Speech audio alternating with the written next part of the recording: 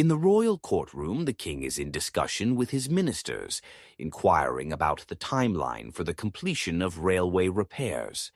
One minister responds that it will take an additional 3 months, but the king is displeased with this answer, given the significant hardship the people are facing. He promptly issues a command to finish the repairs within 1 month. The ministers are taken aback by this order and attempt to explain that such a time frame will lead to numerous challenges, increasing the strain on both workers and slaves. They implore the king to reconsider his decision. However, their arguments seem to have little impact. Meanwhile, the royal historian is diligently documenting the proceedings of the meeting, capturing every detail. The king counters their objections by stating that if the ministers truly care about the people's concerns, they should personally participate in the effort to hasten the repairs, unless they would prefer that he take on the task himself. With no other option, the ministers reluctantly consent to complete the railway repairs within the month. The king notices the historian still typing and inquires about what he is recording. Startled, the historian quickly replies that he is trying his best to type faster. Amused but unfazed, the king informs the ministers that they will reconvene in 30 minutes, as he is hungry and needs to eat. In a blacksmith shop, Kim Jin-ho is hammering a glowing piece of iron when a man bursts in, clearly irritated. The man, Boo-ho, reprimands Jin-ho for not answering his calls. Jin-ho explains that he has been focused on crafting a high-quality sashimi knife. Sensing Boo-ho's cold stare, he clarifies that it is a fillet knife ordered by a Japanese restaurant in Seoul. Boo-ho's demeanor softens and he hands Jin-ho a food box prepared by his mother, to which Jin-ho expresses his heartfelt gratitude. As Boo-ho wanders around the shop, he spots a gun and becomes immediately alarmed.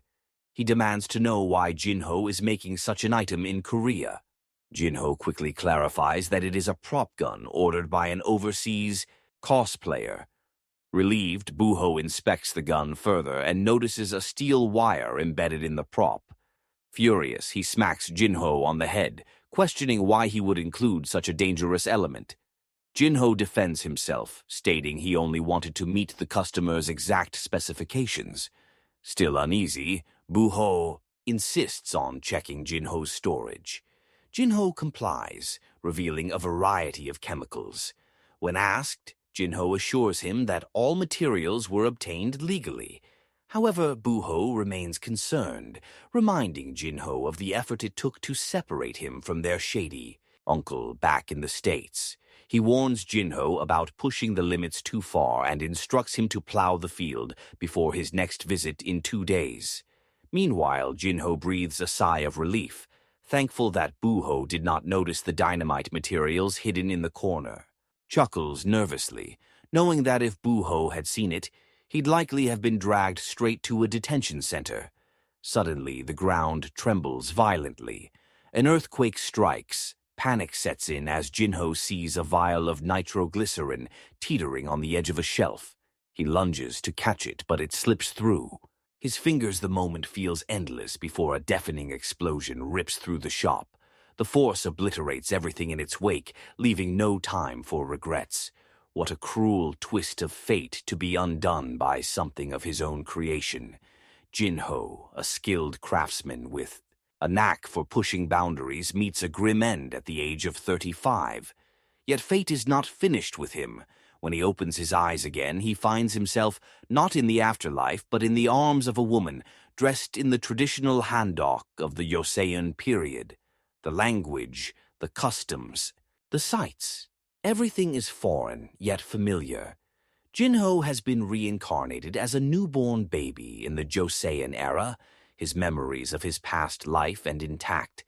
It has been 3 months since Joe's reincarnation as a baby, and despite his infant form, he has already begun adapting to his new life using his sharp mind. He eavesdrops on conversations around him, piecing together details of his new environment. From the style of clothing and the customs he observes, he deduces that he is in the early Joseon dynasty. Jinho discovers that his father is a royal, though far removed from the throne. As he recalls his high school lessons knowledge he once deemed useless. He remembers that in this era, kings typically monopolized education. Other royals were discouraged from learning, as a king would not tolerate a relative being more knowledgeable or capable than himself. Jinho quickly realizes that he must be careful about appearing too intelligent, lest he draw unwanted attention. Being the eldest son of the family, Jinho knows his position secures him a comfortable status, free from concerns about social standing or financial struggles. As Jinho grows up, his parents' expectations rise, steadily fueled by the extraordinary reactions he receives from those around him. His natural abilities and remarkable accomplishments earn him a reputation as a child prodigy, and his parents feel immense pride. However, their pride soon turns to disappointment when they realize that while Jinho is undeniably brilliant, his brilliance does not extend to academics. Despite his talents, studying is his weak point. When Jinho enrolls in school, his lackluster academic performance frustrates his parents, subjecting him to constant nagging and academic stress to cope. He becomes deeply engrossed in his hobbies, channeling his creative into innovative projects. Fascinated by mechanics, he starts experimenting with steam engines and learns to craft arched blades under the tutelage of a Joseon blade. Craftsman, his passion for diverse fields earns him the nickname Polyanthus from his acquaintances, but as his eccentricity grows, it morphs into crazy nerd. Joe's inventive streak spreads like wildfire, with rumors of his innovations making their way into the news. Despite his growing fame, his parents remain disappointed as he continues to struggle. Academically still, they refrain from taking any steps to change him, allowing him to follow his path. In his third year of university, Jinho accepts a proposal to create a scale model of a sailing ship from a famous pirate movie. The project leads him to move to the United States, where he receives another offer that includes a salary for his work. Engrossed in the opportunities, he extended his stay in the U.S. When Jinho finally returns to Korea, his father is furious, nearly kicking him out of the house for leaving the country without informing them. Only his mother's intervention prevents this outcome. Realizing his mistake, Jinho pleads for forgiveness, and his father, still seething, commands him to enlist in the military to gain maturity. Jinho enrolls in the military and, after completing his service, quietly resumes his academic studies to prepare for the civil service examination, just as his parents have always wanted. Dedicating himself to their expectations, he achieves the remarkable feat of passing the Level 4 civil service examination in just a year after graduation. At this point, Joe's father is immensely proud, believing that Jinho has finally matured. Everyone around him celebrates his success, but the weight of fulfilling others' dreams takes a toll on him. Jinho begins to experience severe depression, to the extent that he frequently visits the hospital, witnessing his deteriorating mental state. His parents reluctantly come to a decision. Jinho is now free to live his life as he wishes. Hearing this, Jinho is overjoyed. He immediately resigns from his position and begins to plan a life centered around his passions. However, fate intervenes when the explosion incident occurs, leading to his transmigration to the Joseon period. This time, Jinho is thrilled by the possibilities. Being born into a wealthy family means he can finally indulge in all the hobbies he could not fully pursue in his previous life. However, his newfound freedom is quickly misunderstood. His mother assumes his happiness stems from a love of books and intellectual pursuits, as she proudly boasts about his supposed academic interests. Jinho uncovers the truth of his lineage. He has been born into the royal family. This realization hits hard when he meets the crown prince and overhears discussions that reveal his father's identity as Seong the Great, a legendary figure in Joseon's history. King Song, the fourth king of the Joseon dynasty, is renowned for his wisdom and contributions, such as creating the proper sounds for instructing the people, revered as one of Korea's greatest monarchs. His legacy inspires awe. Throughout history, Jinho now, his son, is overwhelmed by the realization that this legendary figure is his father on Joe's first birthday. A customary tradition is held to predict the child's future by having them select an object from a table. As Jinho surveys the items, something unexpected catches his attention. A prince's earrings fascinated by the intricate craftsmanship of the era. He picks them, marking the conclusion of a chaotic but successful celebration.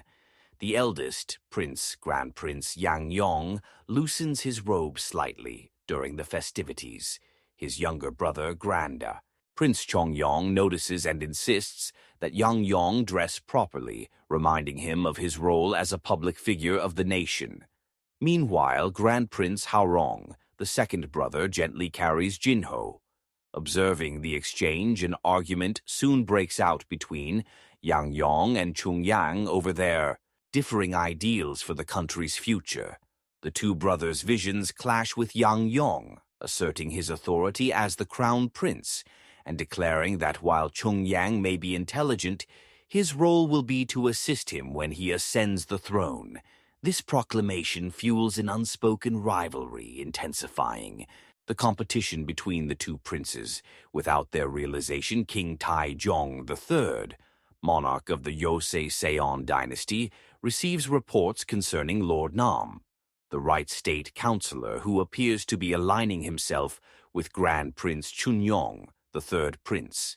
Taejong, observing the situation, decides not to interfere, choosing instead to let events unfold.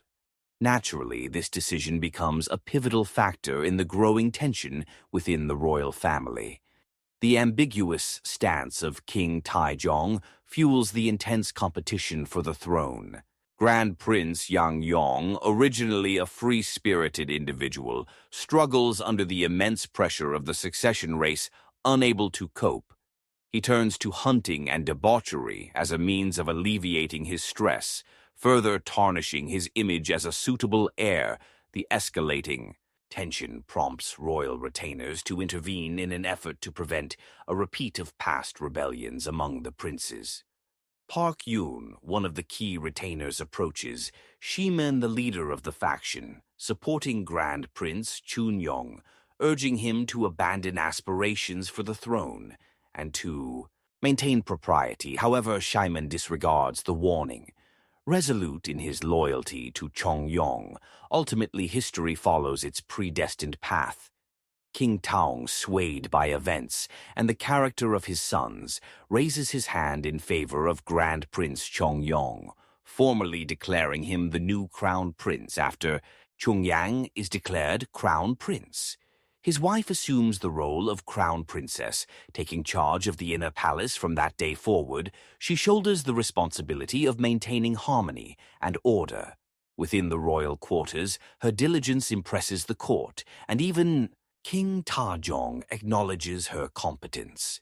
Meanwhile, the king continues to marvel at the extraordinary abilities of Moon, formerly Jinho, whose intelligence and innovations astonish everyone, especially given his young age. During a brief conversation between King Taejong and the crown princess, they discuss her father and his role in the kingdom's shifting dynamics. Despite her composure, the weight of her responsibilities and her family's influence loom in the background.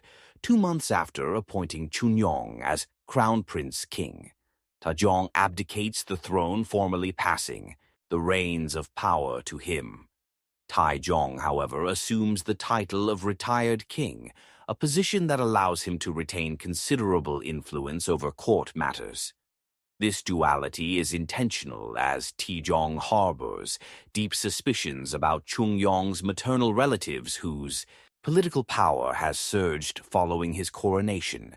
Taejong's misgivings soon find validation. A secretive meeting takes place among influential figures, where Kang Sengin openly critiques the lingering dominance of the retired king. He remarks that the current monarch's Authority is overshadowed by Taizong's pervasive presence, implying that the retired king has not truly relinquished control. When the king hears about the meeting, he becomes furious, thinking they do not know their place. He demands punishment for those involved. The queen pleads with him, knowing her daughter-in-law's family is implicated, but the king does not heed her request. As a result, Kang Sangan is sentenced to death, while Shiman receives a life sentence. Hang's maternal family members are sold off as slaves. The king ensures that all those involved in the meeting are punished. Meanwhile, the crown prince Chongyong does not react much to the events unfolding around him. The crown princess, however, is deeply pained. Although King Taizong's purge is completed, the aftermath does not fade easily. Officials begin to complain that the daughter of a traitor cannot become the queen. In response, Chungong angrily threatens to return the throne to his father, King Taizong. If that is the price for maintaining his wife's position as queen, the king insists that it would be wrong to dethrone someone who has already borne 3 legitimate children for the throne. Song reads reports of national affairs and learns that an envoy from the Ming Empire has raised questions about his sudden abdication. Despite this, the transfer of the throne goes relatively smoothly to ease the situation with the Ming envoys and to counteract the retired King Taizong's influence over the military. Se Zhong embarks on the Oa invasion and the conquest of Tsushima Island, hoping to strengthen his rule and secure his position on the throne. As Seong reads the national affairs, he begins to think that his son might also be interested in these matters and instructs the eunuch to start taking the young prince to study, but the prince cries, knowing that he hates studying. After a while, the prince starts to reconsider. He thinks that if he could study just enough to fulfill his duties, he could then pursue his true passion. He wonders if his father, with his royal rank, could help him achieve this, believing that, as a prince, he could have the resources and support necessary to make his passion a success. Jinho takes a walk with his personal servants through the palace grounds when he notices black smoke rising from the nearby palace forest. The smell is unpleasant, and he frowns at the sight as he continues his walk. A group of royal court maids passes by, greeting him respectfully. He returns their greetings, but soon notices something troubling. There's a dent on one of the court maids' robes, which sparks an intense irritation within him. He can't help but feel enraged, thinking to himself that he could easily turn the whole kingdom upside down over such an incident. After a brief royal lecture, he decides to ask his tutors about what he saw earlier. He points out the rob's condition and asks about the significance of such imperfections. The tutors explain that clothing is not only a representation of one's status, but also a way of maintaining societal order. It's considered normal to tolerate such minor inconveniences in the robes as they signify one's place in the hierarchy. Jinho, however, finds this reasoning flawed. He believes that virtues and character should be the true measure of one's status, not the outward appearance. His tutors are stunned by his reasoning, unsure how to respond. The conversation shifts as they attempt to move past the discomfort his thoughts have caused. Jinho then brings up another subject, the letter about the conquest of Tsushima Island, which he had seen with his father.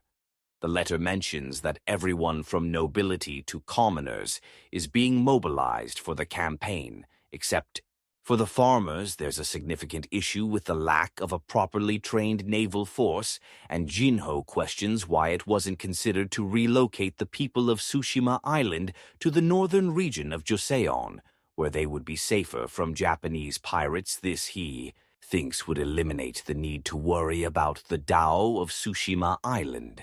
However, his tutors have no response to his suggestion.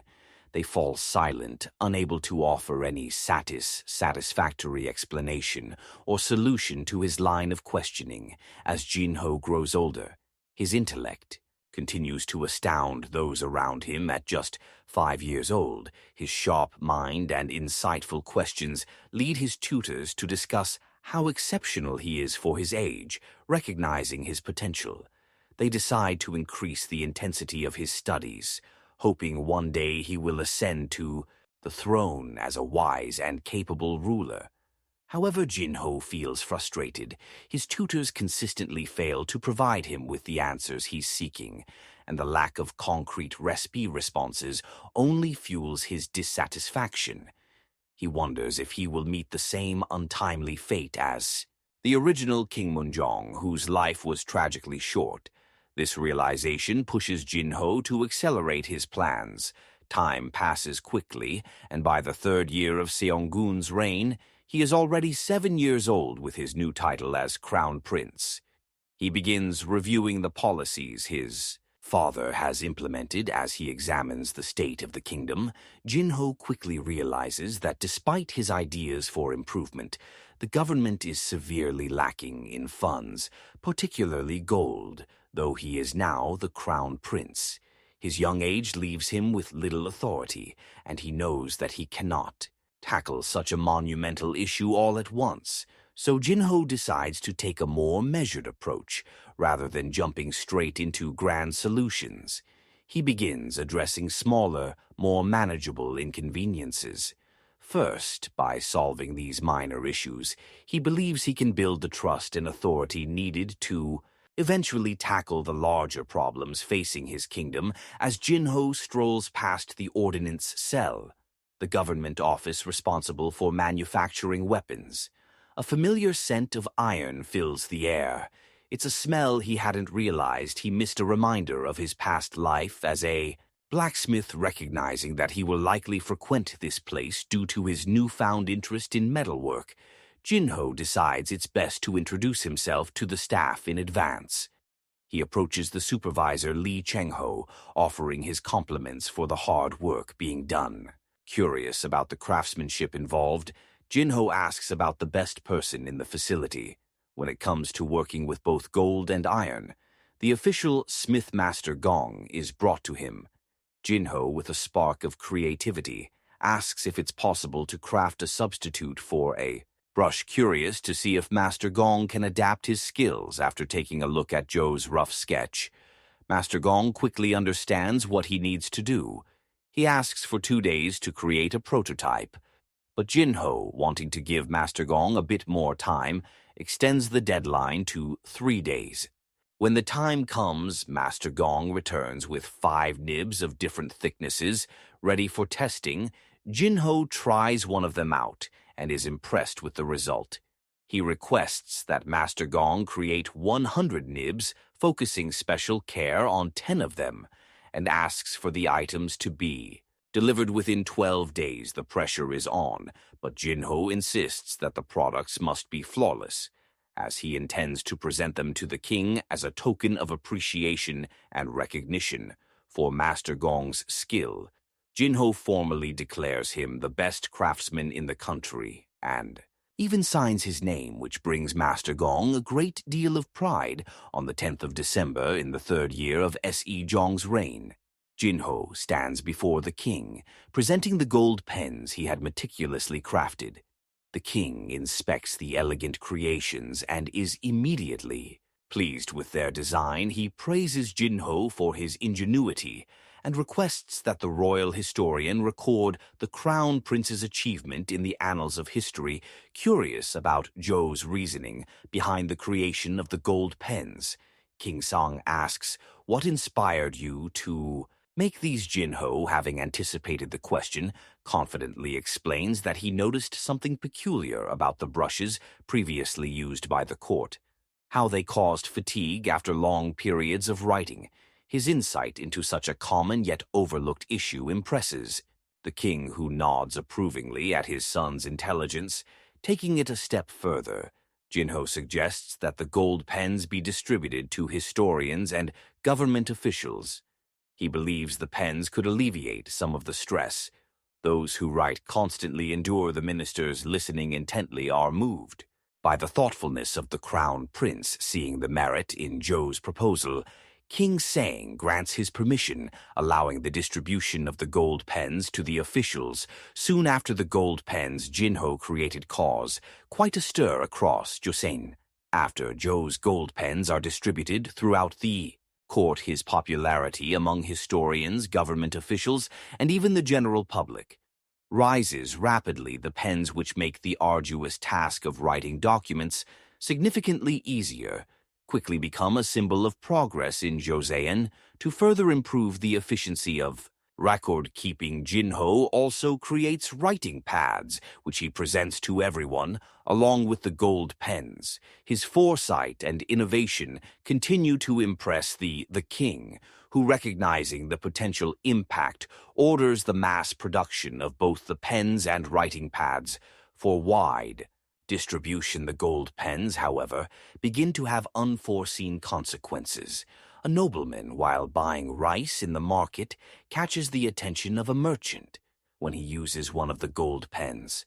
The merchant, noticing the value of the item, begins to speculate about the monetary potential surrounding the pens. As the pens become more widespread, the demand for them increases, and soon counterfeit versions begin to appear on the streets. The counterfeit pens quickly become a problem. In a royal court meeting, ministers report that these fake gold pens are being circulated in the streets, potentially undermining the value of the original pens. They deem it a severe crime that needs to be addressed swiftly. Despite their concerns, King Song calls for Jinho, as the creator of the gold pens, to share his thoughts on how to handle the situation. Jinho, ever thoughtful, listens intently to his father's concerns. After some consideration, he confidently asks the king to allow him to handle the matter. Jiang, trusting in his son's abilities, grants him permission to take charge of the situation. 1 month later, Jinho arrives at the Ministry of Taxation, where the merchants responsible for distributing the pens are gathered upon his arrival. They greet him with respect and politeness, knowing the importance of the crown prince's visit. Jinho, without hesitation, addresses the matter at hand. The counterfeit gold pens the merchants taken AB by the accusation immediately assure Jinho that they have no involvement in producing or distributing the fake pen. Jinho reassures the merchants, telling them that he is not there to accuse them of any wrongdoing. He asks them to stand up, then calmly explains his plan for the future. He intends to entrust the production of gold pens as well as regular pens to one of the merchant troops present. However, he makes it clear that merchants who produce gold pens will be required to pay 20% of the profits from sales to the government. Additionally, he sets a price ceiling for the gold pens in the market, stating that the selling price should not exceed 60% of the cost incurred in manufacturing the pens. One of the merchants expresses his concerns, arguing that while a 60% profit margin may seem generous, after accounting for wages paid to public sellers and the share allocated to welfare workers, their net profit would only be around 30%. This, he claims, would leave them with only 10%, after paying the required 20% to the government. Jinho, sensing dishonesty, becomes angry, recognizes that the merchant is being greedy and lying about the financial implications. Without hesitation, Jinho orders the removal of the merchant troops, bidding qualifications, signaling to the others that dishonest behavior will not be tolerated. The other merchants, seeing Zhou's firm stance, quickly comply with his demands. The bidding session on the gold pens is concluded without further disruption, and no one else attempts to deceive or disrupt the process. Afterward, Jinho meets with eunuch Zhou, who had been acting as the merchant earlier. He thanks eunuch Zhou for his work, as it had enabled Jinho to gain control over the merchants and maintain order during the bidding process. However, not everyone is pleased with Zhou's actions. Inspector General Sunum approaches King Sejong with a request, advising that the king should not follow Zhou's plans. He argues that the crown prince's approach may not be the best course of action for the kingdom, and his concerns could potentially create complications for the future. This marks the first time Jinho faces opposition since his reincarnation as Hing. The challenge comes from Inspector General Sunum, who voices strong objections against Zhou's plans, questioning their feasibility and advising that they should not proceed with them. Not long ago, the national budget, which had always been tight, began to improve steadily, thanks to the sales of the gold pens. This positive economic shift caught the attention of King Sejong and his ministers, who recognized the benefits of the increased trade. However, behind the scenes, dissatisfied forces began to gather quietly, these individuals unhappy with the growing influence of merchants, who traditionally ranked low in the social hierarchy, began to plot against the growing favor the king and ministers were showing towards the merchants.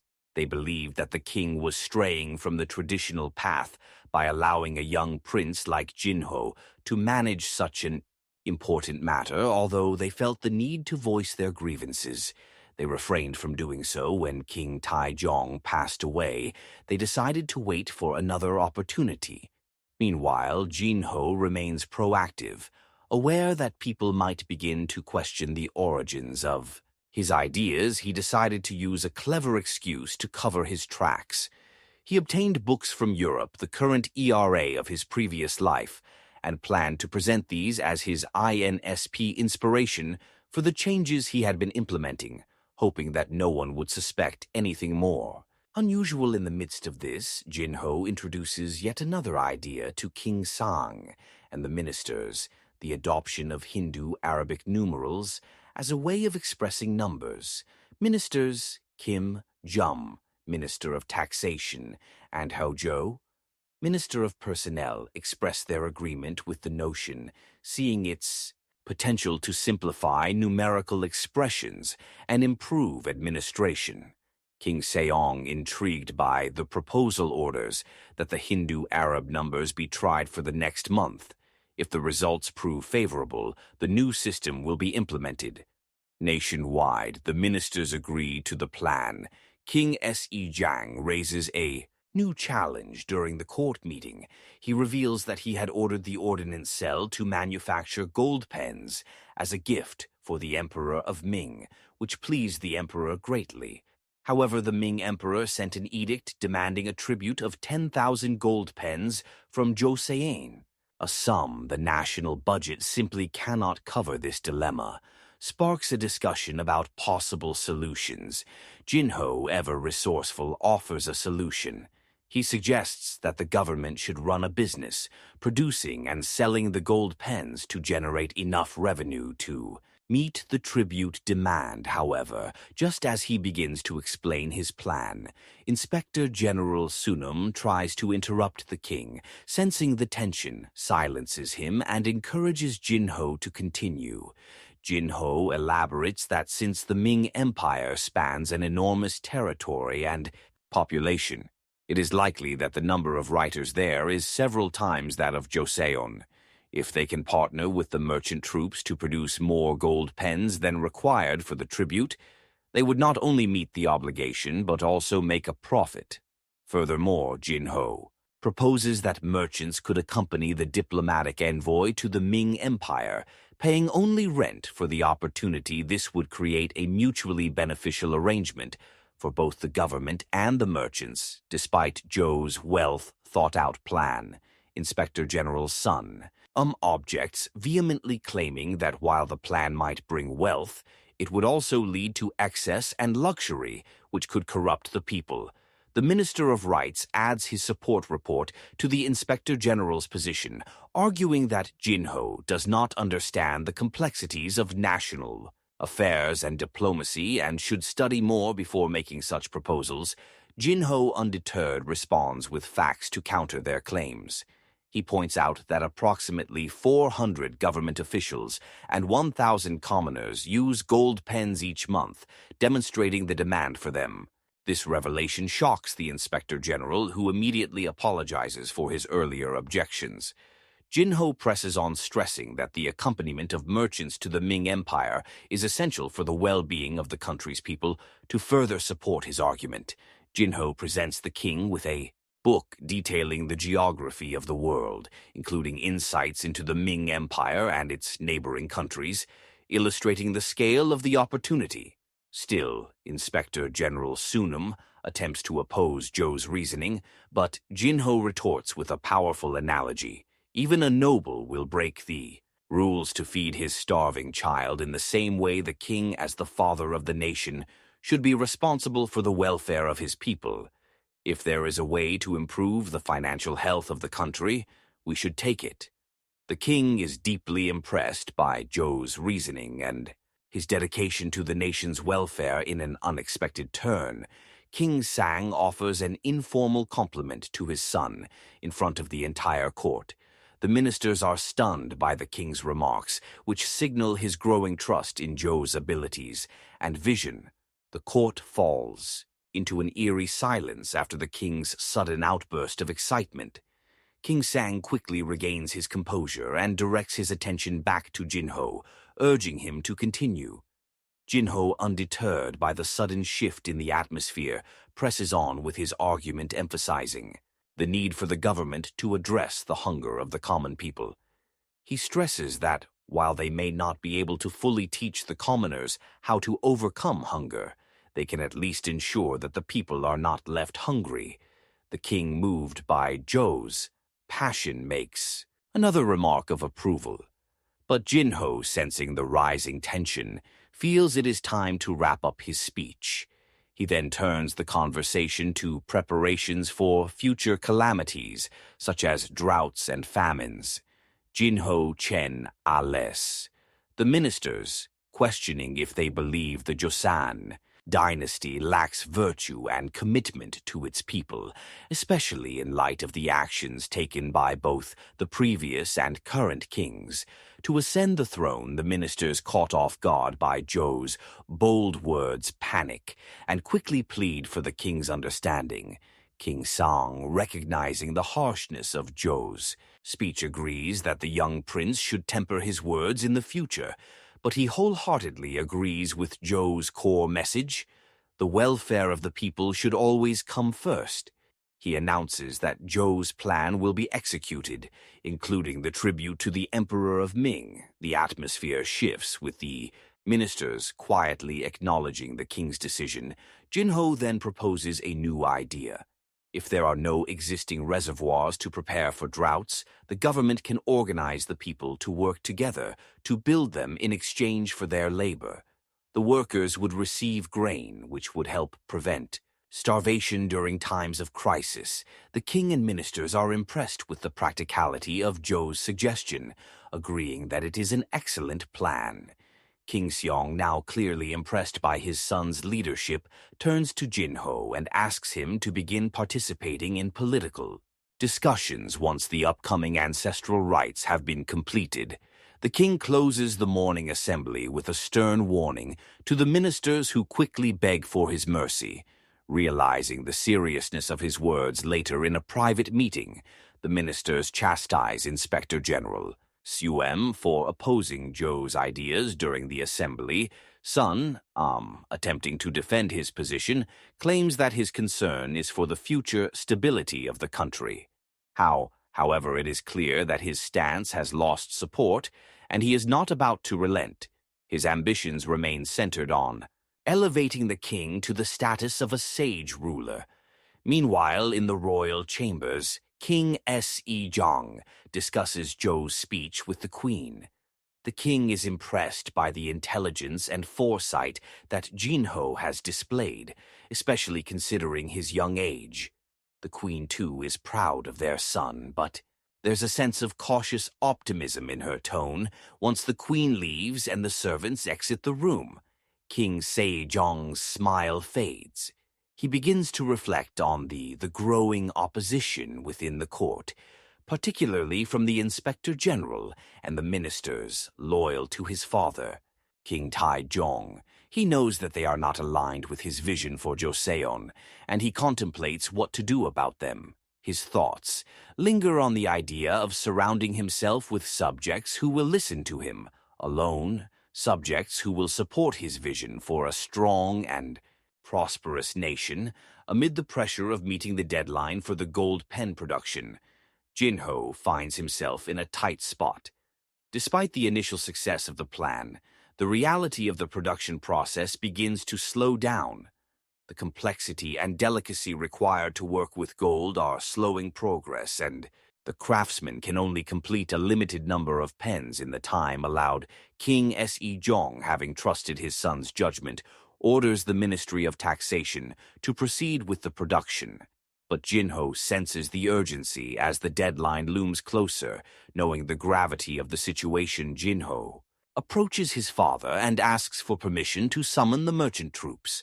Representative, the Inspector General, ever suspicious of Zhou's rising influence, immediately raises an objection, voicing concern that the involvement of merchants would complicate matters.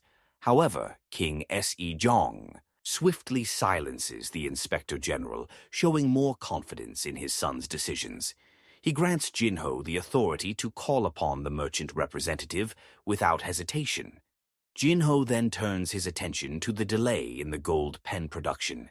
He asks the merchant representative directly what the cause of the delay is. The representative explains that dealing with gold is an intricate process that requires great skill and focus. Due to the precision needed, only one person can be assigned to each gold pen, making it impossible to expedite the process. Without sacrificing quality, realizing the gravity of the situation, Jinho decides that the only solution would be to speak with the master craftsman personally. However, before he can move forward with this plan, the Inspector General once again attempts to block him. Wary of Zhou's growing control over the matter once more, King Sejong, showing a rare but firm resolve, silences the Inspector General's objections. The king warns the Inspector General that he will question his loyalty if he continues to stand in opposition to his son's plans. The severity of the king's words makes it clear that any further dissent will not be tolerated. Jinho sits in a quiet room in his residence, feeling the weight of the day's events. The discussion with the master craftsman had taken a toll on him, but he knows it was necessary. Their division of labor idea, inspired by how the court ladies manage the kitchen under their leader orders, has the potential to revolutionize the production process, allowing them to meet the gold pen deadline. His father had been impressed by the suggestion, but not without a challenge from the Inspector General. The older official had criticized Jinho for focusing on what he considered trivial matters, instead of adhering to the wisdom of the past.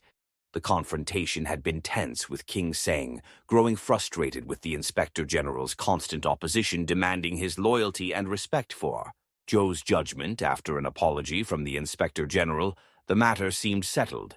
But Jinho couldn't help but feel the pressure mounting from all sides.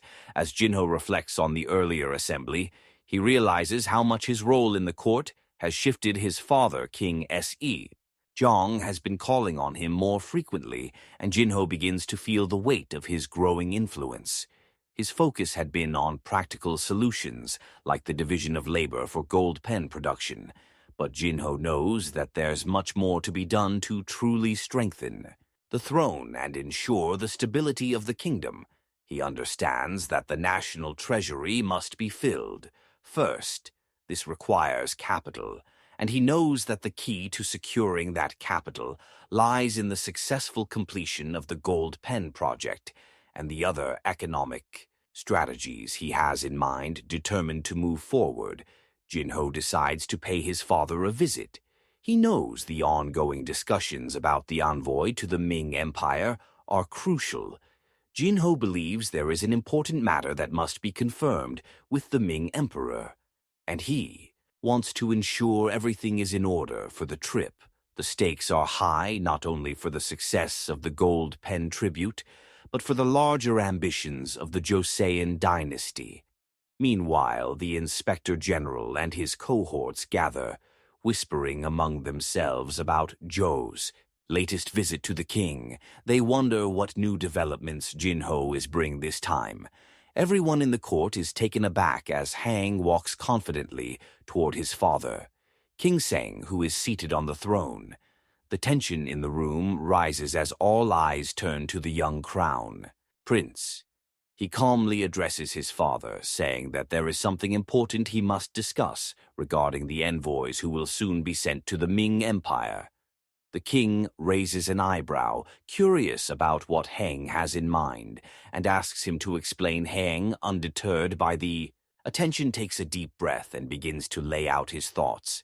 He explains that in order to strengthen the national treasury and secure capital for the kingdom, they must first secure exclusive rights to the gold pens sold by John's merchants in the Ming Empire. Heng knows the reception for gold pens in the Ming Empire will be exceptionally positive due to the prestige and quality associated with them. By controlling the trade of these pens, Joseon could establish a steady source of revenue. He pauses, glancing at his father for any sign of approval, and continues, since the Ming Empire often demanded excessive supplies from tributary states, Heiang suggests they must also secure a decree that would prohibit the Ming from making excessive demands on Joseon's envoys during their visits. The kingdom should not be at the mercy of unreasonable requests. Instead, they should aim for a balanced and mutually beneficial relationship. However, his words are met with immediate opposition from one of the senior officials present in the court. The official, clearly antagonized by Hang's suggestion, argues that it is highly discourteous for a tributary kingdom to protest against the demands of a great empire such as the Ming. The official stresses that Joseon's position is one of submission, and such protests could jeopardize their relationship with the Ming Empire. Heng, unfazed, counters the official's argument, sharply refusing to agree with the claim that Joseon should simply bow to every demand made by the Ming. He makes it clear that while they must respect the relationship with the Ming Empire, it is also important to preserve the dignity and autonomy of Joseon. The room falls silent for a moment as tension builds between the crown prince and the official King Se. Jong watches intently, trying to gauge the situation. The official, still not willing to back down, insists that Hang does not fully understand the complexities of national affairs and diplomacy. He implies that the crown prince's perspective might be too simplistic, too focused on financial gain, rather than the delicate balance of international relations. Hang stands before the king, addressing the official who has opposed his idea. He calmly points out how the roads are always blocked by carts loaded with goods each time an envoy from the Ming Empire comes and goes. He explains that he has detected the goods to be wealth stolen from Joseon's treasury and its people. His eyes lock with the official's as he makes it clear that the official has been blindly submitting himself to the whims of eunuchs, complicit in these practices. The room falls silent as Hang exposes the truth, speaking with a force and clarity that leave the official speechless. Heng, never want to make accusations without proof, backs up his claims with solid evidence. Then he turns to his father, King Se-jong, asking for permission to lead the envoys this time around.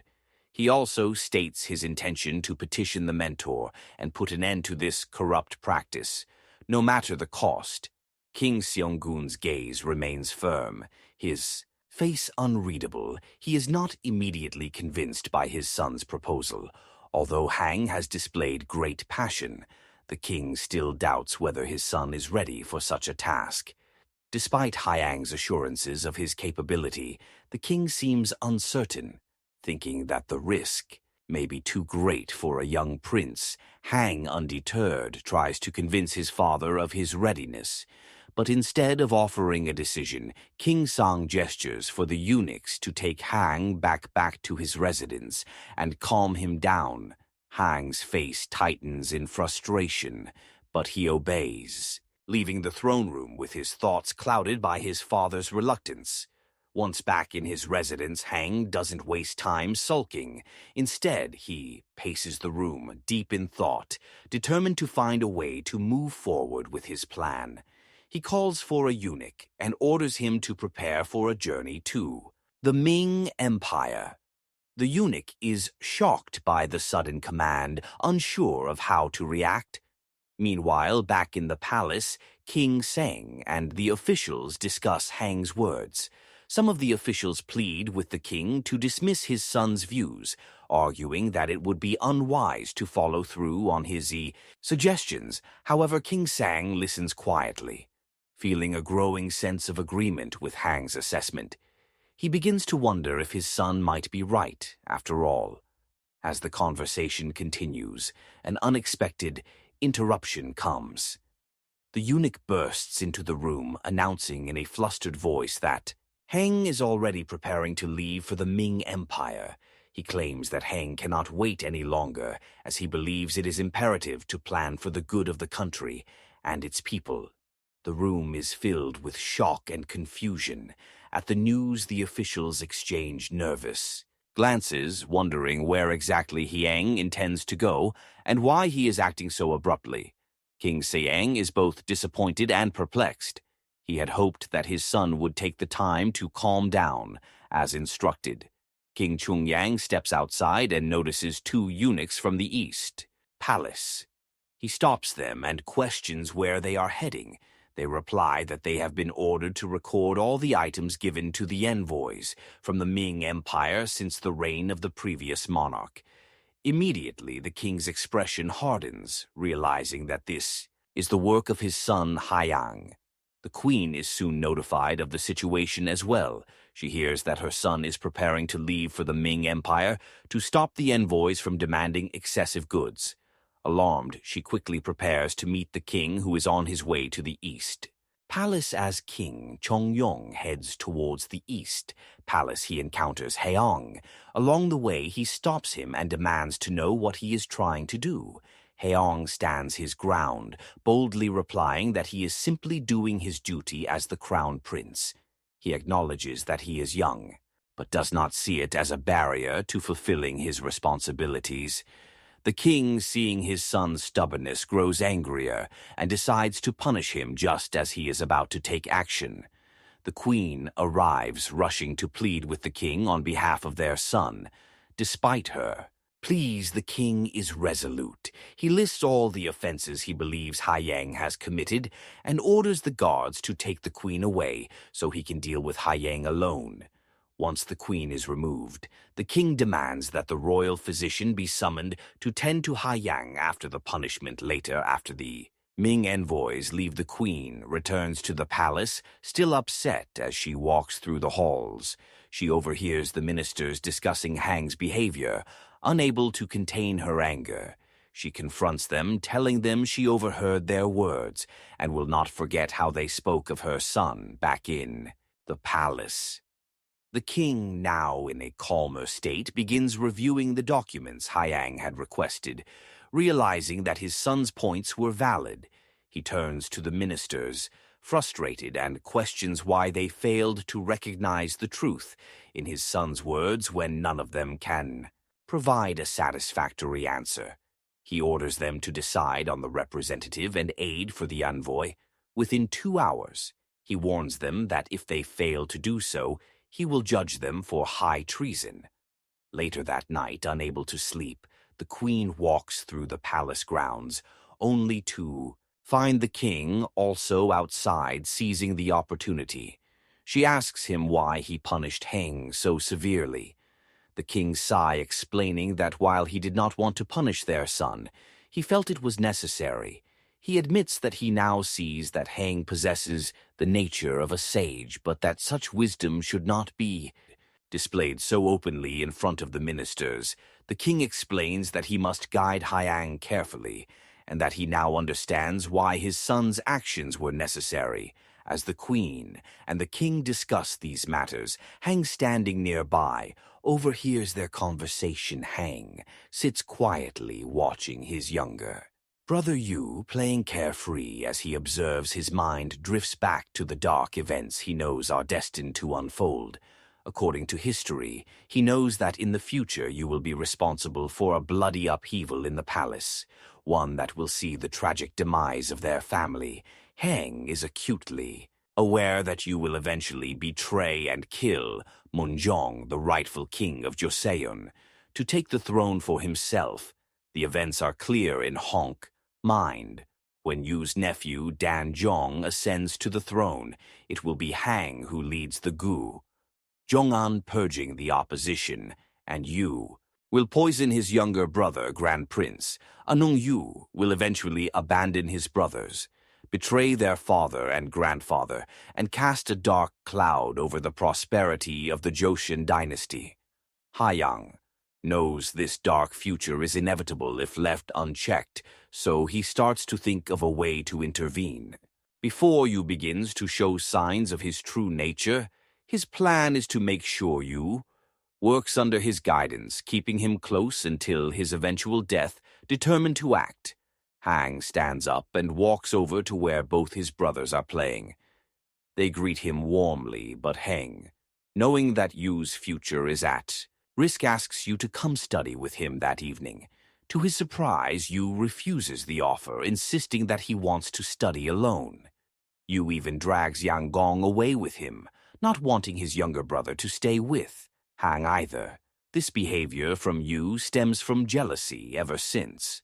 He overheard the maids discussing Hang's brilliance, how they could never compare him to the crown Prince Yu, has harbored resentment toward his older brother. The jealousy festers in his mind, and Haiyang's forced lessons only deepen the divide. During one such lesson, Haiyang tries his best to make the session engaging and enjoyable, but Yu remains sullen and unresponsive, frustrated by Hyung's superior intellect. Yu abruptly leaves the lesson, declaring that he has his own personal teacher and does not need Haiyang the next day. While Yu is being taught by his own teacher, Hang watches from the shadows, surprised at Yu's sudden change. Yu, having previously struggled in lessons, now claims to be smarter than before. He works diligently with his teacher, refusing to cause trouble and quickly mastering the material.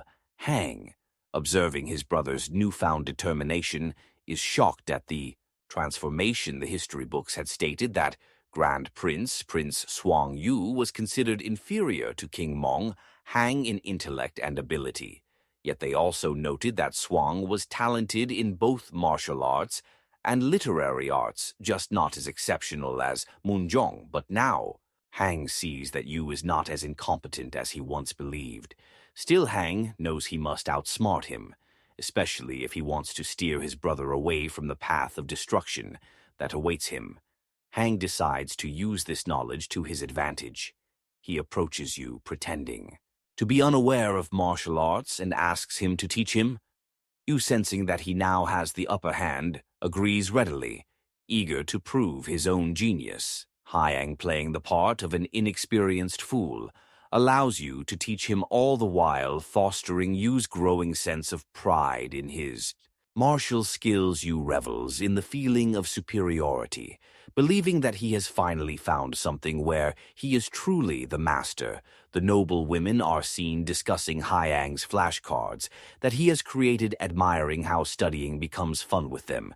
They express how they believe their sons would be able to learn Chinese characters much more easily with such tools. Excited, they start talking with their husbands about their interest in buying the flashcards. The men, despite some reluctance, eventually agree to their wives' insistence on getting the flashcards. For their children, 3 of these noblemen are later seen visiting, Hieng asking him to sell the flashcards to them. Hieng, in his usual calm manner, tells them that he will sell the flashcards for 3 SC of rice. He explains that the first SC will cover the cost of materials used to make the flashcards, the second CM will go to the national treasury, and the third C will be for his personal use, left with no choice. The men agree to his price and purchase the flashcards. Later, the king is seen having his meal when Hang barges in too. The room clearly worried, he complains about his father eating meat again. Constantly avoiding the vegetables, Hang becomes increasingly obsessed with the king's diet, so much so that it starts to feel unusual even to those around him. After several days of Hieng fussing over the king's meals, King Sang, unable to tolerate the constant interference, asks the servants to escort Hiang out of his room. However, Hang, still concerned about his father's health, decides to take matters into his own hands, realizing he can't change the king's love for meat. He works with the master, craftsman, to come up with a creative solution. After much thought, Hiang creates a piece of equipment, a skipping rope with a bell attached. He explains proudly that this is an excellent plan to help improve the king's health, combining exercise with a bit of fun. Hang explains to his father that the skipping rope can significantly improve his health. He demonstrates how to use it, jumping with the rope, which surprises both the king and the ministers. However, despite the demonstration, the king remains unconvinced, seeing it as nothing more than normal jumping. Hing, in his usual calm and persuasive manner, tells the king that he had read some Western books, which explain that those who sit for long periods tend to develop weaker lower bodies. He assures the king that skipping rope exercises will strengthen his legs, emphasizing its benefits for men. Though the king and ministers understand the underlying message, the king is still skeptical, but feels tempted to give it a try. Later, Hang then instructs the chief eunuch to ensure the king completes at least 100 jumps when he uses the skipping rope. Later, Hang helps the king fix the bell to his neck. Even though it's a bit embarrassing for the king's dignity, the king begins to use the skipping rope, but after a short while he becomes tired and asks the chief eunuch how many times he has jumped. The chief eunuch reports that it's only been 9 times, which disappoints King. He suggests to Hang that perhaps the number of jumps should be reduced for the day, but Hang insists that the king must complete the full 100, emphasizing the importance of sticking to the daily target. As the days go by, the skipping rope begins to show positive effects on the king's health. His bowel movements become easier, and he can stay up later to attend to state affairs, even enjoying more time with the queen. The ministers, noticing the king's improvement, grow curious about the skipping rope's benefits and visit the crown prince, eager to purchase one for themselves. They're willing to pay any amount of rice for it. Hiang, sensing an opportunity, increases the workload of the craftsman to meet the demand, and also proposes an idea to the women interested in the skipping rope trousers that would make it easier for them to exercise. Soon, the ministers too begin to feel the positive effects of using the skipping ropes. Meanwhile, Heng is pleased with the money he's accumulating from the sales, but he feels that he still has a long way to go. His success does not go unnoticed by the inspector general and his cohort, who begin to grow suspicious of Hyang's increasing wealth. They believe he is becoming too obsessed with money and feel the need to intervene. However, the inspector general advises them to remain calm and wait for the right moment, convinced that Hang's greed will eventually lead him down a destructive path. Then the chief eunuch hurries in to deliver shocking news to the king.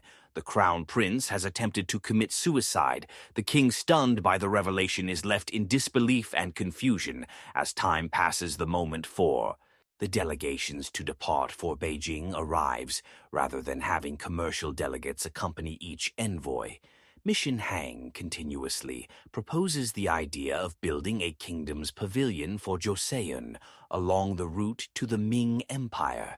King Se Zheng, taking his words into consideration, orders the envoys to present the proposal to the Ming Empire.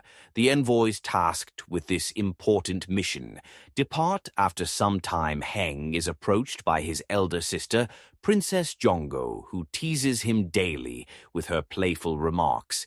Despite her cheerful demeanor, Hang knows that in 2 years, his sister's bright smile will be replaced by the sorrow of her untimely death from smallpox, a disease that ravaged the lives of many during this time. In modern times, smallpox has been eradicated, but in the past, its fatality rate was a staggering 30%. King Se Zheng especially will be devastated by her death, as she is his firstborn child. Heng, however, refuses to let this happen. knowing the remedy that could save her life, determined to prevent his sister's fate. Heng seeks out a cow infected with cowpox in an area now known as UOA, place where livestock farming is more developed than agriculture, due to the land's unsuitability for farming. He gathers the shepherds in the area and asks if any of them have never had smallpox. One of them raises his hand, explaining that he has been free from smallpox ever since coming to the island. The shepherd reveals that he and others in the area practice a secret technique to ward off the plague, exactly what Hayang had expected. This technique, similar to what Edward Jenner would later develop in his own time, is known as variolation, where cowpox is introduced to the body to protect.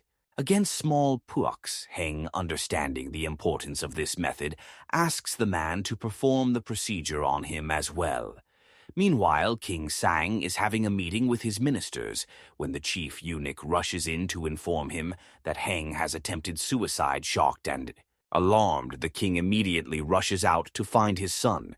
When he sees Heng entering the palace, the king inspects his body, fearing the worst, only to find that Heng is perfectly fine. The king, confused and angry, wonders if he has been played by the eunuch. O immediately apologizes, explaining that he had no reason to lie, but the situation was alarming enough to warrant concern. Heng quickly understands the misunderstanding and assures his father that he is fine, explaining that he had not attempted suicide. He further explains that he has been researching medical texts from China and has discovered a remedy for smallpox. Heng tells the king that he had to introduce cowpus into his body as part of the procedure, which is the method of variolation. As soon as the king hears this, he is struck with shock and faints, causing everyone around to gasp in surprise. The sight of his son undergoing such a drastic and unusual procedure overwhelms him. When the king regains consciousness, he asks again if what Heng meant is that he actually injected cowpus into his body, wondering if his son understands the implications of what he's done. Heng reassures him, confirming that it's indeed the pus and that he used a needle to insert it into his body. The king becomes agitated, questioning why Heng would do such a thing. Just because it's written in a book, Heng explains that he had the procedure done by the shepherd from Neobol Island, a man well versed in it, and that it's a secret technique passed down through generations to prevent smallpox on the island.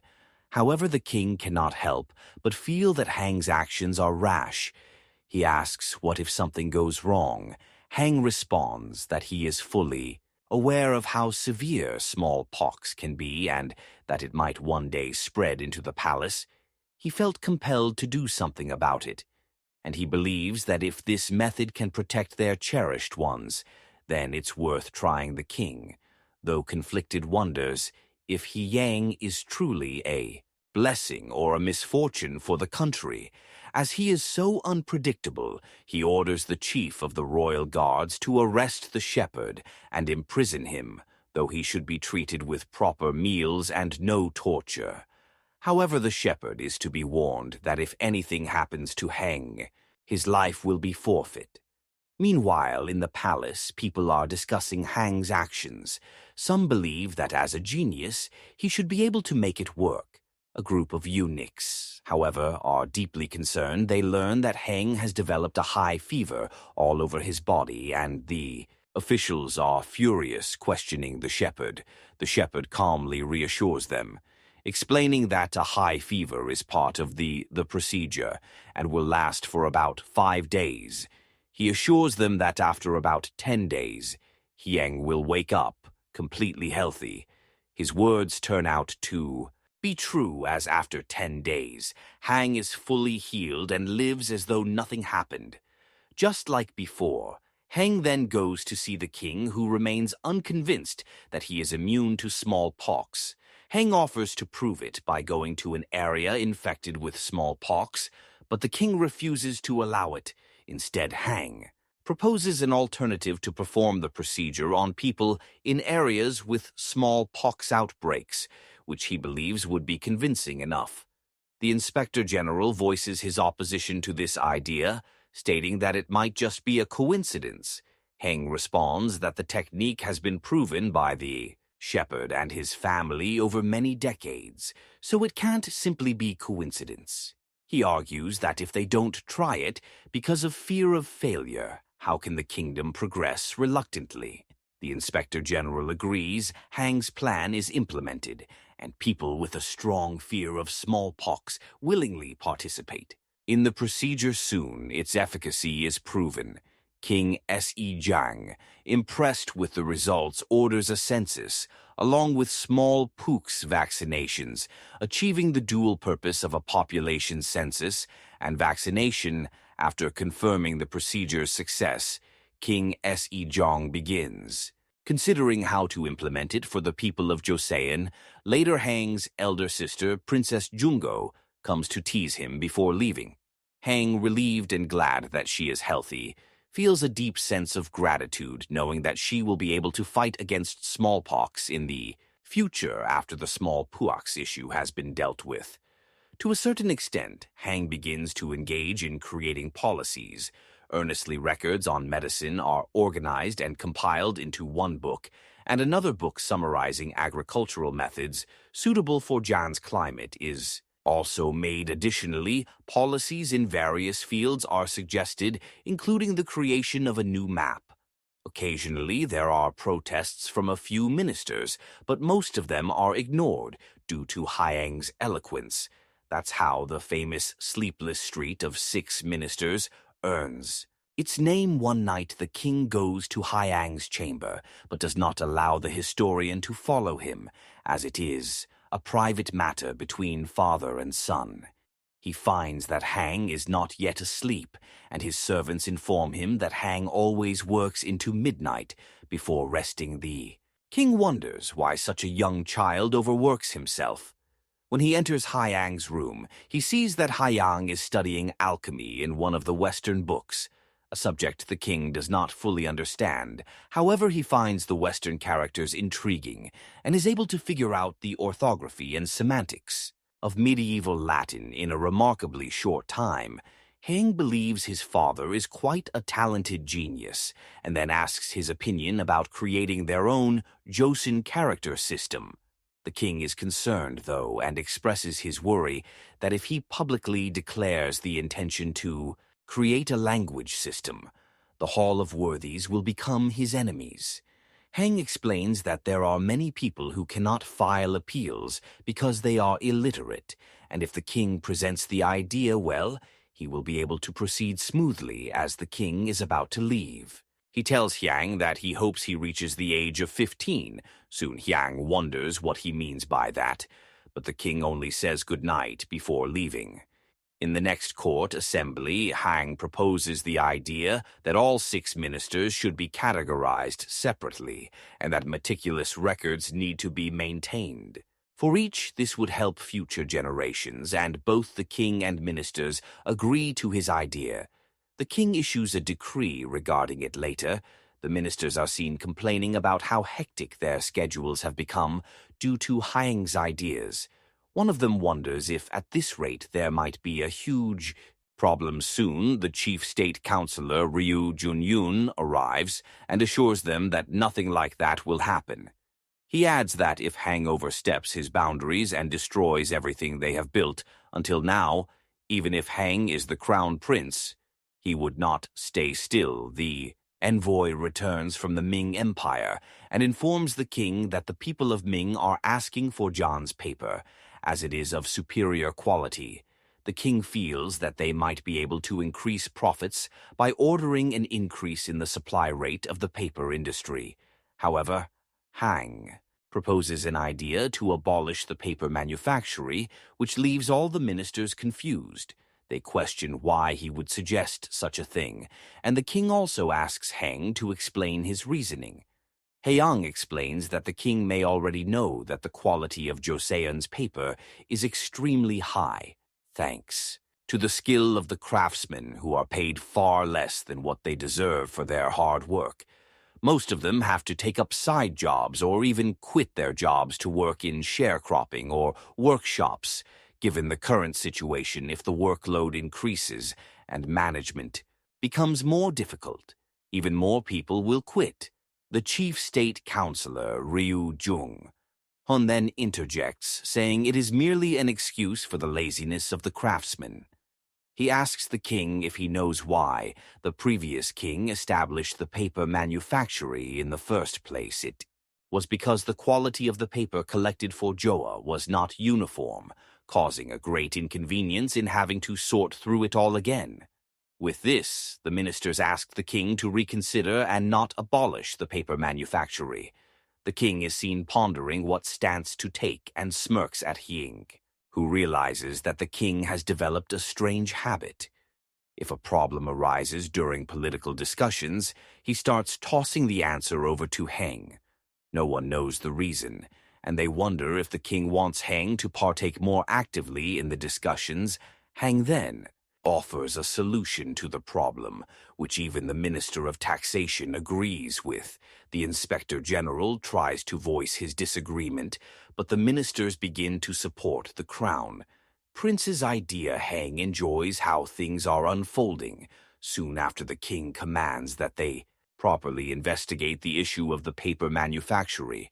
Before following Hyang's suggestion, the king also issues a decree that Heng should present his political views on national affairs, with the meeting to be held at the main throne hall. All third rank and above civil servants, as well as all ministers, are to attend. He asks Heng if he can do it, and Heng replies that he can, as he only needs 5 days to prepare. Most of the ministers feel that there is no way Heng, at just 9 years old, can deliver a convincing presentation on national affairs. However, Chief State Counselor Rai Jung Hun advises them not to underestimate Heng. Despite his young age, he reminds them that Heng has the king's support and that everyone must be well prepared, emphasizing the importance of not allowing the vices of previous kings to return. At the office of the censors, officials discussed the upcoming presentation by Hyang, with some considering filing an appeal about it. All these developments within the palace are reported to the king by the chief eunuch. Meanwhile, at his residence, Hang is deep in thought, contemplating how to deal with the stubborn officials. He knows people will doubt him simply because of his youth, but he forms a plan. He will demonstrate the principles of 21st century capitalism and administrative organization to prove his worth. 5 days later, at the main throne hall, ministers, officials, and civil servants arrive for Hyang's presentation.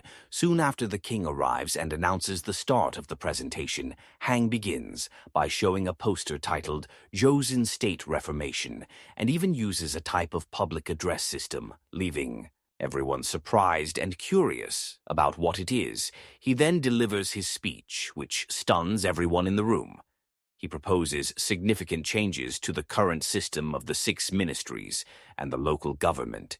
The audience is shocked by his ideas, which exceed their expectations. Most of the attendees, including many ministers, are already starting to recognize Hyang's brilliance, though a few, like the Inspector General, continue to believe Hyang is insane, despite the awe his speech generates. Hong knows that he still has a long road ahead if he is to see his ideas implemented. Hang concludes his political views, leaving all the ministers in shock and even impressing the king. With his speech, Hang explains that his ideas draw inspiration from the scriptures of the late wise sages, as well as the works of Western thinkers. The king compliments him, admitting that even he had never considered such perspectives. Hang responds by asserting that it is high time for reform. The king wraps up the political discussion, but the chief state counselor, Ryu Junhoon, is left stunned by the turn of events. He feels the need to file an appeal, accusing Hyang of using flashy words while disregarding traditional values and customs.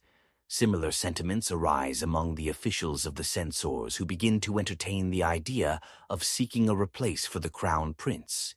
They argue that they must expose the shortcomings of the tutorial office responsible for Hyang's education. Hang concludes his political views, leaving the ministers divided. Some actively agree with his progressive stance, recognizing the need for reform and innovation.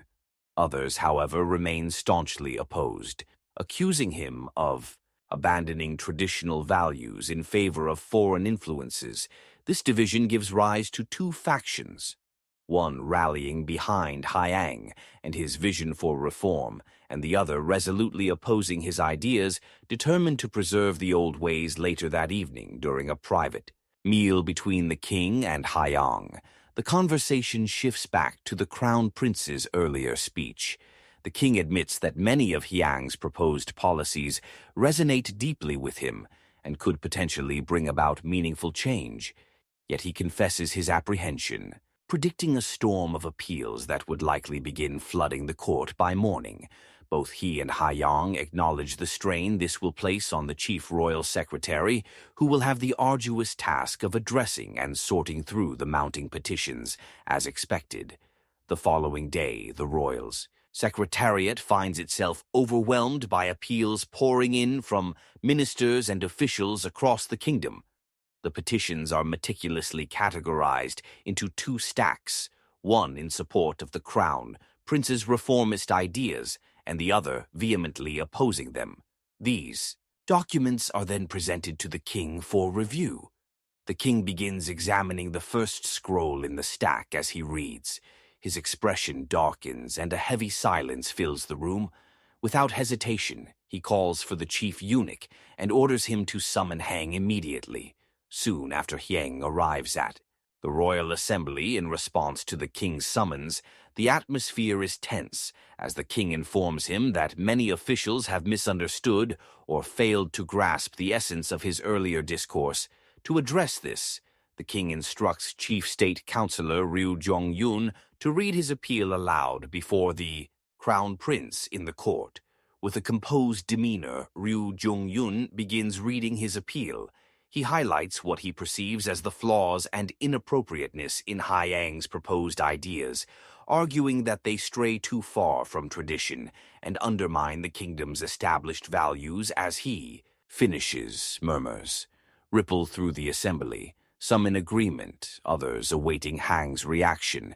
Hang, remaining calm, bows respectfully to the king and requests permission to respond, which the king grants with measured confidence. Hyang dismantles Ryu Junhoon's criticisms. Addressing each point with concise facts and logical reasoning, he cites historical precedents, economic data, and even philosophical teachings to support his arguments, skillfully demonstrating how his policies align with both the kingdom's traditions and the demands of the current era. As Hyang concludes, the court is silent, the weight of his arguments leaving little room for rebuttal, even under the king's urgings to offer a counter-response. Ryu Junhoon finds himself unable to formulate a convincing reply. His initial confidence fades into visible discomfort as the prince's thorough reasoning and evidence leave no avenue for dispute. In the end, Ryu Junhoon has no choice but to concede, acknowledging that Hang's perspective was valid and well supported. The king, observing the exchange, commends Hyang for his ability to defend his ideas. So, articulately, it becomes apparent that many of the other appeals opposing the crown prince's views are similarly grounded in narrow interpretations and personal biases, mirroring the chief state counselor's arguments. The assembly takes a dramatic turn when the king selects a peculiar appeal, noticeably distinct in tone and content. From the rest, he instructs Hang to read it aloud as Hyang scans through the appeal. His expression darkens, and upon finishing, he addresses the court with an uncharacteristically stern recommendation. The writer of this appeal must face severe punishment. His unexpected declaration shocks the ministers, who are taken aback by the crown prince's firm stance. Hyang elaborates further, explaining that in all his studies of the teachings of the wise sages and the political doctrines they left behind, there is no precedent or justification for what is written in the appeal. He condemns the suggestion as an act of disloyalty, one that undermines not only the crown prince but the very stability of the kingdom itself. He insists that such an act is a grave offense and cannot go unpunished. The Inspector General attempts to challenge Hyang's assertion, expressing his disapproval of the proposed punishment. This leads to a heated exchange between the two, with Hyang resolutely defending his position, while the Inspector General questions the implications of such severity. The disagreement grows increasingly intense, prompting the king to intervene, seeking clarity. The king commands the chief censor to read aloud the omitted section of the appeal, reminding the assembly that the appeal originated from the office of the censors. The chief censor, clearly uneasy, takes the scroll and begins to read as he progresses through the contents. His face grows pale and a heavy silence falls over the room. Upon finishing, he immediately apologizes to the king, explaining that the appeal reflects the personal opinion of its writer and does not represent the collective views of the office of the censors. The king, his displeasure evident, announces that he will take time to decide on an appropriate punishment for the writer. After the assembly ends, murmurs fill the corridors as officials approach the chief censor demanding to know what was written in the appeal that elicited such a severe reaction. The chief censor, however, offers no explanation. Instead, he leaves abruptly and seeks out the writer upon finding him. The chief censor confronts the individual with unrestrained anger, questioning why such reckless words were written, suggesting that the crown prince should be replaced. His fury stems not only from the writer's disloyalty, but also from the potential repercussions for the entire office of the censors, which now faces scrutiny for the actions of one individual, the writer of the appeal, rather than showing remorse defiantly. Defends his actions. He claims that allowing Hyang to remain as the crown prince is a grave mistake, accusing him of abandoning Neo-C Confucian principles and succumbing to heretical influences. The chief censor and other officials present are taken aback by the audacity of the writer. The chief censor, deeply troubled, reflects on how such a person could have risen to the rank of an official, lamenting the decline in the quality of governance, and wondering if the moral backbone of their bureaucracy has eroded entirely. Meanwhile, back at his residence, Hang contemplates the events of the assembly. He reflects on the resistance he faces, particularly from senior officials like the chief state counselor. Though their hostility frustrates him, Hyang rationalizes their anger as a predictable response to his progressive views. He understands that his ideas challenge deeply entrenched traditions and threaten the power structures many are desperate to protect. Rather than being discouraged, Hyang resolves to take decisive action. He decides to write an appeal of his own, detailing his vision for the kingdom and responding to the criticisms leveled against him. His determination fuels a surge of productivity as he meticulously drafts multiple appeals addressing various aspects of his political stance and the reforms he deems necessary for the nation's progress. Later, the eunuch at Hyang's residence gathers the stack of appeals and delivers them to the royal secretariat. Upon seeing the sheer volume of documents, the officials of the secretariat collectively sigh in despair, realizing that the crown prince's writings will add significantly to their already overwhelming workload. Resigned to another long night of sorting, reviewing, and categorizing, they quietly prepare themselves for the labor ahead, knowing they won't be returning home anytime soon. At the next assembly, Hang's numerous appeals are presented to the king. Amused by the crown prince's determined efforts, the king decides to make a point of it. He asks the chief state counselor to read one of the appeals and instructs the chief eunuch to deliver the rest to the minister of taxation, who is tasked with reading them aloud to the assembly. The appeals reveal Hyang's defense of his policies, particularly his adherence to certain legalist principles. He argues that while his methods may diverge from traditional Neo-C Confucian ideals, they are ultimately intended for the kingdom's prosperity and stability. The king, intrigued, encourages the ministers to deliberate on Hyang's arguments, emphasizing the importance of understanding his intentions before forming judgments. He tasks them with carefully considering the appeal and providing thoughtful responses. setting a tone of measured reflection over hasty criticism. A few days later, Hyang takes a leisurely walk with his eunuch, feeling a sense of relief after finally expressing his thoughts and ideas to the court. His moment of calm is interrupted when he encounters the chief royal secretary, collapsed on the ground, surrounded by concerned officials, attempting to revive him. The secretary's exhaustion is attributed to the relentless flow of appeals which have kept him working without rest. Heng observes the scene with a mix of guilt and resolve, realizing the extent of the strain his efforts have placed on the administrative machinery. Heng also recognizes the importance of gaining public support for his initiatives. He reflects that one of his most significant challenges is demonstrating the effectiveness of the variolation procedure, a revolutionary but controversial method aimed at combating smallpox. He resolves to be patient, understanding that time and results will be his strongest allies in convincing both the court and the people of the merits of his proposals. A few days later, during another court assembly, reports begin to surface about the success of variolation.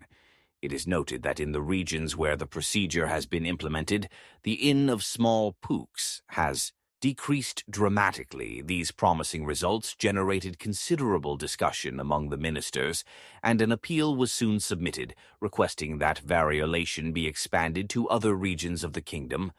Despite the growing optimism, the king decides to proceed cautiously.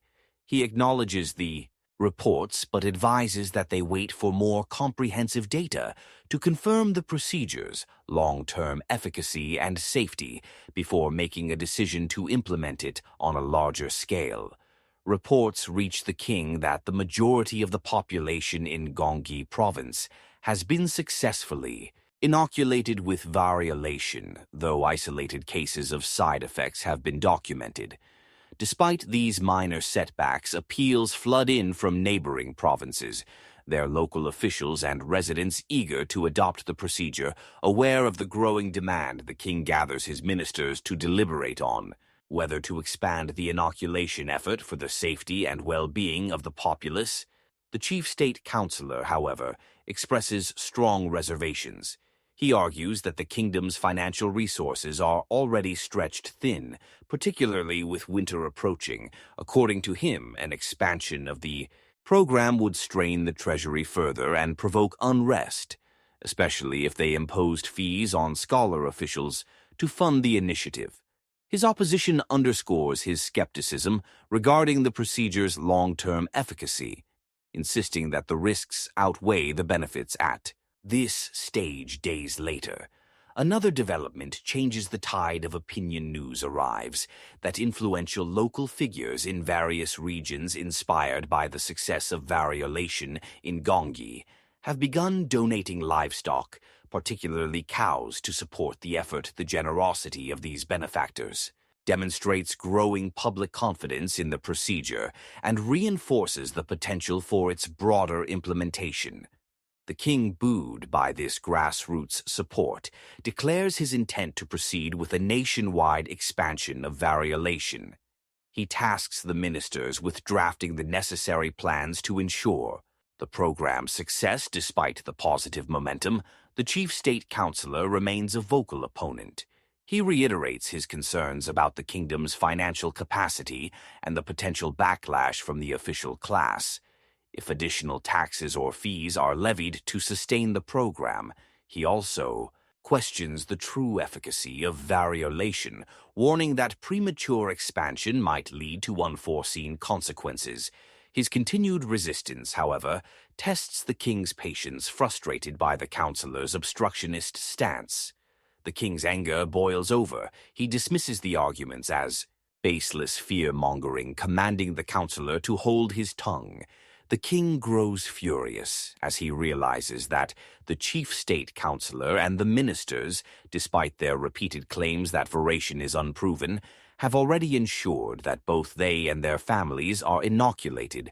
The hypocrisy enrages him, and as he confronts them, they hastily bow and offer apologies, acknowledging their duplicity. The king, however, is beyond patience, denouncing them as hypocrites and ordering them all to leave the assembly. His anger remains unchecked as he storms out himself. Unwilling to remain in their company, in the aftermath, some ministers, unsettled by the king's anger and dismayed at the chief state councilor's actions, discussing ways to regain the king's favor. They resolve to perform a repentance ritual as a gesture of humility and atonement, while also preparing for the nationwide implementation of variolation, aligning with the king's directives. The chief state councilor, however, remains defiant and unmoved by the king's rage. He justifies his stance by insisting that his resistance is necessary to prevent the reign from descending into tyranny, as he believes occurred under the previous king. While others are focused on reconciliation, the councilor is seen meticulously drafting an appeal to condemn the king's behavior, accusing him of overstepping his authority and disregarding the essential role of ministers in governance. As the ministers gather for the repentance ritual, word arrives that the chief state councilor is preparing to submit his scathing appeal. Alarmed, they abandon their ritual preparations and rush to confront him. They find him resolute, determined to deliver the appeal, emphasizing that the king is eroding the balance of power by undermining the minister's role. The chief state councilor formally submits his appeal to the king, asserting that the monarch Ma's recent actions resemble a dictatorship rather than the balanced governance expected of a ruler. He frames his argument as a plea for the king to reconsider the nationwide implementation of cowpox vaccination, emphasizing that such an initiative driven by political expediency risks harming the future stability of Joseon. To underscore his conviction, the councilor boldly adds that if the vaccination is conclusively proven effective, he would willingly offer all his property as a demonstration of his commitment upon receiving the appeal. The king summons the ministers to address the accusations directly with restrained yet evident frustration. He questions them, asking if there has ever been an instance where he abused his political power or disregarded their counsel. He reminds them that he has consistently sought their input on significant matters, including the nationwide implementation of the vaccination, striving for consensus rather than unilateral decisions. The king, visibly enraged by the ongoing debate, sternly questions the ministers, demanding if they are truly willing to risk the lives of many citizens, simply because the efficacy of the variolation has not yet been conclusively proven. His frustration mounts as he listens to the chief state councilor's response, which emphasizes the value of maintaining the laws of national management.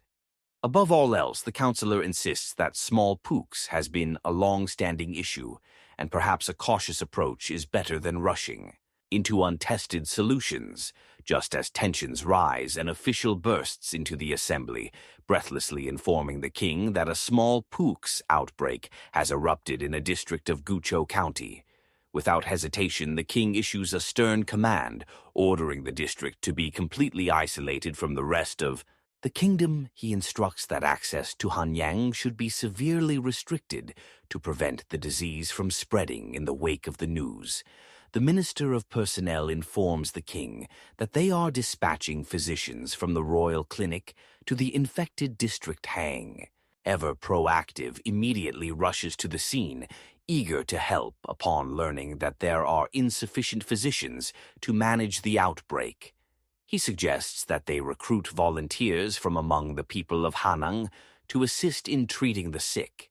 His proposal aims to help contain the spread of small puaks, but the chief state councilor quickly voices his objection, warning that allowing civilians to intervene might result in further exposure and spread of the disease to Hanyang itself.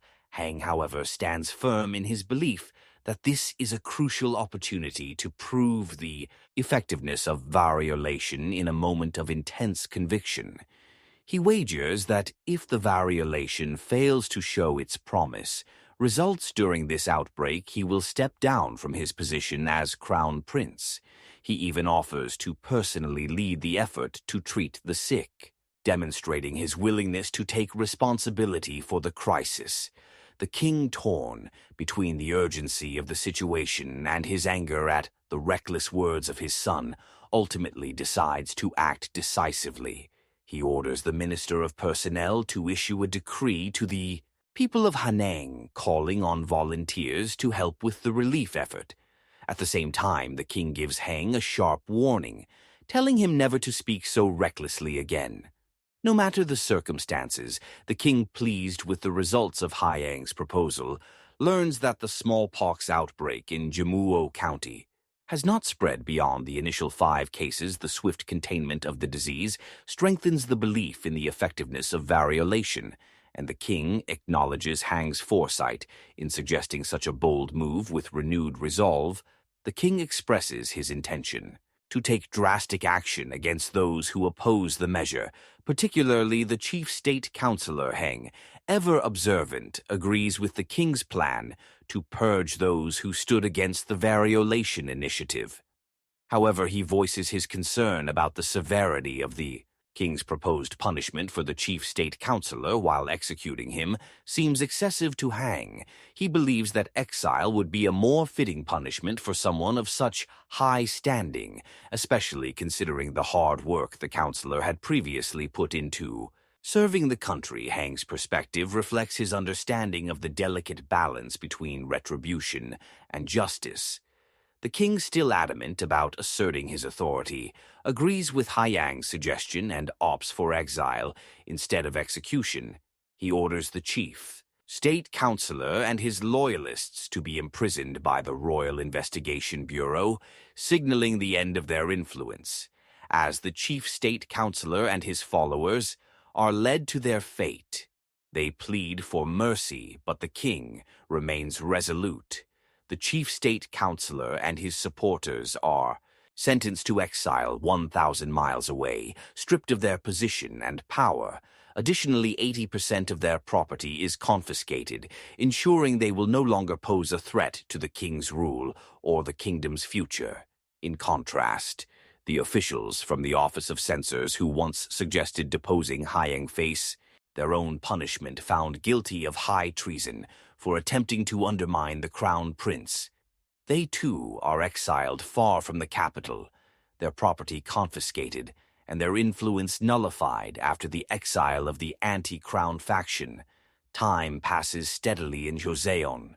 With the arrival of Spring Liao, King surprises everyone by announcing a grand reformation which catches Haiyang by surprise. He had long anticipated such a moment, but the king's decision to move forward with it marks a significant turning point. The long-awaited transformation is finally beginning. Weeks earlier, the king had come to Hang for the chart. Hang used during a presentation. Hang had readily agreed, not fully realizing that the request was part of something much larger. That night, it becomes clear to him that the king is preparing for a major shift another day. The king approaches Hang again, asking about specific sections of the chart that he does not fully understand.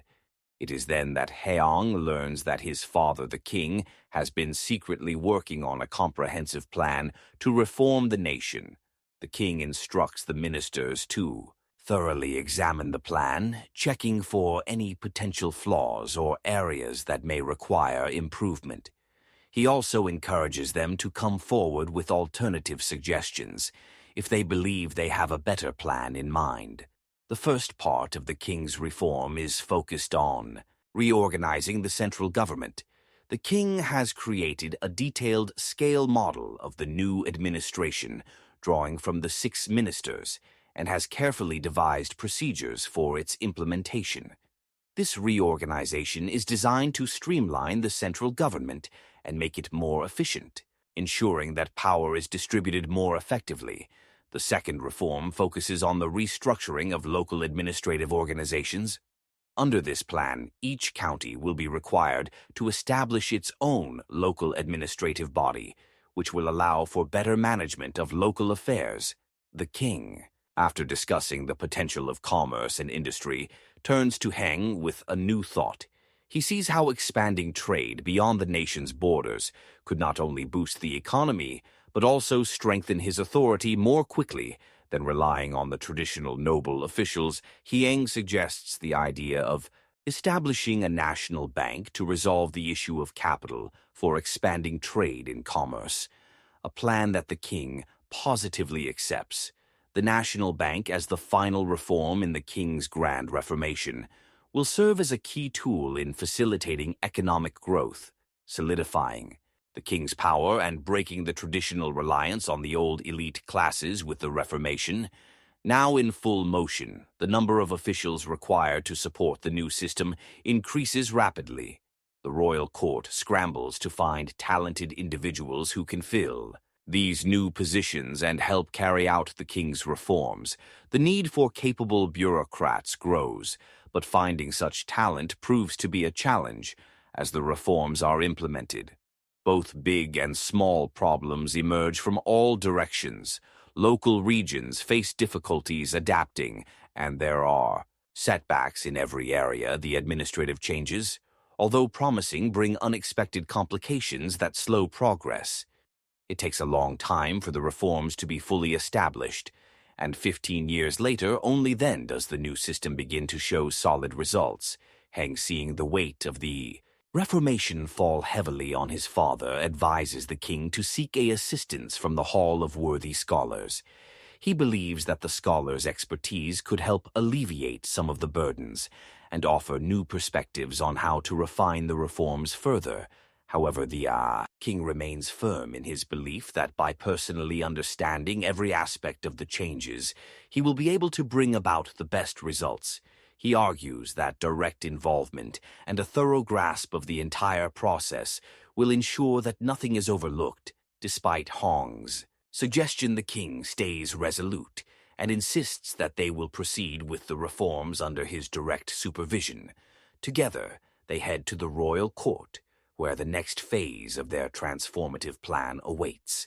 The king arrives at Heng's residence, visibly concerned about an aspect of the Reformation that was missing from Heng's presentation chart. The military. He points out that there was no mention of military matters, which, as the king sees it, is crucial for the nation's future. Heng responds calmly, explaining that had he included military matters during the presentation, it would have only sparked an even bigger uproar among the officials' military reforms. Especially the strengthening of naval power are highly sensitive topics, and Heng knew that addressing them prematurely could cause further division as they delve deeper into the discussion. Heng proposes a radical shift in the nation's military strategy, strengthening the naval forces.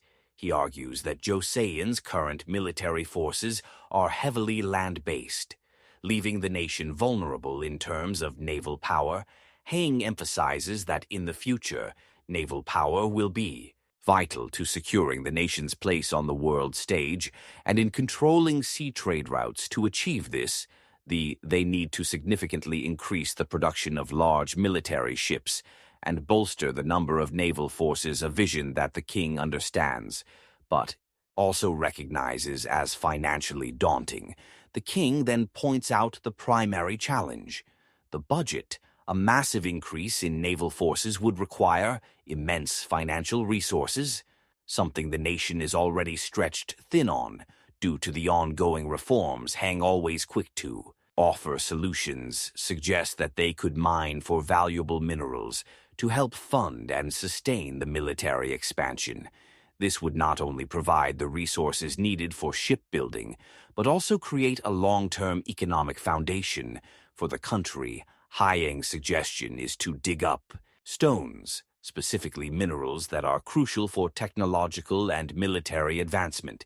Initially, the king considers gold, copper, and silver as the most valuable resources.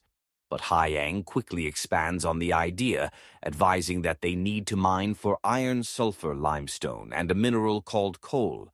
These materials are not just valuable for industrial use, but also essential for the advancement of military technology. Heng stresses the importance of sulfur, explaining that it is a critical material for national defense, particularly in the production of gunpowder and other military technologies. Without a reliable supply of sulfur, the kingdom's ability to defend itself in the future could be severely compromised. Talented miners from the 8 provinces of Joseon gather in Hanyang, responding to the royal decree to manage them. Effectively, the king establishes an organization called the Agency of Resources under the Ministry of Commerce. The miners are given a list of minerals to search for with the promise of rewards if they successfully find them. This initiative aims to boost the nation's resources and support the expansion of the military as well as technological advancement. Meanwhile, an eunuch informs Heong that the delegates who went to the Ming Empire have returned among the items they bring back as gifts. One stands out, a strang-looking map. When the king and the ministers see it, they are stunned by its appearance, unsure of its origins or purpose. The king listens attentively as his son, Hang, explains how those books and maps are crucial for national management. Hang details how he has made a special delegation to the head of the delegation, who brought back records and maps of Jung. He's great. Expedition. The eunuch, who has also accompanied the delegation, confirms his own connection to Jianggu, stating that he is a eunuch who led the expedition team under the orders of the Jungle Emperor of the Ming Empire. Yonga is a well-known figure in modern-day China, famous for his extensive voyages to Southeast Asia, Africa, and beyond. The king is still puzzled, however, about how these maps can be used for national management.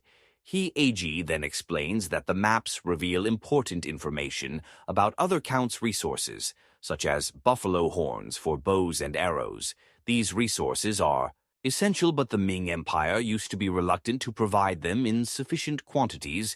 With the help of the maps, the Joseon court can now identify other regions like Dam Viet and Siam, where they might find what they need.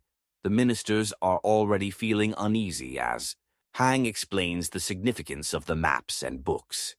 The king starts to understand that Hang is trying to make him realize something important, but then he begins to wonder how his son was able to get these materials from the Ming Empire. After all, he knows that the Ming Empire wouldn't just hand these valuable items over easily, so the king begins to tell the story of how the eunuchs tricked the Ming Emperor into giving them these maps. First, they presented the Ming Empire with many valuable gifts, such as precious items in exchange for some copper and iron. Then they cleverly asked for the records of Yong, Ha, claiming that they wanted to learn more about other countries. After some persuasion, the Ming Emperor grant their request.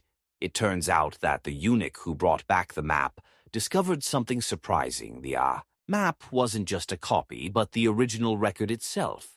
The eunuch handed the map over to the king, who noticed a letter inside it. The king gives the letter to the crown prince Hang to read. They all realize that the Ming Empire may have deliberately left the map behind, possibly as a way to get rid of old records that no longer serve them. The king and Haiyang discussed the reason behind Junho's grand expeditions. They conclude that the emperor of the Ming Empire, Emperor Zhongul, conducted these large-scale voyages to gain political achievements. Zhongul had come to power through a coup and needed to prove himself to the people. The expeditions were a way for him to show his strength and expand his influence. However, after Emperor Zhao's death, the new emperor erased the records of these expeditions, likely to prevent anyone from repeating the same costly mistake. They realized that the Ming Empire used these expeditions as a way to send tribute and gifts, but Haiyang points out that Joseon would do things differently. Instead of offering tribute, they would focus on mutual trade, making deals that would benefit both sides. The ministers demand an explanation for Haiyang's idea of mutual trade. Wanting to understand how it will work, Hang patiently explains that once they begin trading with the merchants, they will collect fees and taxes. This system will allow Joseon to run a highly profitable trade by controlling the trade and collecting these fees. It would be possible to import a large quantity of goods that are essential for the people's livelihood. At low prices, the royal court would then have the power to control prices by having exclusive rights to sell certain goods. At first, one of the ministers is skeptical of Hang's plan, questioning how it will work in practice. However, Hang reminds them that it has been a long time since they've had pepper in their food.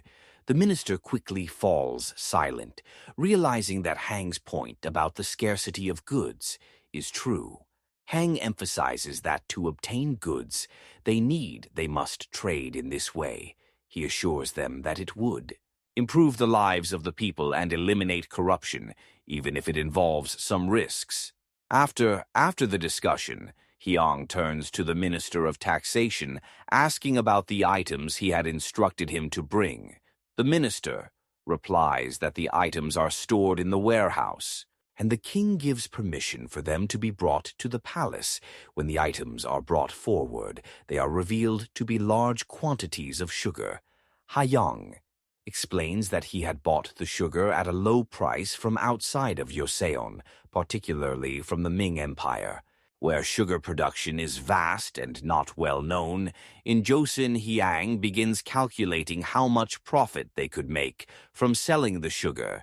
If they sell it outside Joseon, he estimates that they could make a substantial amount of money, which could then be reinvested into their economy. One of the ministers opposes the idea of selling the sugar, arguing that they already have honey and other items made from grain, and adding sugar might not be necessary. However, as the other ministers hear about the potential benefits from the sugar trade, they begin to support the idea. The crown prince, seeing the excitement and benefits that the sugar could bring, decides that it should be given as a reward to everyone working in the palace, including maids and ministers, since most of them have never tasted it before. A few days later, the ministers agree that selling the sugar would be a profitable venture. Even the king, after tasting the sugar, becomes addicted to it, and the crown prince has to start cautioning him to avoid eating too much. Fearing it could lead to diabetes, the sugar becomes a hit among the court, and its success begins to show its potential for helping the economy. Soon, some ministers are invited to the palace, ministers that the crown prince has never met. Before, he learns that some of them had retired earlier, and others were unavailable due to the recent incidents. They introduce themselves to the crown prince, and especially to Hyang, who listens carefully, unsure of who some of them are. While the king is engaged in conversation with the ministers, Hang notices a mention of the royal counselor, Yang Yi-sil. He is shocked because he wonders if it is the same Jang Young-s he knew. Hyang starts to think that this could be the moment when the long-anticipated Sang Avengers might finally make their debut, and his mind races as he wonders what role Y-sil might play in the king's plans later at Hang's abode. He heads to the royal tailor's place with his eunuch to meet young S upon arriving. They are told that young Sil is at the water clock, so they make their way to that location. When they get there, they find young Sil looking troubled. The king had given him an order to make the water gauge smaller, a task that seemed impossible to young Silhang. Seeing his distress, hands over a blueprint. Young Sil takes a look at it, reviewing the design carefully as he examines the plan. He realizes that the design involves using certain materials to construct a new kind of clock. This approach seems plausible, and he begins to feel convinced by Hyang's idea. He wonders, however, if this design is entirely Hyang's own work. Heng explains that he had relied on knowledge from Western sources and even from the 21st century to gather the information and illustrations for the blueprint. Young S is impressed by this and agrees to start working on the design. However, as he begins to walk away, he turns back to tell Hyang that the king had already given him an order that he must finish first before he can work on Hyang's request. Hyang reassures Isil not to worry about his father's order, saying that he will handle it himself. He encourages young Sil to focus solely on the task at hand, which is the water clock project. Remembering that Yonggil had mentioned having trouble with calculations, Hang asks him if he has anyone good with numbers around him. Yil mentions Officer Zhong Cho and another officer who could help. Hang tells him not to worry about it, for now reassuring him that he will take care of everything he instructs YS to simply begin working on the research. Immediately, Hang then heads to the king's chambers, requesting to meet with the king and ask for some individuals to assist him with a particular task. As he enters, he mentions needing people who are skilled, specifically pointing out that he requires them to work on monsters, an odd term that catches the attention of the ministers present. They are curious and slightly skeptical about what exactly Hang intends to do with them. The ministers exchange looks, unsure of Hyang's motives, and they consider turning down his request.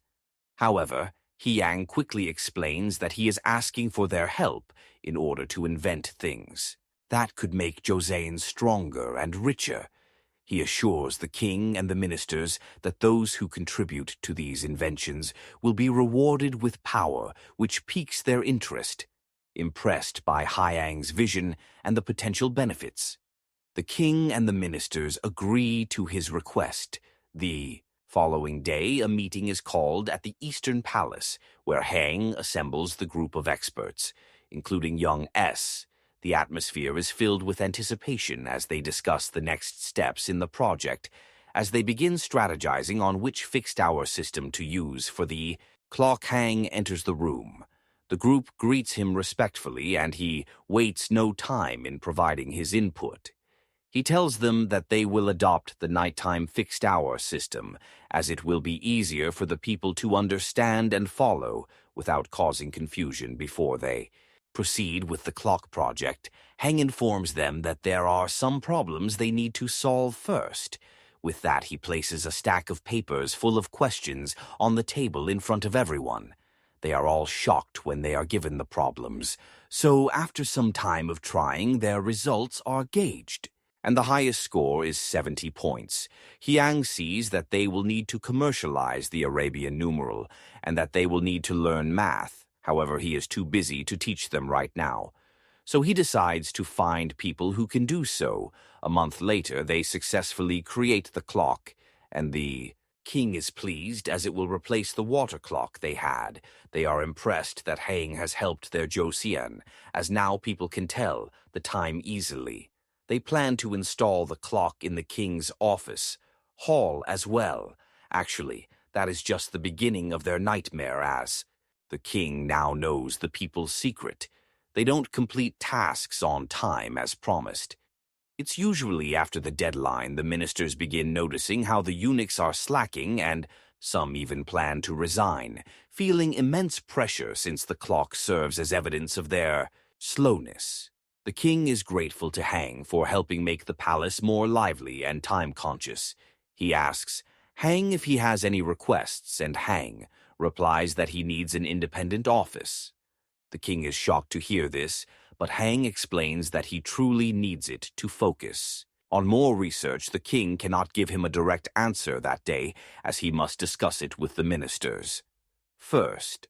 5 days later, the John Institute of Science and Technology Development was created. Then Hyang invites the ministers to the place, and they all question him about what they will be doing there. He explains that there will be 2 departments at the institute, both under his leadership as the chief. The 2 departments are the Basic Science and Technology Research Department and the Applied Science and Technology Research Department. Hang groups the ministers into the departments and explains what each one will focus on. He also informs them that they will need the Hoi people, but one of the ministers suggests that using them could cause a backlash. Hyang makes the minister understand that the Hoi people are necessary for the Basics Science Department, assuring him that he will take responsibility for any potential backlash. He believes the Hoi people will be helpful, since they are skilled in arithmetic. The ministers then ask what the applied science department will focus on. Heng takes one of the ministers along with him to show him a firearm and explains that they will work together to improve the firearm with the help of a retired military officer he brought along. The minister is shocked upon hearing this. The military officer agrees to help with the firearms improvement, but Hang asks if he knows anyone else who is particularly skilled with firearms. The officer mentions a man named Choi Hon, who happens to be the son of General Choi Musin, a high-ranking official during the reign of the previous dynasty. The officer believes H is likely still working at the Ministry of Military Affairs Heng, and the officer head to the Ministry of Military Affairs, where they meet Han. He is now an elderly man, and Hang explains the reason for his visit. He shares his plan to not only expand the weapons available to Hossein, but also to improve their quality. However, John informs Hayang that the swords and spears in Joseon are already of excellent quality. While this reassures Hayang to some extent, he is not satisfied with just swords and spears. He is determined to introduce gunpowder weapons to Joseon. The military officer expresses concern, asking if it is possible to expand gunpowder weapons. In Joseon, Hiang confidently replies that it is indeed possible, but before proceeding, he wants to first assess the effectiveness of Joseon's cannons and guns. H acknowledges Hang's ambition, but cautions him about the complexities of introducing such weapons, as they are still relatively new to the kingdom. Realizing that further steps must be taken, Hang concludes that he will need to discuss the matter with the king. He heads to the palace where he seeks the king approval for a demonstration of Joseon cannons and guns so they can better understand their capabilities and how to improve them. Initially, the king is reluctant to accept, unsure about the potential consequences of such a demonstration. However, after some persuasion, he agrees to proceed with the plan at the crown prince's behest. The demonstration is scheduled, and 10 days later it is held to assess the state of the Jan military's firearms. At first, the demonstration begins with cavalry and archers as they shoot their arrows. The results are less than impressive. It becomes clear that they still have a long way to go in terms of improving their archery and cavalry techniques. After assessing this, the focus shifts to the demonstration of the cannons and guns. The first cannon demonstrated is the largest one, known as the Sky Cannon. Following the land cannon is showcased smaller but still impressive. However, the most remarkable of the three is the mystical hand cannon, an improved version of the Sky Cannon which generates significant interest. The cannon is fired, and it reaches an astonishing distance of 1.6 kilometers. The result impresses everyone, including the king, who is visibly pleased with the performance of the weapon. While the king is impressed, Kang remains somewhat confused, although he too is impressed by the distance. The cannon covered something about the results still bothers him. He asks for permission to speak with the cannon soldiers for a while to confirm something. The king, sensing that Heng is up to something else, exchanges a knowing look with his son. He agrees, though with a hint of curiosity, wondering what Hang is trying to uncover about the cannon's performance. As Hyang moves closer to the cannon soldiers, he immediately notices that their armor is different from the standard issue. Curious, he asks if they have prepared it themselves, and they confirm that they have. However, Hang senses that is a deeper reason behind the unusual armor. He recalls that soldiers during the Yosan era often have to prepare their own equipment, which makes this difference somewhat inevitable, though he cannot ignore it completely. For the time being, he decides to overlook the armor issue, as he has more pressing matters to confirm. Regarding the cannons, Heng takes a closer look at the cannons and is surprised to find that they are using unraced wooden cannons. During this demonstration, he expects more advanced materials and construction, which raises doubts in his mind about the overall design and durability. He continued his inspection, checking other aspects of the cannons. While it is clear they have made some improvements, it also becomes evident that a significant overall upgrade is still needed. The challenge, however, is determining which component of the cannons should be prioritized for improvement. He examines the hand cannons next, but cannot identify any obvious issues with them. Nevertheless, he isn't entirely satisfied with the progress and decides to leave the demonstration, feeling there is still more to be done. The king, noticing the hard work of all involved, commends everyone for their efforts and announces a reward. He prepares a banquet with drinks and meat for those who have worked hard. The soldiers and officials eagerly head toward the feast, but Haiyang remains unsatisfied. His mind is still occupied with questions about the cannons, so while everyone else makes their way to the banquet, Hang calls back the soldiers, who have been using the hand cannons. He decides to ask them a few more questions, specifically about any inconveniences they have encountered while using the hand cannons. The soldiers reply that while the hand cannons are relatively convenient to use, most of them have to be fired by attaching a handle to the weapon. This makes it difficult for even the strongest soldiers to fire more than twice in quick succession. They also note that accuracy is a significant issue, as the weapon's effectiveness only seems reliable when the target is relatively close. Then, Hang asks them to hand over the hand cannons so he can check them. As he inspects the weapons, he quickly realizes that the center of gravity is biased towards the front, making the hand cannons difficult to handle. It becomes clear that the soldiers are struggling with the weight distribution, but Hang doesn't think this is the only issue they're facing. He decides to ask further questions. Curious, he inquires about the amount of gunpowder the hand cannons use. The soldiers reply that it is approximately 1. Yang Hang is shocked by this information, as it is much more gunpowder than he had anticipated.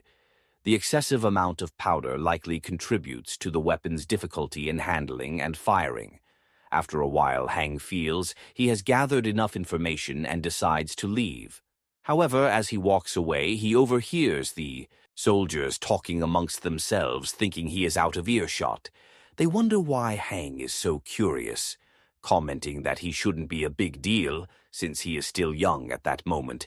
Haiyang realizes that Choi Hessen must be the one responsible for the hand cannon design. Flaws exactly what he had been trying to confirm. Hang talks to General Choi about how hand cannons work. He thinks a single person should be able to operate them, but they are usually used in pairs. General Choi explains that using 2 people for one hand cannon requires more manpower, making it hard to increase the number of trained marksmen. Hing starts thinking about how to improve hand cannons. He believes the main issue is the amount of gunpowder they need in his past life. He met many military enthusiasts. One of them had a huge collection of firearms from different time periods displayed like a museum. This friend even taught Haiyang how to make bullets, showing him that only 2 grams of gunpowder is needed for a bullet. However, Hang knows there are other challenges, especially in making guns during the Joseon era. He worries about creating proper aim devices, which didn't exist back then, to make progress. He decides to fix smaller problems first, before tackling bigger ones. Haiyang goes to the Ministry of Military Affairs to address these issues there. He meets the minister, who surprises him by doing squats while reading. Haiyang asks about the wicks used in hand cannons. The minister explains that they have some issues with the wicks. Hang suggests informing the ordnance cell to find the right thickness for the wicks. Hoping this will solve one of the smaller problems, the minister is shocked, unable to understand how someone as young as Hang could notice such a specific problem with the wicks. His insight leaves the minister deeply impressed. Meanwhile, the Minister of Taxation meets with Lord Li Chon. They discuss the Crown Prince, mentioning that he has been busy with a highly significant experiment. He has stayed inside the Institute Annex building for the past 5 days, which makes them curious about what he is working on. Later, Li Yin, along with several other officials, decides to visit Hang to see what he is up to when they arrive. Hang is already in a discussion with the Minister of Public Works. He is asking about the progress on revising the calendar. The minister replies that they expect to complete it by winter, but Haiyang feels this timeline is too slow. He insists it must be ready by the Mid-Autumn Festival. He even suggests hiring additional workers to speed up the process. However, the minister explains that there is no one available to help because his department has been working multiple overnight shifts.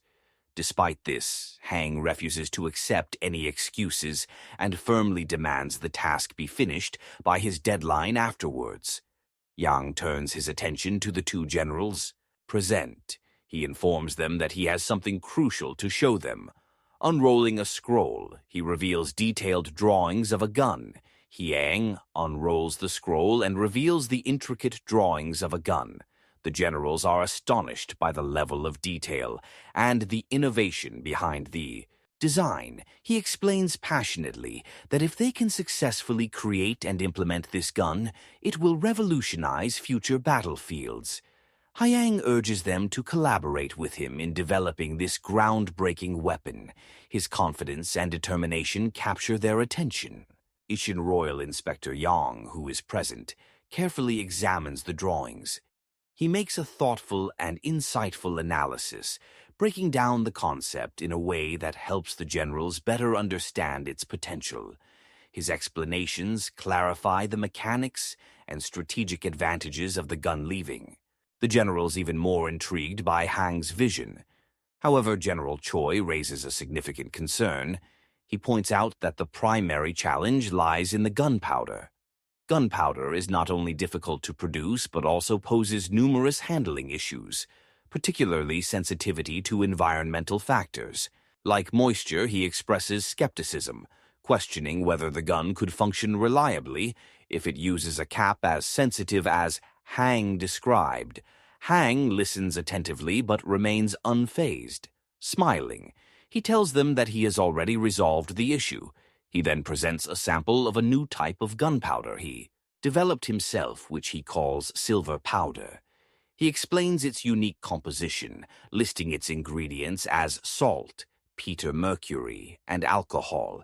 He assures them that this formulation eliminates the problem of moisture, sensitivity.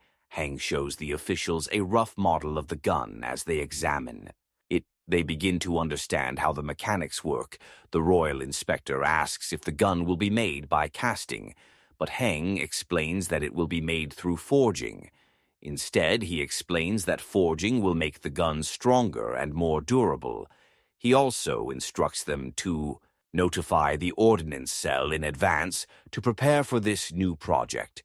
A few weeks later, in the king's office, Hall, the king notices that he hasn't seen the crown prince for several days and wonders aloud what Heng is doing. Just then, the chief eunuch announces the crown prince's arrival. Hieng enters the hall, greets his father, and bows respectfully. The king asks Haiyang what he has been working on. Hieng replies that he is there to present a report on his current research. He hands the king a book detailing the progress made by the Joseon Institute of Science and Technology Development. The king opens the book and begins reading as he goes through the report. His eyes widen in surprise. He looks at Hang in astonishment and asks if everything written in the report is true. Hieng confidently replies to the king that everything in the report is true. He explains that he has developed a new arithmetic method to adjust the Ming calendar to better suit Joseon's needs. Heng then asks the king if he remembers the eclipse relief ritual from a few years ago, which was mistimed. The king recalls the incident, clearly noting how The ceremony was 15 minutes late, and the official responsible for the incorrect prediction was punished. With flogging, Yang explains that the error occurred because the Ming calendar does not align perfectly with Joseph Owen's geographic and astronomical conditions. To fix this, Hang and his team have researched and developed new arithmetic formulas to revise the calendar for Joseon. The king also notices a sketch in the report of an astronomical observation tool. Yang informs him that he will submit a separate report about this. Later, the king immediately understands the sensitivity of this project. He knows that astronomical observations could become a major diplomatic issue between Ming and Joseon, as they touch on matters of sovereignty and cultural influence. To address this concern, Hyang's report emphasizes that Joseon is not creating an independent calendar, but is only revising the existing lunar calendar based on the methods bestowed by Ming. In addition to the calendar revision, the report also contains details about various other successful projects and performance updates, demonstrating significant progress across multiple areas. However, as the king reviews the document, he notices that there is no mention of any military-related advancements. When he questions this, Hang responds that military developments are highly confidential and require more time to complete. He also requests additional funding for these projects. The king, unconvinced, retorts that they need to see concrete results before granting a larger budget. Despite the king's insistence, Hang and the generals remain tight-lipped, unwilling to disclose any details of their secret military work at the king's residence. The king grows increasingly curious about what Hang might be keeping secret. He wonders what the crown prince is working on so intently. Before long, Hang visits him with a formal request. He explains that he needs military officers and soldiers from the training center to help test and handle newly developed weapons. A few days later, the requested military officers and soldiers are assigned to the research institute. Interestingly, they all maintain strict silence about their activities, refusing to discuss any details. Soon after, they are relocated to a different site, which is secured with impenetrable security measures. Loud explosions echo from within the facility, daily sparking rumors and speculation about what might be happening inside Hang. Names this restricted area, Area 51, as a code for the project's secrecy. His schedule becomes more intense as he commits himself fully to his work. Each morning he wakes up between 6 a.m. and 7 a.m., completes his duties as Crown Prince, and then heads straight to the Research Institute, the Ordnance Cell, and Area 51. To save time commuting, Hyang begins riding a horse to travel quickly between locations. His regular horseback rides through Hanyang attract attention from the locals, who find the young crown prince's energy and dedication fascinating. All the ministers grow increasingly anxious about what the crown prince is working on. They gather to discuss their concerns, and eventually approach the king, sharing their unease. The king, already curious himself, agrees with their worries and decides to take action. He instructs the chief eunuch to summon Hing to the court. When Hing arrives, the king directly asks him for a report on the research he is conducting. Hyang respectfully bows and apologizes, explaining that the work involves the national defense of Joseon and is therefore classified. He insists they must keep it secret until the final products are completed. However, the king sternly replies that while secrecy is important, he cannot approve any further budget allocations without knowing the progress to ensure accountability. The king declares that he will conduct an official audit of Hyang's work. Surprised but composed, Hyang requests 5 days to prepare for the inspection. 5 days later, the king, accompanied by the ministers, arrives at the research facility to assess the progress. Hang greets them warmly and begins the presentation. He reveals a collection of newly developed weapons and tools. The ministers look on with wide eyes, astonished by the array of innovative creations. The king, visibly Impressed studies the collection and asks Hyang what these items are. Hyang informs the king that the items he is about to showcase are highly confidential to maintain secrecy. He requests that only the king and the ministers enter the facility, while all other officials remain outside the king. Understanding the sensitivity of the matter agrees, and he and the ministers proceed inside. Once inside, the group begins to examine the items on display. The king stops to inspect one of the devices, prompting Hyang to explain its purpose. This is called an inclinometer. He says he describes how the device is used to measure both horizontal and vertical levels, as well as the plumbness of buildings. However, he quickly adds that the inclinometer is still in the demonstration phase. Heng assures them that a full report will be submitted once the device is ready for practical use. Next, the king notices another fascinating creation, a mock-up of a large warship. Heng explains that the design is inspired by ships from the West, and the model is built to the same proportions as the actual warship, unlike traditional Joseon vessels. The ship does not require rowing as it is powered entirely by the wind. As the group continues, the king points to another object, initially mistaking it for a noodle bowl due to its shape. Hyang smiles and clarifies, this is actually a ship made of iron. His words leave the king and the ministers astonished, as such a concept is unheard of. In Joseon, a few months ago, Hang stands before the officials, engaging in a heated discussion about a ship made of iron. The officials argue that such a ship would inevitably sink in water, to which Hyang calmly responds that it's not impossible, it's just that the method to make it float hasn't been discovered yet. He then asks the eunuch to bring him a bronze noodle bowl and a large basin filled with water from the kitchen.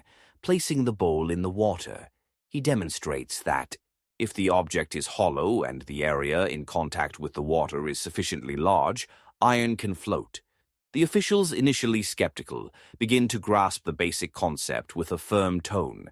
Hang tells them that the research is now in their hands. They exchange uncertain glances, a mixture of exhaustion and doubt creeping into their minds, overwhelmed by the weight of the task. They wonder if they should resign due to the pressure of the workload. Back in the present, Hang stands confidently in front of the king, explaining the possibilities of the future.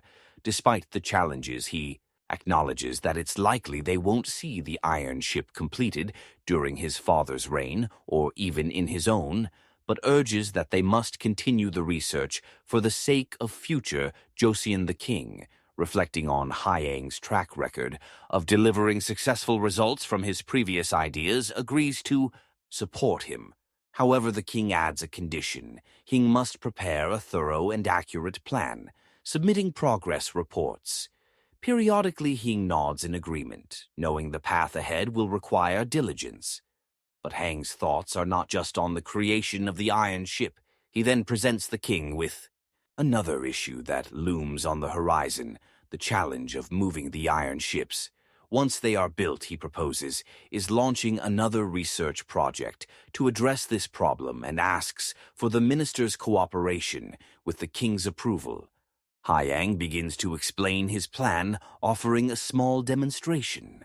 Involving a steam engine, he elaborates that he intends to use steam power to solve the problem of the ship's movement, suggesting that this innovation could revolutionize transportation and bring about a new era for the kingdom. Hyang explains that the movement of ships, carriages, and other vehicles can be achieved by using fire and water to generate steam, which will propel the machines forward. However, the king finds some aspects of the idea confusing.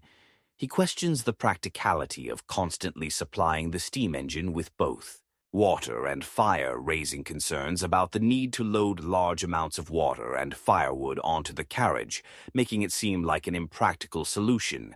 Impressed by his father's critical thinking, Hyang responds that the steam engine is actually capable of moving multiple carriages at once, addressing The concern about transporting vast quantities of resources to demonstrate this hang reveals another of his creations, several carriages attached to, together a model of the railway system he envisions as he shows the train in motion. The king and the ministers watch, in shock as the train glides along the track, its movement powered by the steam engine.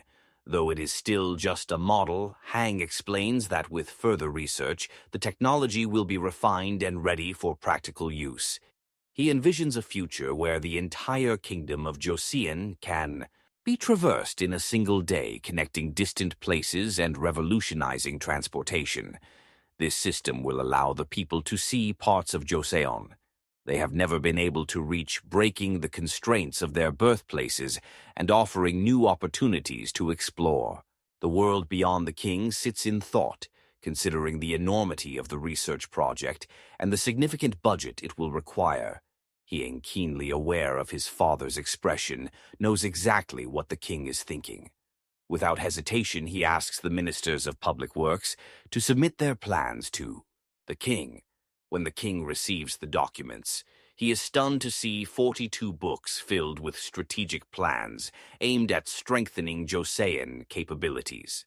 The plans are meticulously designed, taking into account the kingdom's geography, economy, population, distribution, and resource allocation. Surprised by the sheer volume and depth of the plans, the king instructs the ministers to review them. Later, understanding the complexity of the task at hand, Hang then brings up another issue, pointing out that the ministers of public works have a request. The minister explains that due to the sheer number of ongoing projects, they are overwhelmed with work and rarely get a break. New officials are often hesitant to join the efforts after witnessing the heavy workload. Yet, whenever a new official arrives, Hang initiates even more projects instead of criticizing Hayang for handling multiple tasks at once. The king commends him for his dedication and hard work, promising to address the shortage of personnel. However, the king also points out that the research will likely require a substantial budget and emphasizes that such an issue needs careful consideration and further discussion. Finally, the king notes that Hang hasn't shown him everything. Hang, impressed by his father's astuteness, realizes the king is referring to the secret project, the one known only as Area 51. Hang and the king make their way toward Area 51. But as they approach, they are stopped by guards who ask for identification. Hang, sensing his father's potential frustration, quickly explains that the security here is of the highest importance, and that identification is necessary to enter. Once Hayang shows his identification, they are allowed through, only to encounter another door, this time General Choi and an official stand waiting, both offering a respectful salute, which the king finds to be a more dignified form of greeting. General Choi then informs the king that they have been conducting research on all matters related to the military. The king, intrigued, expresses his desire to know more about their work. In response, General Choi leads them deeper into the inner part of the facility, but explains that they must leave their horses behind inside the king, and Hayang are shown various types of gunpowder. General Choi explains that their current efforts are focused on developing stronger and more effective gunpowder than what John has been using, aiming to enhance the kingdom's military capabilities. General Choi then presents the newly developed gunpowder, explaining that it is made using graphite. This innovation removes moisture, preventing the explosives from self-detonating, and also eliminates the need for sulfur, which is typically used in traditional gunpowder. However, General Choi points out that this new gunpowder has a significant drawback. It will not ignite with a normal fuse. This both strengthens and weakens the powder, as it requires a different method of ignition to illustrate how the gunpowder works. General Choi introduces the copper ignition cap, a device designed to hold the specially created gunpowder. However, the king remains puzzled by the concept, unable to fully grasp how this innovation would function in practice. To clarify, Hang and the king are then taken to the demonstration hall where a group of soldiers is lined up with firearms under General Cho. Order the soldiers fire their weapons. The shot is precise, and the projectile strikes a scarecrow placed far in the distance, showcasing the powerful effect of the new gunpowder. The king and the ministers are stunned by the demonstration, witnessing firsthand the immense firepower of the new weapon. The shot remains strong and accurate, despite the great distance, and the absence of sulfur in the gunpowder doesn't seem to affect its performance. The king, recognizing the significance of this breakthrough, praises Hyang for resolving the issue of the gun's short range, acknowledging that it could now be considered one of the strongest weapons available. Hyang, clearly proud of the accomplishment, explains that the weapon is named the Type A long-barrel gun. The king, now even more impressed, expresses his desire to examine the guns up close. However, General Choi suggests that before they take a closer look at the guns, he would like to show them the other types of gunpowder they have developed. He begins with the silver gunpowder, which is derived from mercury. This new type of powder is much cheaper to produce than traditional silver gunpowder and serves primarily as an ignition source. Further expanding the military's arsenal, General Choi continues with the introduction of the explosion oil, a volatile substance that detonates upon contact with the ground. This oil is twice as powerful as the gunpowder currently in use in Joseon, and its devastating power adds another formidable tool to their growing arsenal of weaponry. Hyang explains that while the explosion oil has tremendous potential, it cannot be used in the current state of Joseon. The volatile nature of the oil means that if its containers collide or are shaken during transport, they will explode immediately. Additionally, due to the highly concentrated acid solution required to produce it, the oil cannot be made in the warmer months of spring or summer, when the heat would exacerbate its instability. To overcome these challenges, General Choi introduces the virtuous style gunpowder, a new mixture of cotton, gunpowder, explosion oil, and glycerin in a specific ratio. The cotton, gunpowder, and glycerin neutralized the explosive tendencies of the oil, making it a safer and more stable alternative. The king is deeply impressed by this innovation, marveling at how Hyang has solved so many problems with his ingenuity. He turns to the left state councilor, asking if they can mass-produce these advanced weaponry components. The left state councilor replies that they first need to determine the production cost. Hyang, when asked, estimates that it will cost about 30% more to produce the same weight of virtuous-style gunpowder compared to the original. However, despite the higher cost, it is more powerful, and even using half the amount of the original gunpowder would deliver superior results. Hyang reassures them that it is feasible to mass-produce this new type of gunpowder, but apologizes, explaining that it is not possible in the current context of Joseon. He explains that the production requires highly pure acetic acid and sulfuric acid, which are not readily available in large quantities within the country. Moreover, the cotton cloth used in the cotton gunpowder must be of high quality, free of lint, and the glycerin needed is derived from pig fat, which is another limitation, since petrochemicals are not yet available in Joseon. The king, hearing these constraints, feels disheartened. However, Hyang encourages him not to give up. Just yet, he assures the king that everyone is working hard to find solutions to these problems, offering hope that things can improve in the future. The king, feeling rejuvenated by Hyang's determination, expresses his encouragement to the ministers and assures them that they will continue pushing forward despite this renewed sense of resolve. Sometime later, the ministers are seen regretting their decision to conduct the audit of Area 51. The king expresses his deep appreciation for the officials working with Hyang. Acknowledging their tireless efforts in advancing the technologies, he reassures them that he will provide all necessary support in the future to help find a way to mass-produce the gunpowder, as he is eager to see all of John's forces armed with the most powerful weapons as soon as possible. The king then turns his attention to the process of completing the guns, asking Hang to explain how they will be constructed. Hang informs him that a special anvil and steel will be required for the production of the guns, coordinating with the craftsmen. Hyang ensures that 5 prototypes of the guns are built.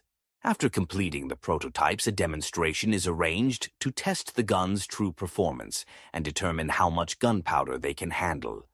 The first trial begins with half a yang of gunpowder, but the officials quickly adjust the amount to find the optimal quantity.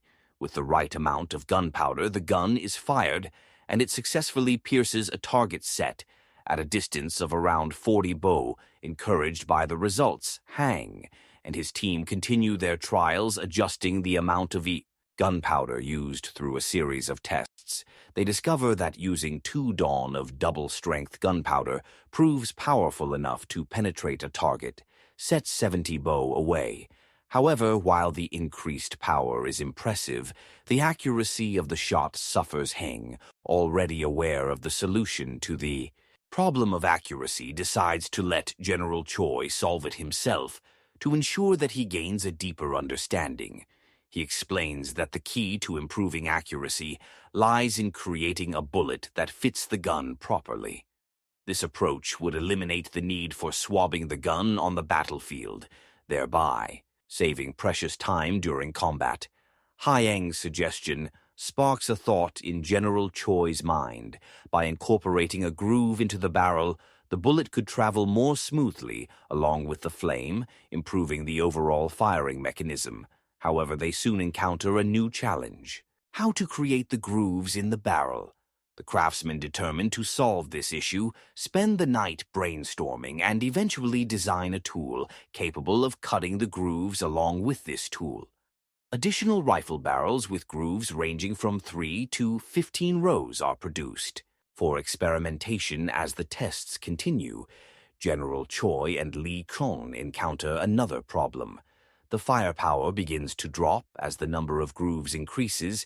Hang, once again aware of the answer, holds back from intervening, wanting them to discover the solution themselves. It is at this point that Royal Counselor Yang offers a suggestion. What if they twisted the grooves? This idea opens the door to a new series of experiments. With this new direction in mind, countless tests are conducted, and after much trial and error, the optimal groove shape is finally discovered. This shape delivers the best balance of power and accuracy, resolving the problem. Moreover, through the course of these experiments, the craftsmen and officials gain valuable insight into the concepts of maximum range and effective range, fundamental principles in weapon design. Hyang feels a sense of excitement and pride as he watches the craftsmen and officials catching on to the concepts of innovation. Lee Chon, deep in thought, reflects on the suggestion from Royal Counselor Jiang about twisting the grooves in the gun barrels as he discusses the idea with General Choi. A craftsman working nearby joins the conversation, revealing that he was once a Fletcher. The craftsman explains that twisting the grooves would indeed be a good idea, as it would make the bullet fly straighter and be less affected by crosswinds, similar to how arrows are designed to travel more accurately when they have a twisted shaft. This new insight seems to confirm their previous assumptions, and the idea gains traction. Meanwhile, the king receives a detailed report on the progress of the military weapon research. As he reads through it, he begins to understand why Hang and his workers have been so cautious about revealing their advancements. The progress touches upon national defense, and the king, concerned about the potential consequences of leaking sensitive information, personally burns the reports to ensure no one else can see them. Hyang, eager to share the fruits of their labor, introduces a new weapon, the horseback handgun. He explains that it has the capacity to fire 5 bullets in a row, a remarkable feat. The king and ministers are astonished by the concept, and General Choi quickly provides a demonstration as he fires the handgun. Each bullet hits the target from a distance of 73 meters, leaving everyone in awe. Hang then hints that there is still one more weapon to reveal, piquing the king's curiosity.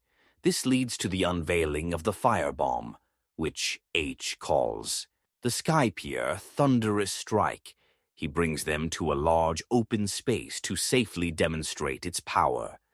The ministers, however, start discussing amongst themselves, pointing out that the weapon resembles something they have seen before.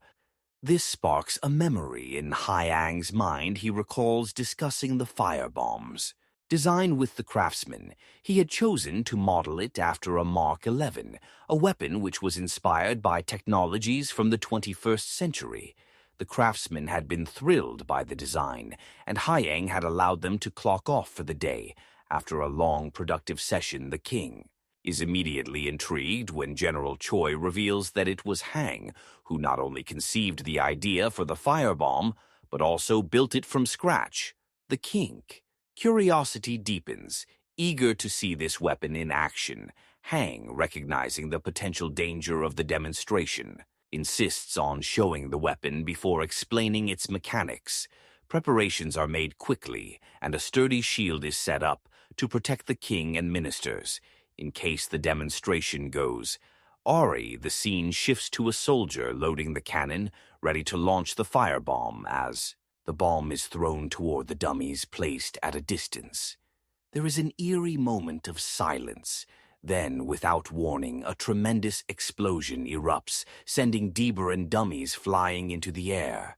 The shockwave shakes the ground, and the sheer power of the explosion leaves the king and ministers stunned. The dummies are utterly obliterated, reduced to pieces by the force of the blast.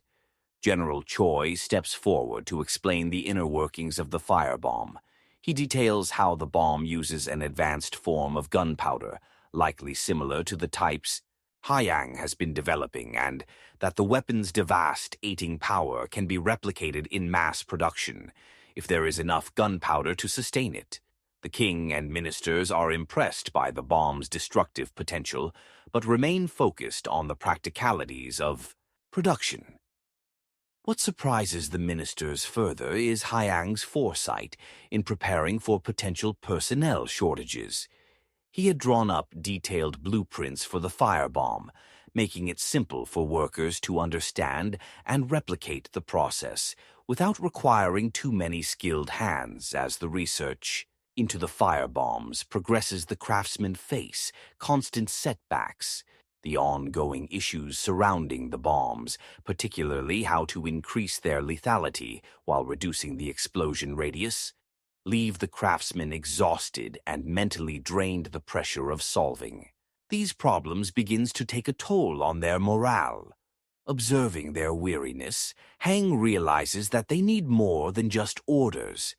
They need a deeper understanding of the principles behind their work to overcome these challenges. To aid them, Hang decides to offer some guidance rather than giving them direct answers. He provides the craftsmen with subtle clues, encouraging them to think critically about their processes. This strategy empowers the craftsmen, giving them the confidence to explore solutions on their own. Slowly, they begin to grasp the underlying principles behind their craft, enabling them to innovate and problem-solve more effectively. With this newfound understanding, they start making significant progress in refining the firebombs. Meanwhile, the king, who has been continually amazed by Hyang's inventions and the progress of the research, begins to grow somewhat fatigued by the constant surprises. Every new development seems to surpass the last, and even he is starting to feel overwhelmed by the pace of innovation. He turns to Hyang and, with a mix of curiosity and mild exasperation, asks about one particular aspect of the firebombs: the delay before detonation. General Choi, after hearing the king question, elaborates on the firebomb's delayed detonation, explaining that the time of the explosion is cleverly controlled by the length of the wick. The wick's length dictates how long it takes. before the bomb ignites and explodes, allowing for precise control over when the bomb will detonate.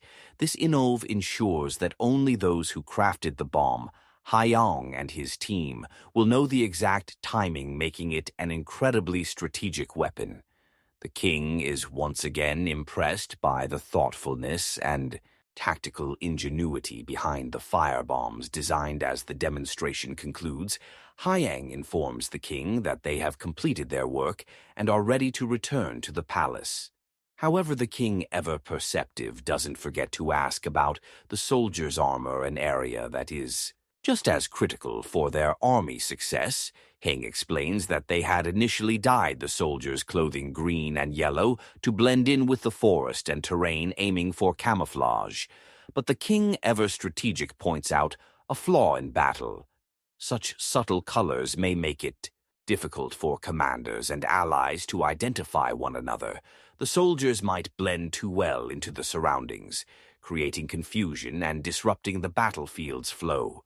The king suggests using stronger, more distinctive colors to break the enemy's momentum and to ensure recognition among allies. Heng acknowledges the king's point and reassures him that they are already working to improve their military tactics. He explains that the current military uniforms are still in the pilot phase and will take some time before they are finalized and distributed to the troops. This shows Hang's awareness of the need to evolve and refine their strategies continuously. The conversation then shifts to the soldiers' armor, where Haiyang points out a significant issue with the current armoring system. He reveals that soldiers are responsible for acquiring their own armor, leading to a wide variety of qualities and inconsistencies in the armors. This lack of standardization weakens the army's overall effectiveness, as not all soldiers have access to the same level of protection. Heng highlights the four major problems with the brigandine armor currently used by the Joseon soldiers. These problems include the heavy weight of the armor, its lack of flexibility, its vulnerability to impact, and the difficulty of mass production. After carefully analyzing these issues, Heng has developed a new type of armor that solves each of these problems, making it lighter, more flexible, and easier to produce in large quantities. Hang, after considering both the safety and cost of the new armor, explains that the design is a hybrid of both Western and Joseon styles. He carefully integrated elements from both Yuring, that the armor provides superior protection without compromising mobility. The armor is crafted with a combination of iron plates, but it's designed in such a way that it evenly distributes the weight across the body, allowing for better endurance during extended use. As Hang elaborates on the individual parts and functions of the new armor, the king and ministers are astounded by the careful thought and innovation behind it. They marvel at how the armor addresses key issues such as the limited coverage provided by the brigandine armor and the imbalance of weight distribution that often burdens soldiers. The new armor solves these problems, offering full coverage and protection while ensuring that the weight is evenly spread, thus improving the soldiers' comfort and efficiency. The king, still impressed, asks General Choi about the soldiers' reviews of the new armor. General Choi responds that while the soldiers found the armor a bit heavier than their previous gear, they acknowledged that the weight was manageable due to the even distribution across the body. They also appreciated the fact that many parts of their bodies that had previously been unprotected are now covered, providing them with greater security on the battlefield. However, the left state councilor raises a valid concern. He points out that since the new armor is made entirely of iron plates, the work involved in crafting it might be too much for the craftsman to handle. He also worries that the cost of producing the new armor could exceed that of the brigandine. If any mistakes are made during production, this could place additional strain on the already limited resources and craftsmen. Hang ever-prepared addresses This concern calmly, he reassures the council that he has already considered these issues during the armor design phase to mitigate the strain on the craftsmen and reduce the cost of production. Hang proposes using stamping techniques to create the iron plates after Hang's demonstration and his request for patience from the king. The group moves forward with the king, eager to continue exploring the advancements in military technology. An hour later, the minister returns with good news, confirming that there are no issues with the ledger, which pleases the king. The king, impressed by General Choi's diligent efforts, takes the opportunity to compliment him for his hard work, making the general feel proud of his contributions. The ministers, initially hopeful they might be excused for the day, are taken aback when the king announces they will head to the ordnance cell. Next, the king, insistent on further exploration, wants to see firsthand how the firearms and armor are being produced. Though the ministers are tired, they have little choice but to follow the king's lead, knowing that his interest and determination cannot be easily swayed. Upon arriving at the ordnance cell, the king marvels at the sight of the production process. He is particularly impressed by the division of labor, which makes the manufacturing process more efficient and faster. The king then requests to see how the long-barrel guns are made, taking note of the careful attention to detail. This only further heightens his appreciation for the craftsmanship involved.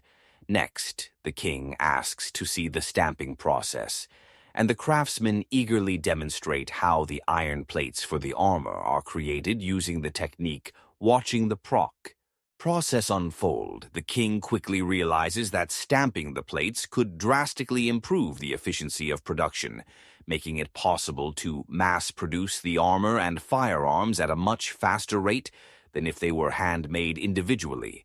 This realization solidifies his belief in the success of the project, and he becomes excited about the potential impact this will have on the military's readiness. When the king inquires about the silver gunpowder, Hang explains that for now it is not feasible to produce it due to its time-sensitive nature. The king, though disappointed, understands the limitations and appreciates Hyang's transparency. Satisfied with the day's progress, the king returns to his office hall with the ministers. Without wasting any time, he immediately calls for a meeting to discuss their opinions on the demonstrations and advancements they have just witnessed. The ministers listen attentively as the king presents his plans to begin mass-producing the new weapons. While they are impressed by the advancements, they quickly point out the significant challenges in scaling up production. They explain that there is a shortage of personnel and the necessary materials to carry out mass production efficiently. The king, ever proactive, suggests that they hire skilled craftsmen from across the country to fill the gaps in labor. He also proposes that they procure the common parts of the guns from external suppliers, which would allow them to maintain confidentiality while ensuring consistent quality by purchasing the parts through a newly established sales office. However, one issue remains unsolved: the production of lard, an essential component in the manufacturing process. The king, unable to find a solution on the spot, instructs the ministers to come up with a plan to address the shortage of lard. Meanwhile, Hang is at his residence, deep in thought about how to resolve the issue. After pondering the situation, he has an idea that could work. The next morning, as he steps out of his home, he runs into General Choi, who reveals that he too has come up with a solution. They both excitedly share their ideas and realize they are thinking along the same lines. Using beans as a substitute for lard, they agreed to test this new idea immediately, eager to see if it could serve as an effective alternative in the manufacturing process. Hyang's idea to use bean oil as a substitute for lard proves to be an innovative solution, working quite well in the manufacturing process. Excited by this success, Yang Gang rushes to inform the king, but he also raises an important concern. The bean supply comes from the fields at Neoball Island's livestock farm, which might not be able to meet the growing demand. Hang worries that over-harvesting beans could hurt the livelihoods of the local people who rely on the land the king. Understanding the issue reassures Hayang that he will carefully consider a solution at the next court assembly. Hyang presents his findings to the ministers. He explains that bean oil could indeed replace lard, and the king announces a plan to encourage settlers in the northern frontier to cultivate bean fields. The royal court will buy the entire harvest to meet the demand. Furthermore, the king directs that pork lard and beef tallow be purchased at a fair price to supplement the supply. The king expresses his satisfaction with the progress made in improving the national defense, urging everyone to maintain their focus and attempt attention to detail. Meanwhile, Hyang, who is well versed in the region's history, recalls a legend about the Tumen River, which is said to be full of beans.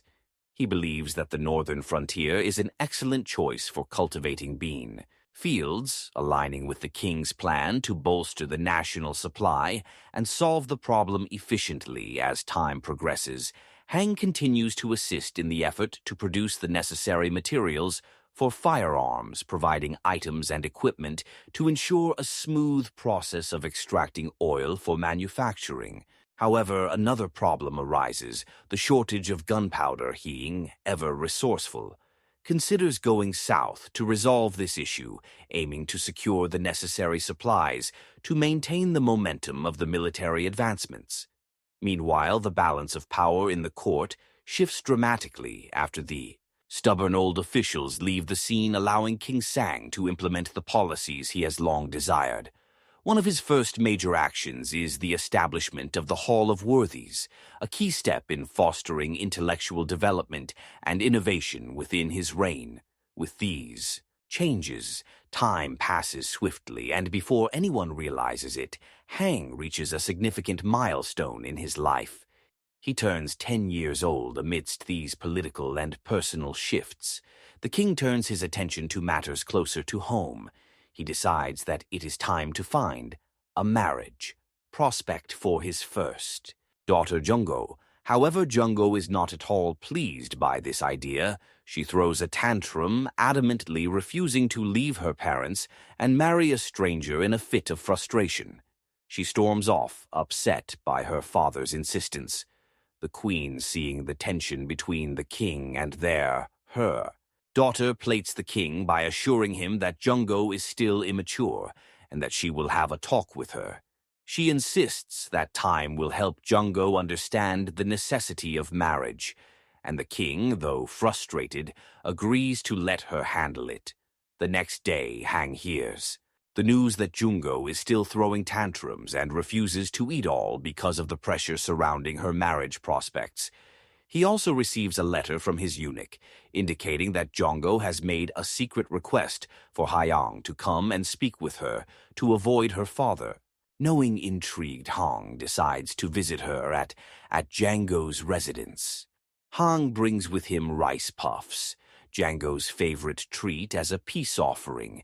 He advises her to find a decent man to marry in due time before it becomes too late. But Django, still agitated, replies that her resistance to the marriage is all for Hyang's sake. She explains that she has to ensure you doesn't become something else. Though her words seem cryptic, Hang, confused and slightly concerned, bids her farewell after giving his advice. Later, Hang goes to check on Yu, who is deep in his study lessons.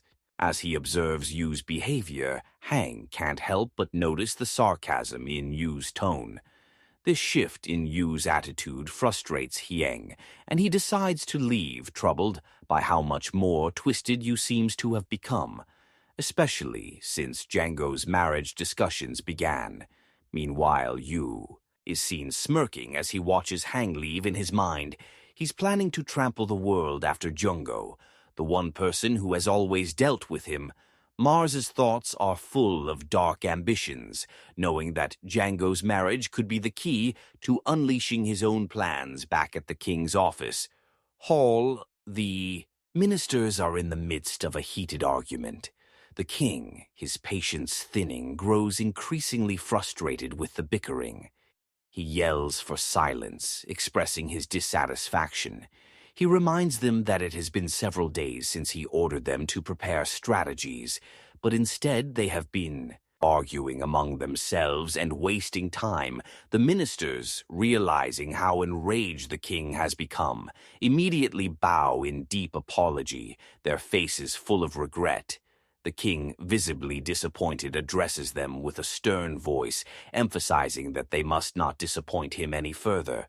He makes it clear that their failure to perform up to expectations is unacceptable, especially given the weight of the responsibilities they hold. The three offices left, right, and central stand in shame, aware of how badly they have failed to meet the king's demands. Later, in the privacy of his chambers, the king sits deep in thought, contemplating the failures of his ministers. He questions why they are not able to think ahead and provide solutions themselves. After all, he has always been the one offering ideas and direction. He wonders if the problem lies in his own high standards, or if the ministers' evaluations of their own abilities are simply too generous. A sense of frustration and worry clouds his mind as he considers that these ministers may be less competent than even his 11-year-old. Crown Prince, the king begins to doubt whether these men entrusted with such high positions are truly fit for their roles. Meanwhile, the left and right state councillors are seen looking haggard and exhausted, having spent the last 2 days trying to find any viable solution. Despite their best efforts, they are unable to come up with anything that satisfies the king's expectations. The pressure weighs heavily on them, and they can already feel the brunt of the king's impending anger. In fact, they are so disheartened by their own failures that they begin to entertain thoughts of quitting their positions altogether. In another part of the palace, the king and queen are seen visiting Django, who has now refused to eat for 3 days straight.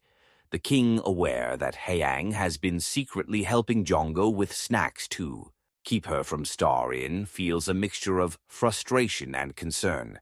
He addresses Django, directly informing her that he plans to cancel the marriage arrangement. The news, however, causes an unexpected reaction. Django, hearing that her marriage proposal might be called off, becomes overjoyed. She rushes to her father and hugs him tightly, thrilled that her resistance to the marriage might actually result in her being allowed to stay as she is, without the pressure of an arranged marriage. After leaving Juno's residence, the king and queen take a quiet walk together. The queen asks if the king will be all right with postponing Django's marriage. The king responds that since Jungo is not yet of age, there is still time for her to remain with them. However, he admits that his decision is also influenced by a nightmare he had where Jungo dies from an illness. The dream deeply troubles him, and the thought of sending her away without being certain of her well-being makes him hesitate. He doesn't feel ready to let her go, unsure of what might happen if she leaves. Meanwhile, the ministers submit their latest responses to the king, but upon reviewing them, the king finds them still lacking, although the work is an improvement. It does not meet the high standards he has set. Disappointed, he orders them to redo their work, reinforcing his expectation for better results. The ministers, exhausted from the constant pressure and sleepless nights, sit in a state of fatigue. Dark circles under their eyes are evidence of their tireless efforts. Tensions have been building within their group, and arguments erupt as they try to resolve the king's demands. Despite their hard work, they have not yet been able to deliver the answers the king expects. At this point, the left state councillor, visibly drained, but determined, proposes that he has a potential solution. Early in the morning, within the palace compound, Hang and Django walk from their respective villas, each accompanied by several servants. As they approach the courtyard, they spot Yu standing nearby. Hang greets him first, but to his surprise, Yu does not immediately respond. It's clear that Yu is lost in thought. His attention elsewhere, noticing the silence, Jungo steps forward to bring Yu back to the present. Calling. His name startled Yu, quickly bows, apologizing for his delayed response, and greets them both.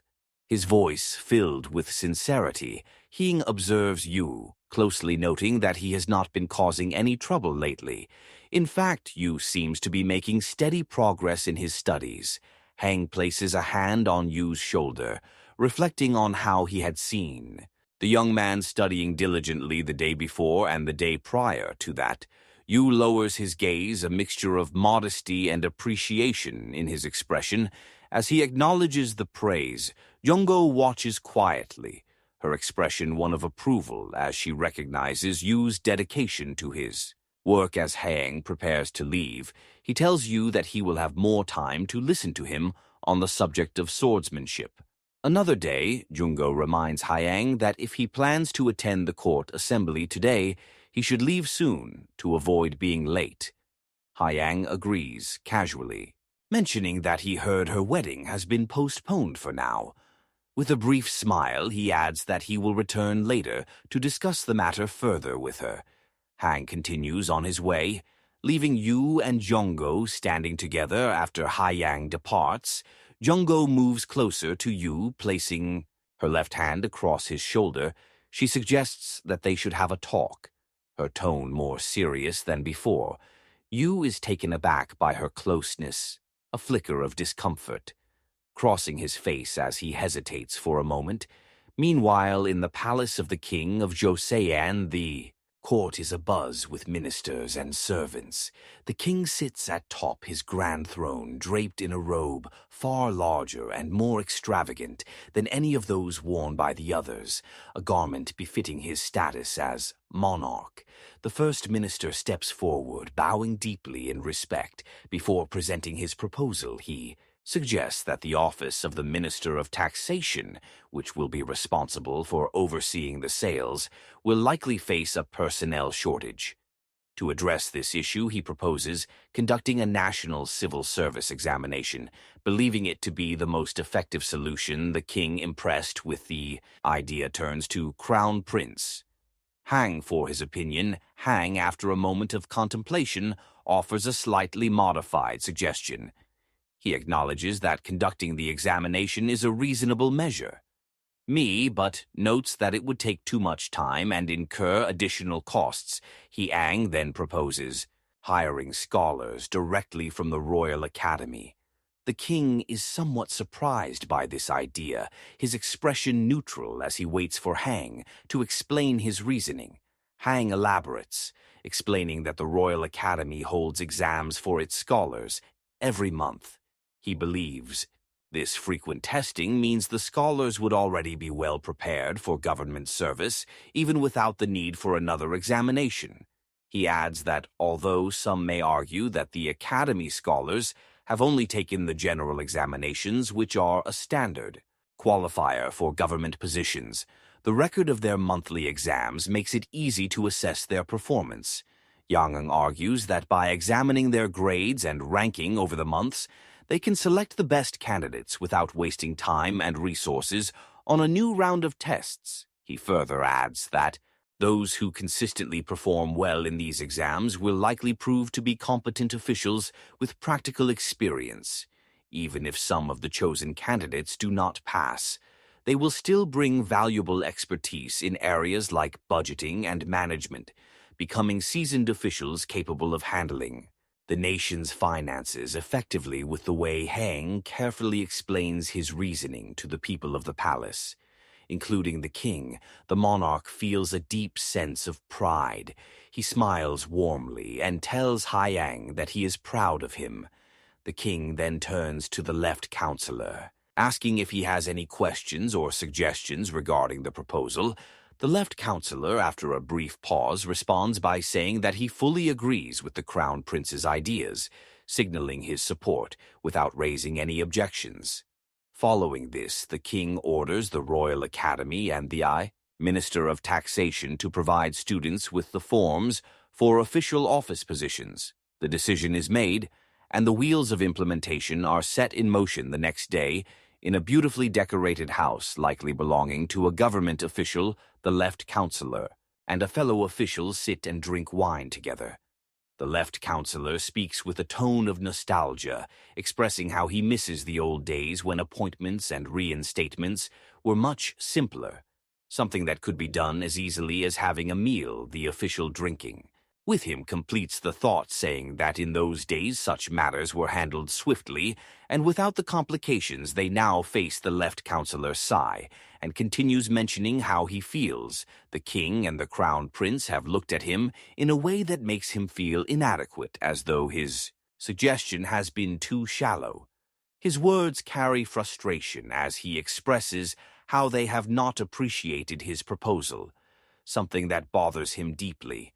He and the official both seem to resent how the king and crown prince seem to be looking down on them, and an irritation grows between them. The following morning, the left counselor and the right counselor enter the palace, only to be taken aback by the sheer number of people present. The left counselor, clearly surprised, turns to the right counselor and asks what is going on. The right counselor, who has apparently drunk a bit too much the previous night, is unaware of the situation and asks for clarification. The right counselor, noticing the confusion, realizes that he may not have been informed about the royal decree issued recently. It was announced that all officials above a certain level, junior, third of the sixth rank, must attend the Court of Assembly today. He knows the king wouldn't have made such a command unless something urgent had arisen. As the left and right counselors enter the palace, they immediately feel the weight of the situation. The king stands before them and reveals that the urgent report has come from the Ming Empire. This news sends a wave of murmuring through the palace, with everyone speculating about what it could be. Finally, the king speaks up, his voice serious, informing the assembly that Emperor Yahello has passed away. He then turns to his officials, asking if anyone knows who the crown prince is, as they must understand how to proceed and plan. Accordingly, a heavy silence falls over the palace, signaling that no one knows the identity of the successor. The king is visibly frustrated, but he maintains his composure. He quickly gives orders for a delegation to be formed, one that will convey condolences to the emperor's family. Among the delegates, the king insists must be someone capable of observing both the people and the environment, someone known as a physiognomist who can assess the state of the situation. With the king's command given, all of the officials present bow in respect, acknowledging the decree. Later in the afternoon, one of Hang's servants rushes to inform him that the king is on his way to Hang's room. Surprised, Hang opens the door to find his father, the king, standing there with a smile. The king jokes about whether he has come at a bad time, and they share a light moment before Hang lets him in. The king asks if Hang is among those who will be part of the delegation. Hang responds affirmatively, explaining that he has been trying to study up on the delegation process. The king then hands him a list of books he should gather to help him prepare. Curious, Hang asks his father why he isn't sending other officials in his place. The king chuckles and explains that those officials would be too loud and unqualified, likely causing more trouble than necessary. Hang looks down at the list, expecting to see titles related to diplomacy or the delegation process. However, to his surprise, the list is filled with books on phenology. Yang is puzzled, wondering why his father would want these books, but he holds his questions in as the king leaves him to ponder the matter. Phology, a branch of linguistics that deals with the sounds and characteristics of speech, becomes the topic of conversation between Haiyang and his father. When Haiyang asks why his father needs books on phology, the king explains that most of his counselors cannot be trusted. He describes some of them as thieves of rice, referring to their corrupt practices involving the country's stored resources. The king goes on to say that the counselors have been focused on learning the meanings of words rather than understanding the character behind. Those words, he believes that if the newly elected counselors study phology, they will improve their ability to perceive the character and intent of others, thus enhancing their leadership skills. By fostering a deeper understanding of people, the country can cultivate more intelligent and reliable individuals in positions of power. Yang feels a sense of pride and reassurance upon hearing his father's thoughts. He promises to prioritize the list of books his father gives him, vowing to follow his guidance in improving the leadership of the kingdom. Meanwhile, at the Royal Academy, a servant delivers the king's decree to the scholars. The servant is tasked with finding scholar Kim In-sun, known for his unconventional habit of lounging around in the academy's backyard, often sitting on a tree and relaxing upon hearing the decree. Scholar Kim In-sun responds indifferently, declares that he no longer cares about the royal decree and intends to leave the academy.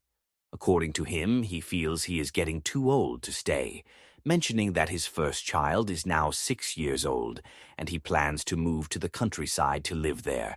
Scholar Kim In-sun begins, recounting his journey starting 5 years ago when he first attempts to enter the Royal Academy.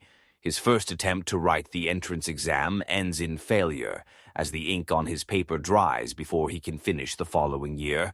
On his way to the exam hall, he is struck on the head by a large gourd, causing him to faint. When he regains consciousness, the exam is over, and he has missed it, however, 3 years ago with the help of his father. Kim In-sun finally passes the exam and gains acceptance into the academy. As the exam date draws near, scholar Kim In-sun experiences the same unfortunate pattern. Each year he falls ill with disenter just before the exam, forcing him into quarantine and preventing him from participating. This year the illness strikes again, and this time both he and his close friend are affected. The emotional weight of this recurring misfortune overwhelms him, and as he shares his story, tears begin to flow. He confesses that he has sought out exorcists multiple times, convinced that something must be wrong with him.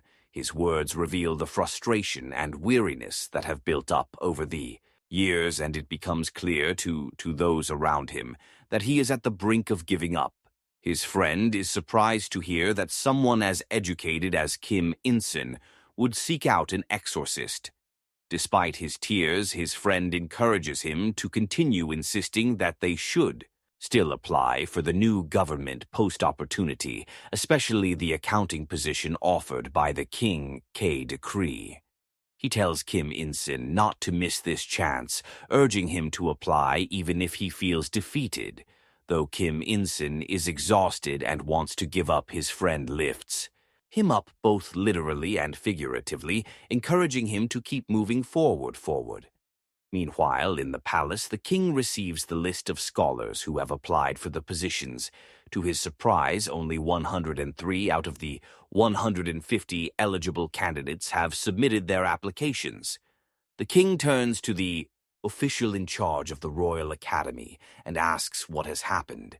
The official explains that many of the scholars have not applied because they were busy preparing for the general examination. He apologizes for the low turnout, but the king is not satisfied. He expresses disbelief that the Academy's scholars, with all their education and opportunity, would fail to seize such an important chance. The king refuses to accept an apology on their behalf, disappointed by the narrow-mindedness of the scholar who have let this opportunity slip away. The officials, seeing the confusion on their faces, explains further that the king's decision to increase the senior 6th position, which is traditionally reserved for the highest-ranking students of the Royal Academy, reflects a new shift in how the country will evaluate and reward talent. He emphasizes that this new approach is meant to challenge the status quo and motivate students to perform at their highest potential. As scholar Kim In-sun and scholar Yoon In-sun hear the news, they are overwhelmed with mixed emotions. The opportunity to be promoted to such a prestigious rank is Beyond anything they had imagined, Kim In-son, still emotionally drained from his previous hardships, now feels a sense of hope rekindled. His struggles and setbacks over the years suddenly seem worth it, as this opportunity gives him a chance to prove himself. Yeon In-sen, equally stunned, is filled with a sense of determination. Despite his friend's previous despair, he knows that they have both been given a rare opportunity to prove their worth and make a real difference in the future of the country. They both reflect on how their paths have been shaped by their challenges, but now, with this decree from the king, they see a path forward as they prepare for the 3 months of training under the Ministry of Taxation. They understand that the pressure will be immense, the king's insistence on holding them accountable through rigorous evaluations at the Sal store, and the possibility of promotion or demotion means that they cannot afford to fail.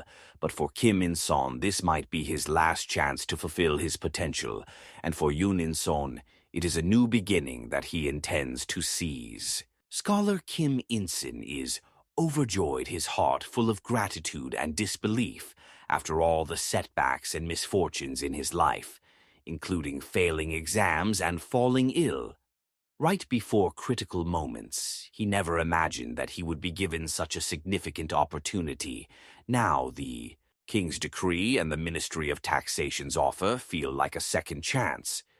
He and Yeon In-sen both shout in excitement, their voices echoing as they praise the king, overwhelmed by the newfound hope that has sprouted in their hearts.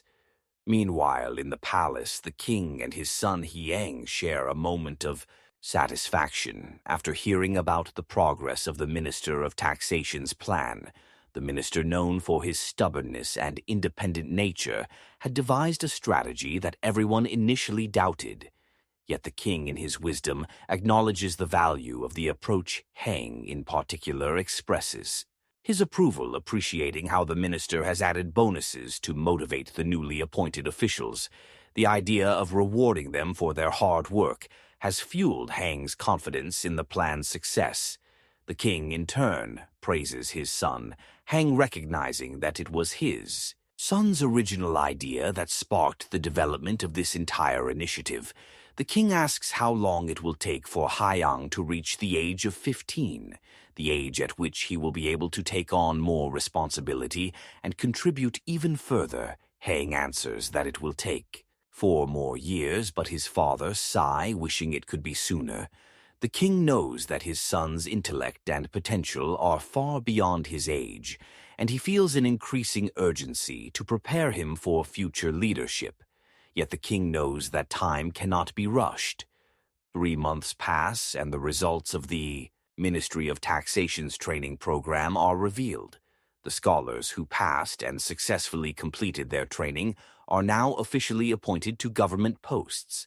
They begin their work with the ministry, eager to prove their worth and contribute to the country's prosperity. However, for those who did not apply or were not accepted, disappointment lingers. They had never expected the outcome to turn out like this, and now they must face the consequences of their inaction. Scholar Kim In-sen and Scholar Yoon In-sen, both fortunate to be among the 103 who applied and were selected, are now at junior level 7 after completing the 3-month rigorous training program.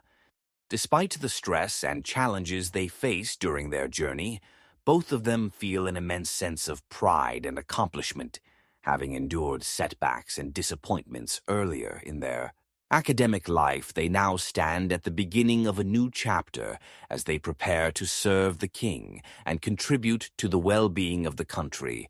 They are determined to do their very best. Among the 103 applicants, only 20 were promoted, while the rest returned to Academy. For Kim In-sen and Yoon In-sen, the promotion feels like a hard-earned reward. They are proud to have earned their places and excited about the opportunity to contribute to the Ministry of Taxation. However, for those who did not apply or were not promoted, the mood is mixed. Many of them express no regret about not applying content with their decision to stay in the academy. They look at the new officials who start with the lowest ranks and wonder if they will ever be able to rise beyond that. Some, however, are hopeful. There are whispers that if those who are now placed in lower ranks perform well, they may have the privilege of advancing to higher ranks in the future. This notion of upward mobility sparks a small flame of ambition among a few, although many remain skeptical, believing that reaching the prestigious senior levels, such as the senior sixth position, is simply unattainable, as the new officials leave the academy early that morning to begin their duties in various departments of the Ministry of Taxation. Those left behind watch them with mixed emotions, some with envy, others with resignation. Kim In-sen and Yoon In-sen, although separated by rank, Yeon being placed at a lower level, are both content. They find themselves assigned to the same office, the registration office of the Ministry of Taxation. It is a fortunate pairing, as they can support each other in this new environment. Yoon In-son, though not as highly ranked as his friend, is grateful for the chance to work alongside him. The first task they are given is to compile a list of provinces where the population has increased since the last census. However, when the Minister of Taxation sees the list of population growth, he is displeased. The numbers remind him of the previous minister who was demoted due to similar issues. The Minister of Taxation, standing before the king, bitterly recalls the period that led to this unfortunate situation. It all began with the Crown Prince introducing the idea of variolation, a technique for smallpox vaccination. The Crown Prince had insisted that every official must act responsibly and never engage in corrupt practices, especially since we're now tasked with nationwide implementation of the vaccination. However, things began to unravel when key officials, including the previous Chief State Councilor, the Right State Councilor, and even the Inspector General, were all dismissed for their involvement in misconduct and failure to properly carry out their duties regarding the vaccination. The king had ordered all 6 ministries, including the Ministry of Taxation, to help with the vaccination campaign. But it was during this period that the Ministry of Taxation was asked to report the current population of the country, which led to the shocking discovery. The king was furious when he saw the numbers. He had expected the population to have increased steadily, but instead the report showed a drastic increase that seemed almost too good to be true. The country's population was now reported to be 4.3 million, up from just over 1.9 million in the last census. This staggering growth raised suspicions when the king confronted the officials. None of them could provide a satisfactory explanation for this massive increase. His suspicions grew, and when he turned to the Crown Prince for answers, the Crown Prince suggested that the population figures had likely been manipulated. He accused the officials of intentionally underreporting the population in the past to keep tax rates low, which in turn allowed them to pocket the difference in taxes rather than reporting it to the government's treasury. The king's anger reached its peak as he stood up, still holding the report in his hand. His voice trembled with fury as he declared that the people of the country had been subjected to reduced taxes, which was supposed to help ease their burden due to poverty. Yet, this reduction was not to help the common people. It was merely a scheme for the officials to line their own pockets. Meanwhile, the king had agreed to raise their salaries at their request, unknowingly making this decision at the expense of the country's future. Instead of using the extra funds to improve the country's infrastructure or address the needs of the people, the officials had been secretly hoarding money and suppressing the true population figures to maintain their control over the nation's wealth. The king's disappointment was palpable in an act of frustration. He tore the report to pieces, his anger and disbelief boiling over. He could not believe that his own scholars, those he had trusted to serve the country, had betrayed him. In such a way, the kingdom was on the brink of suffering. Due to these dishonest actions, his trust in his officials had been shattered, and the damage done to the country would take time to heal. He now faced the grim reality that the very people he had trusted to help lead the country had instead been stealing from it, manipulating the numbers to serve their own interests. The king orders them immediately to conduct a new family report, a population count based on families and a land report to identify those with land and wealth. This directive leads to the decree the king makes calling for the recruitment of capable scholar, like Kim In-sen, to assist with the census. The new task pushes each ministry to strive for perfection and integrity in fulfilling the country's needs, as no one wants to face the king's fury again as the new census work progresses. The ministries are shocked and impressed by the numbers they are discovering in various districts. They begin to realize that with the help of the new recruits, the task might not be as difficult as they once thought. The recruits, too, are taken aback by the volume of paperwork they are given on their first day, surprised by the sheer scale of the work. They now face one night. The Minister of Taxation meets with the king privately to report on the census progress. He informs the king that the census report will be ready soon, but has come with another alarming discovery while working on the family register. His office uncovered that certain areas have seen an immense population growth, with some families increasing by 5 to 8 times. Since the last census, the minister suggests that the king punish these families for such drastic growth, and the king agrees. He commands the Inspector General to investigate the matter and find out what is behind this rapid increase back at the Ministry of Taxation. The officials work tirelessly, sometimes for 4 days straight, barely finding time to sleep when they do rest. They wake up looking so exhausted that their colleagues begin to notice the fatigue is evident in their faces, and they are now being complimented by others for looking more like government officials than ever before, even though they have been working in the office for less than a month. There hasn't been any welcoming ceremony to acknowledge their hard work and dedication at the Jonu-Jola provincial office. The magistrates are alerted by their servant about the king's orders. The servant informs them that the king has instructed the Inspector General to investigate the population across the villages, comparing it with the last census numbers. At first, the magistrates are unsure of the seriousness of the situation, but their confusion ends when other officials, like the chief clerk, arrive with the same news. The magistrate's servant, realizing the gravity of the situation, urges that they must come up with a plan to counter the impending inspection. The magistrate quickly orders the clerk to enter the inner chambers to discuss the situation in private and tells the servant to stand guard by the door, just in case something goes wrong. Inside the chamber, the magistrate and clerk begin plotting. The clerk suggests that since the Inspector General is inspecting all 8 provinces, and it will take time for them to reach their area, they have a window of opportunity to come up with an explanation for the sudden population increase.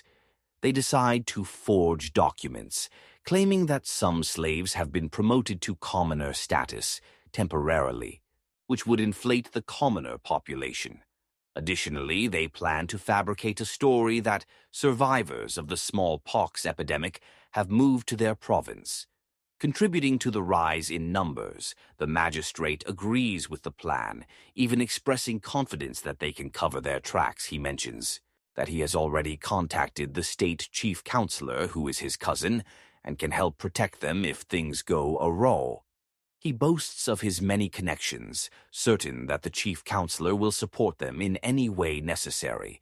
However, the chief clerk, though aware of the plan, hesitates to inform the magistrate of a critical detail: the state chief counselor. His cousin is no longer in the picture at the Ministry of Taxation. Scholar Kim In-son and the other recruits form a small circle outside, discussing how to organize a welcoming party, although they have no money for such an event. Kim In-sin had heard that failing to host one would make their life at the ministry difficult. They understand the importance of fulfilling this expectation, But the conversation is cut short when one of the senior officials emerges and calls them back inside upon entering the office. Each recruit is given a large stack of work. They are handed letters of justification from the 8 provinces, each explaining the reasons for the unexpected increase in population. None of the provinces are willing to admit any involvement with the ministers in tax evasion or the concealment of tax records. The recruits are tasked with classifying the letters by region and comparing them to the last census data to identify any inconsistencies. The workload is overwhelming.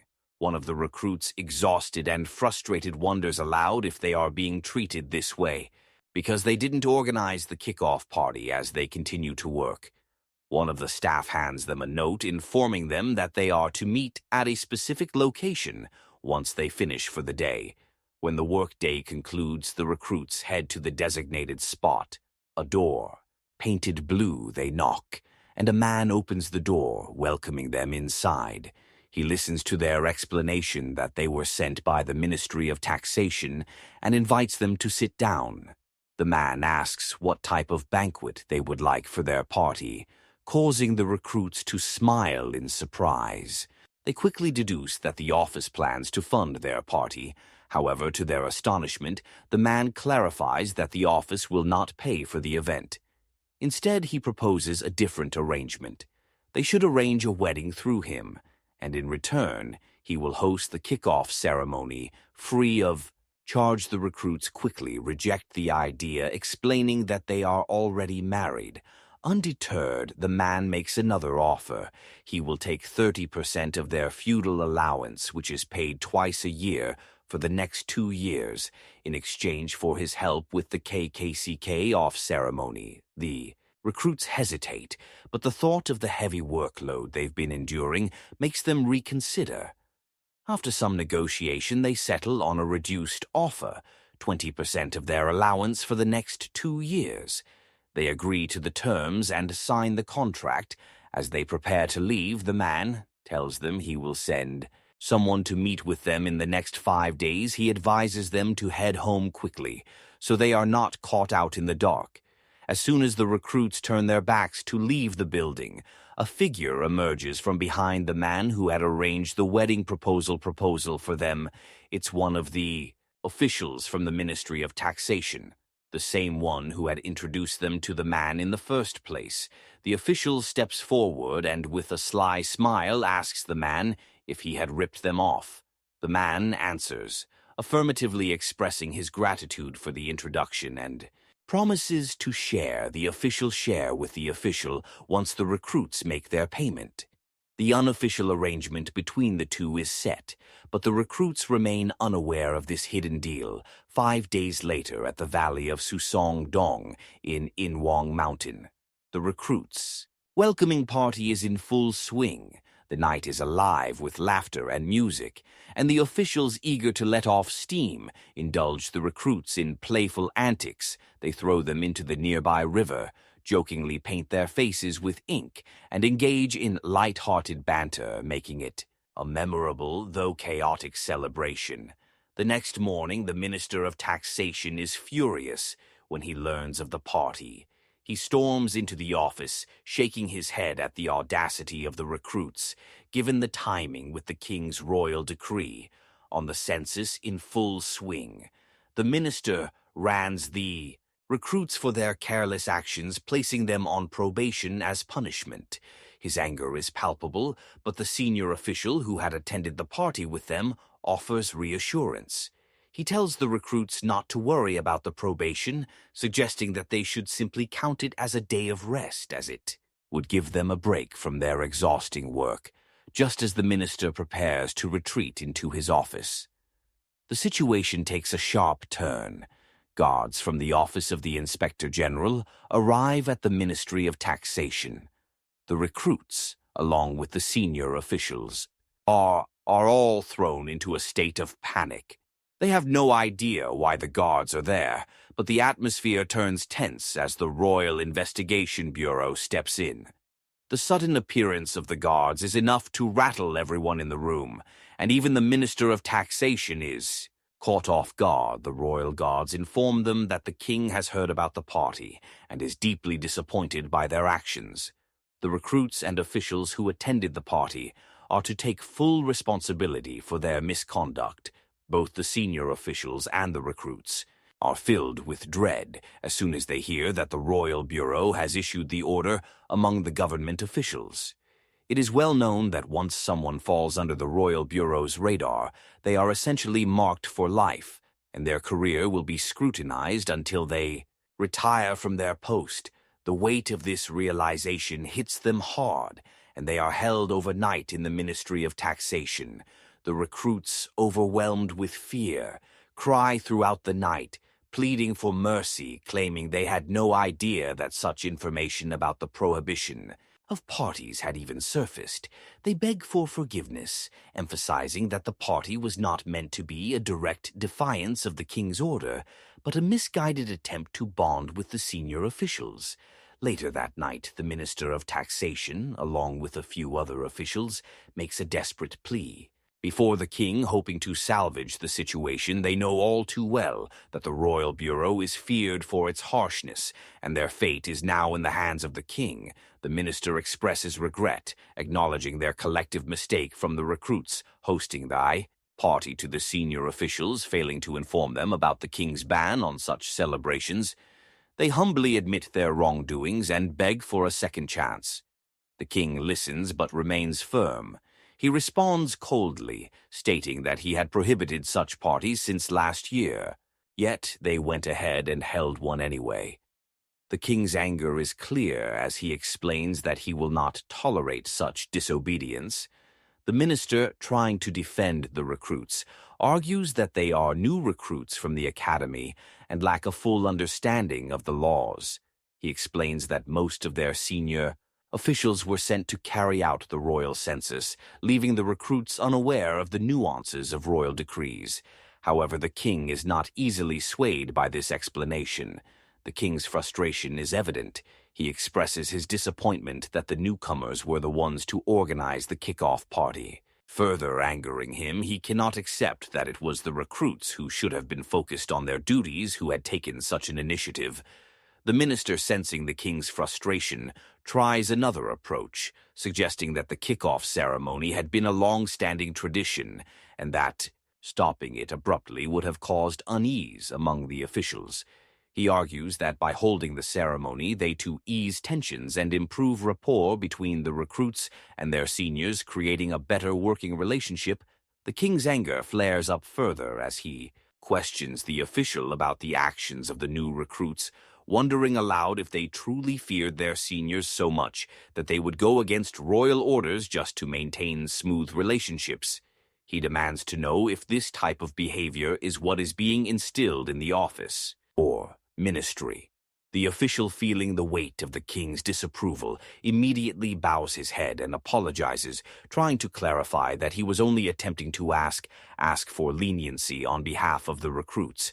However, the king is unyielding, insisting that he must take this opportunity to deal with the matter firmly. He sees it as a chance to expose the corrupt and rotten elements within the ministry, and he will not back down. The discussion is tense and the atmosphere thickens as they await the king's decision, just as the situation seems to be reaching its boiling point. The chief eunuch announces the entrance of the crown prince who, though it is late at night, has been granted permission by the king to speak on the matter. The crown prince steps forward, bowing respectfully to his father, before addressing him. He voices his concerns, suggesting that the office of taxation has grown too complacent to allow such a party. He highlights that the officials have insisted that they lack personnel, yet the situation suggests otherwise as they manage to organize a kickoff party. The ministers, who had been standing silently in the background, react with exclamations of surprise and dismay, shouting that they indeed lack the proper personnel.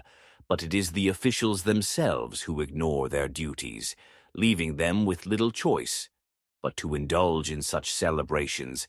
The crown prince continues, stating that the officials involved in the party must be skilled individuals, as they were able to finish their work and still find time for a celebration.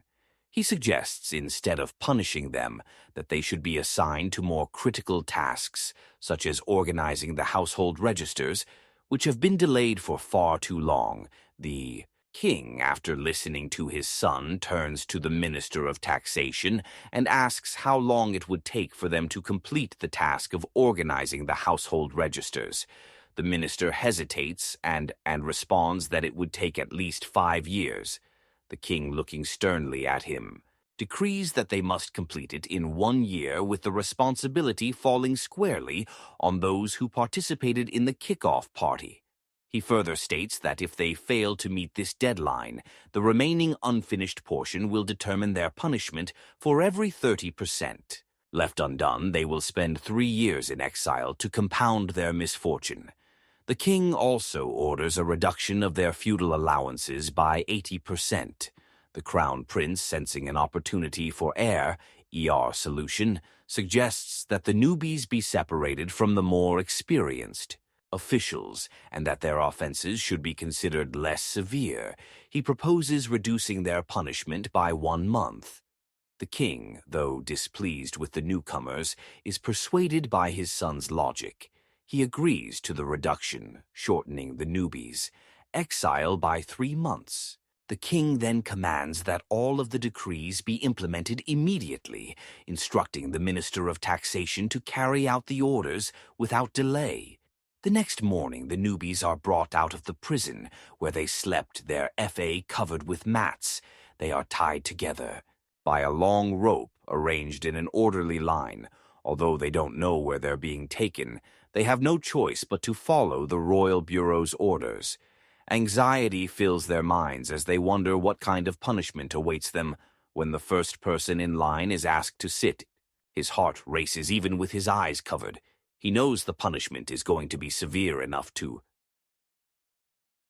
him. In his panic, he confesses everything, including the merchant who helped organize the kickoff ceremony and the promises made by the newbies to the senior officials.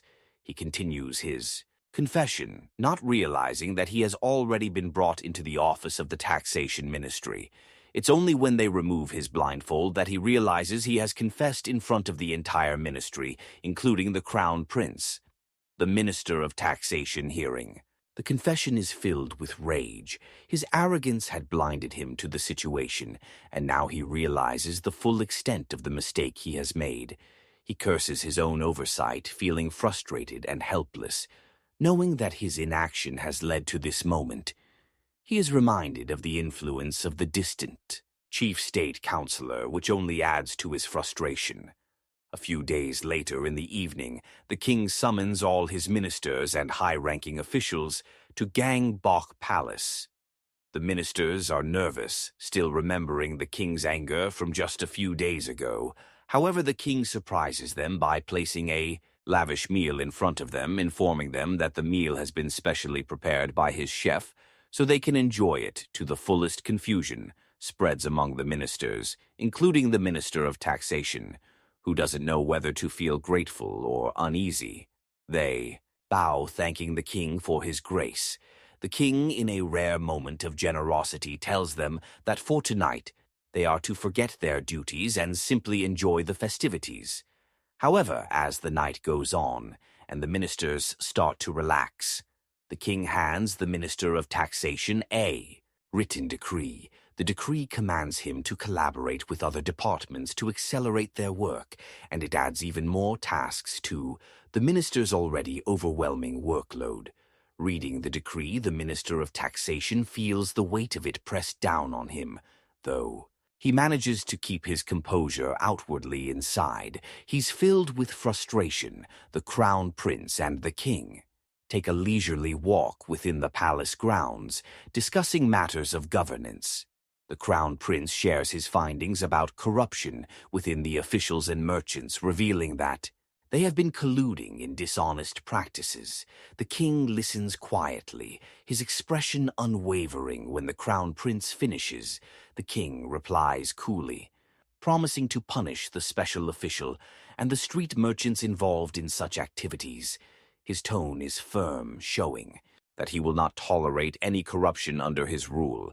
As they continue walking, one of the king's servants suddenly rushes toward them, shouting, "The king, he is breathing heavily," his face flushed with exertion when he finally reaches the king.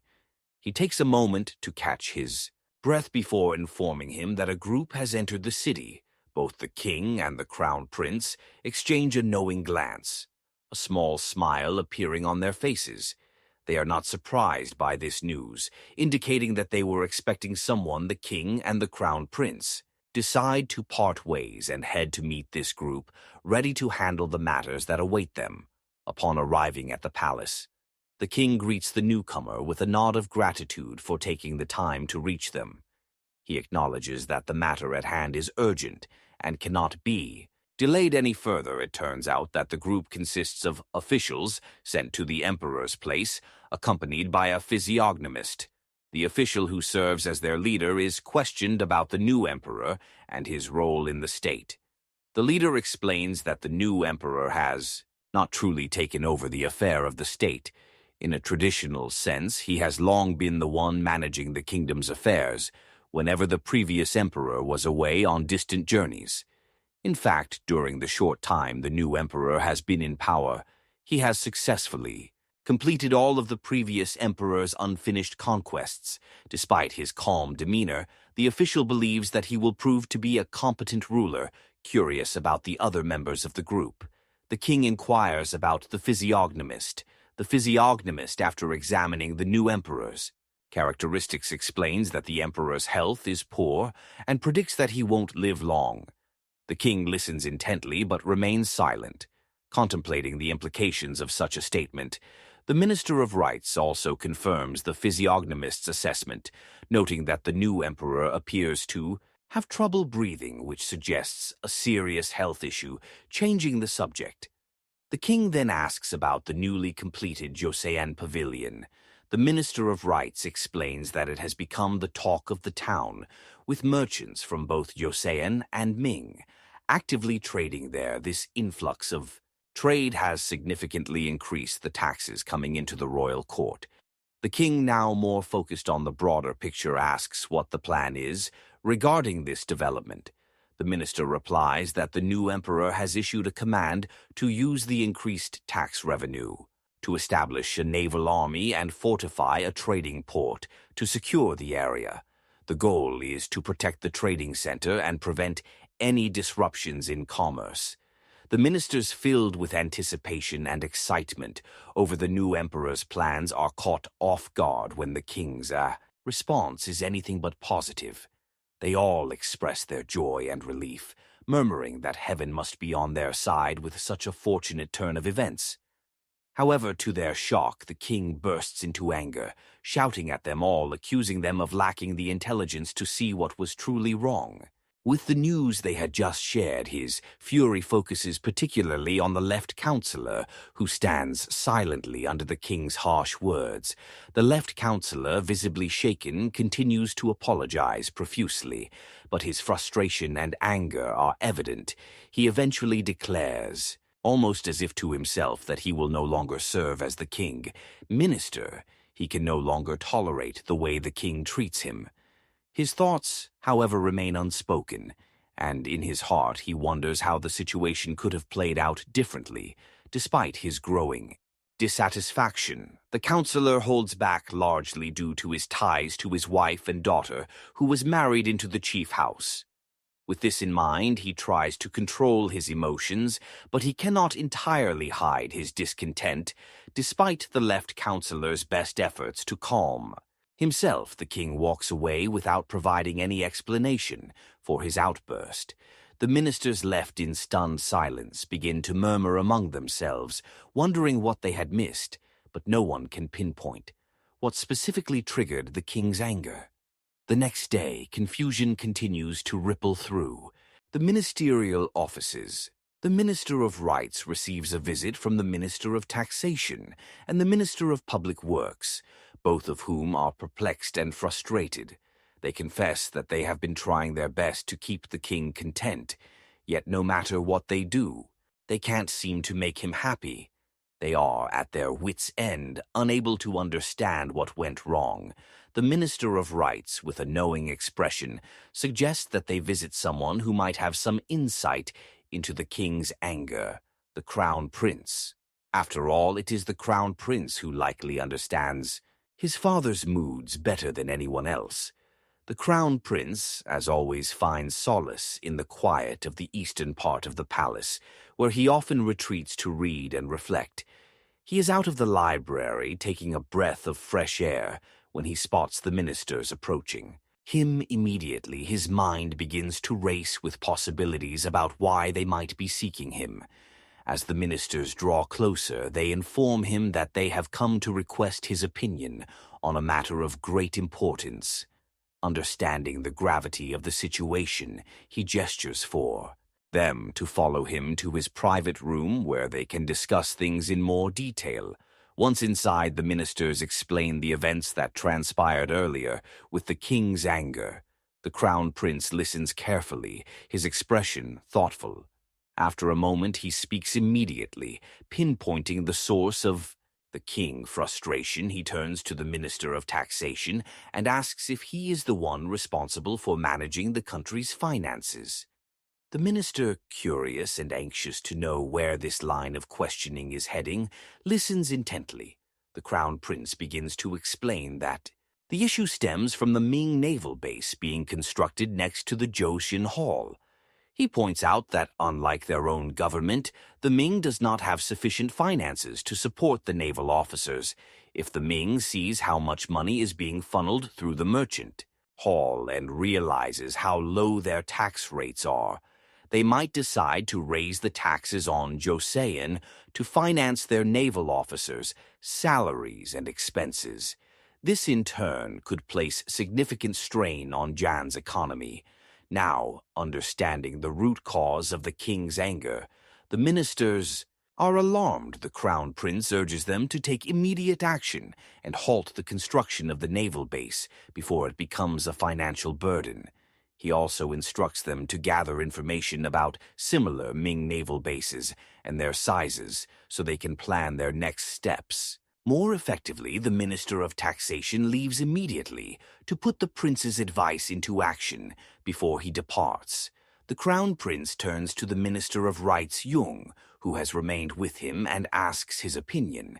The prince worries that the Minister of Taxation might still face opposition to the plan. Even after explaining everything, Jung reassures him, stating that he does not believe the taxation minister will face resistance. Sensing that the conversation could end, soon the Crown Prince offers Jung the chance to see the gifts brought from the Ming by the official who recently visited.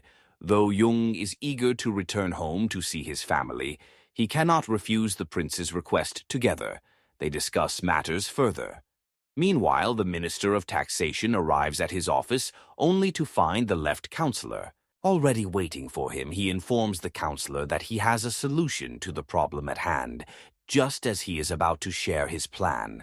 The chief state counselor enters the room, adding a sense of urgency and excitement to the moment the right state counselor also joins them, and the group settles around the table.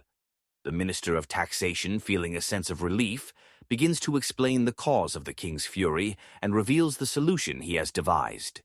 The other ministers, surprised but eager to act, listen intently, ready to do their part in carrying out the plan. That night, the Crown Prince visits the king, bringing the books he had been ordered to retrieve, along with a few additional ones. As soon as the king receives the books, he becomes absorbed in his reading, barely acknowledging the presence of the Crown Prince. The prince watches quietly, noticing that the king has become more focused. Hours pass, and the Crown Prince eventually falls asleep in front of the king. Exhausted from the day's events, the king, fully aware of his surroundings, again by the early hours of the morning, notices the Crown Prince asleep on the floor. Gently, he lifts his son onto his shoulder, carrying him back to his room. The next morning, the former newbie officials who had been punished 3 months ago are finally done with their forced organization. They now look tired, worn down, and pitiful news of this Development reaches the king, and he immediately summons the chief royal secretary to arrange for all the ministers and senior third officials to gather at the palace without delay. The crown prince, alongside the military officials, examines the newly arrived rifles for the kingdom. He inspects the design and asks the officials what the military thinks of these new rifles compared to the old ones. His mind begins to consider potential improvements, suggesting that the loading mechanism could be tweaked for better efficiency, and that the issue with airflow could be addressed to enhance the overall performance, as they are deep in discussion. A servant arrives with urgent news. The king has issued a royal decree, summoning the crown prince immediately. Two of the officials accompanying him also meet the requirements to attend the meeting, so they join him on horseback riding swiftly to the palace. The crown prince's mind races, wondering what could have gone wrong. He arrives at the palace and quickly changes into his official attire, preparing to meet with the king. Inside the palace, there is a buzz of murmurs among the officials as they learn that a report from the north is the reason for the urgent meeting. The anticipation grows as everyone waits for the king to speak. Once the king begins, his tone is grave. He announces that he has called this meeting due to the alarming report he received. He calls upon the chief royal secretary to the details. The report is about a large tribe, the Yurin, who are migrating southward. They number around 150,000 people with many military bases scattered throughout the region. A leader named Li Manju has emerged, rallying the scattered tribes to unite once again. This unification poses a significant threat not only to Yosin but also to the Ming dynasty, as both nations are vulnerable to a rise in Yurin power. As the king listens, he learns that the Ming king is supporting Lai Manju's efforts, making the situation even more complex. The king then asks his officials to provide ideas on how to address this growing threat. It is in this tense moment that the crown prince, after some contemplation, suggests a course of action. Though he has some ideas based on his studies of history, he admits that he will need to confirm a few things before offering a solid solution. The crown prince, having carefully read history before coming to Joseon, knows that the situation calls for both strategic planning and military preparedness. After receiving permission to speak the crown prince offers his advice. He recommends that the first priority should be strengthening Joseon military and non-military capabilities. To solidify the nation's foundation once this is achieved, only then should they consider taking action against the Yurin tribes. His suggestion surprises the king, as it is a significant departure from the crown prince's usual approaches. The crown prince explains that he has carefully considered the situation and believes that a solid foundation built through rules and effort is more important than relying solely on strategy or luck. The crown prince emphasizes that no matter how well thought out a plan may be, it cannot succeed without a strong, reliable system in place. The king, impressed by his son's reasoning, agrees to the proposal. He passes a royal decree to reform the military system, focusing on involving lower-ranking officers and ensuring that regular reports are submitted for his review. This initiative is aimed at improving the country's military readiness and ensuring that it is prepared for any challenges ahead later. As the crown prince shares a moment with his father, he notices King smiling. When he asks why, the king confesses that he is smiling because he remembers the left counselor's reaction when he had shouted at him earlier. The king explains that although it has been a long time since he saw that stubborn side of the left counselor, it brought back memories of how he used to push for reforms. The king admits that he had intended to reform the military for some time, but had delayed it, waiting for the perfect moment to avoid rushing the decision. He expresses pride that his son's suggestion came at the right time, and the king now feels confident that the military reform will move forward. However, just 5 days later, the atmosphere in the palace shifts dramatically. The king, enraged, summons his officials and, in a sudden turn of events, sentences them to death after reading the letter. Delivered to him, the king imagines the severe consequences that might unfold, even envisioning himself sentencing the officials to death. However, he knows he needs to maintain his composure and not let his anger get the better of him.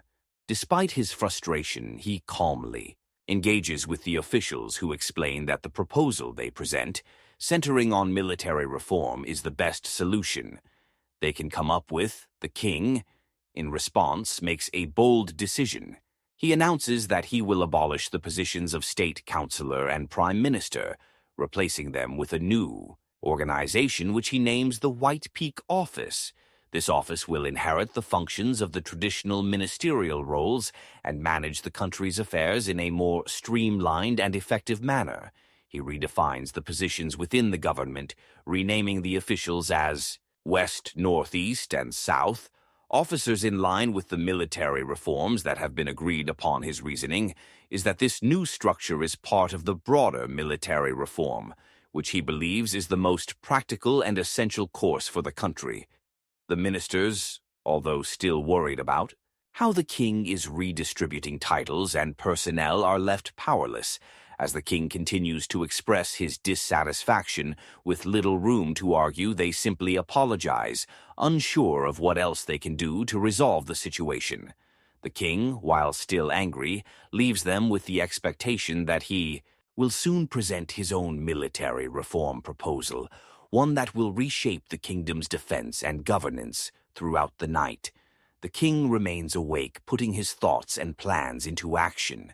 When morning comes, he calls for a meeting with his officials to review his proposal, asking them to bring any other plans they have developed. As the king reads through his plans, the crown prince enters the room. Upon seeing his father's weary eyes, the prince immediately notices that his father has not slept much, if at all, and urges him to rest for his health's sake. The king, however, insists that he will rest soon, but for now his focus remains on the matters at hand. The crown prince, taking the opportunity to share his own thoughts, brings up the growing Yurkin issue. He proposes a new idea. He realizes that the leader of the Yurin tribes, who is under Ming control, is heading towards the banks of the Amnok River. This location will likely become chaotic as the Yurin gathers strength. The prince suggests that they can rebuild relationships with the northern Yurkin, who have historically been loyal to the Joshin kings, starting from King Tao.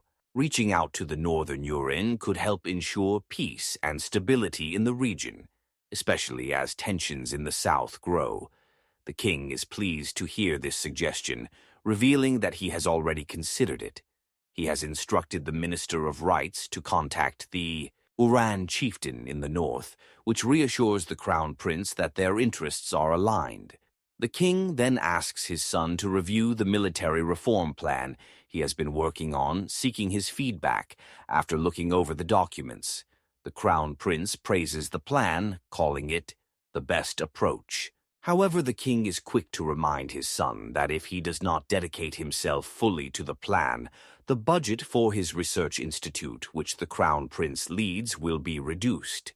The crown prince, understanding the gravity of his father's words, agrees to remain committed to the task at hand. The king then orders the chief eunuch to bring some snacks for the crown prince as they continue working together. They sit and discuss their ideas throughout the night, exchanging thoughts and refining their plans. By morning, after hours of careful deliberation, they have finally crafted two major proposals: the Institute of Advanced Training and the strategy of the General Staff Headquarters in the Royal Palace.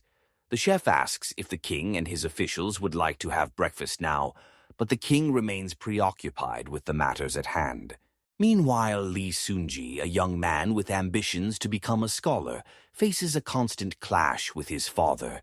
Despite his father's desire for him to pursue a traditional career through the government entrance examination, Sunji finds his true passion in mathematics. He so deeply enjoys the field that he refers to it with a different name and eagerly dives into the study of Indian mathematics, trying to simplify for better understanding. However, his father disapproves of this pursuit, calling the book Sunji reads useless and expressing frustration that his son spends so much time with the town's merchants, whom he deems ruffians. The father insists that Sunji should focus on the Confucian classics, warning him that if he fails to pass the entrance exam again, he will no longer sponsor his education. Despite his father's objections, Sunji continues to assist the merchants with their calculations and numbers, showing remarkable skill as an accountant. He tries to explain his passion and talents to his father, but his explanations fall on deaf ears back in the palace. The king is surprised to see all the ministers gathered together. They inform him that due to a shortage of manpower, they have come up with a plan to select talented individuals through the National Civil Service examination. The king agrees to their proposal, but surprises them further when he suggests they discuss the schedule for the second step of the examination. He informs them that, unlike previous years, candidates will not be chosen based solely on their performance in the literary exam. This time, he wants to incorporate a wider range of subjects to ensure the candidates possess the skills the kingdom truly needs. The ministers are caught off guard by this shift in focus, but they begin discussing the practicalities of such a decision. The king then directs them to discuss the military reform plan he had sent them earlier, signaling a shift in the kingdom's priorities toward both civil and military improvement. Meanwhile, Sunjai returns home after completing the preliminary entrance exam. His parents, who had been anxiously waiting for his return, greet him at the doorstep and urge him to rest. Despite the quick nature of the exam, Sunjai is tired, but he is pleased to be home and eager to resume his calculations. His thoughts are consumed by numbers and equations, rather than the traditional studies his father wishes he would focus on. In the palace, the crown prince suggests adding arithmetic to the civil service examination, recognizing the kingdom's need for civil servants. With strong mathematical skills, the ministers of taxation and public affairs quickly agree with the proposal, as do other officials who see the practical value in recruiting candidates with a well-rounded education. The crown prince also expresses his desire to hire about 20 individuals for his research institute, but the king advises him to reduce the number to just 10. He also instructs the other ministers to report on the number of recruits they would need. The left counselor, who has been a part of these discussions, supports the plan to incorporate arithmetic into the second stage of the examination. Meanwhile, back at Sanja's home, the family receives the news from a servant that Sunji has passed the preliminary entrance exam. The king, after reviewing the plans and proposals, instructs the ministers that they must assist the crown prince in his efforts to promote the harmony and progress of the kingdom. The prince, understanding the importance of securing the kingdom's future, seeks the help of the renowned scholar Yong, who is famous for his expertise in arithmetic. The prince proposes that Yong be appointed as one of the chief examiners for the arithmetic portion of the civil service examination. Additionally, each department will send a representative chief examiner to supervise the candidates during the exam, ensuring fairness and organization. Jung agrees to the plan, and they decide that upon completion of the examination, the top 5 students in arithmetic will be selected for positions at the research institute. The preparation for the exams moves forward, and the candidates are given a tag number, each assigned to a seat. According to their tag, the minister also devise a strategy. Anyone who does not receive the smallest tag number will be at a disadvantage when it comes to the questions. On the day of the examination, instructions are given. Candidates with tag numbers between 80 and 90 are asked to raise their hands so they can be heard clearly. As they are seated at the back, the man overseeing the exam reminds the candidates of the rules and the consequences for disqualification. He announces that the exam will be held over 2 days. The first day will focus on literary classics, including the 4 books which every candidate has been instructed to study. The second day, however, will be devoted entirely to arithmetic.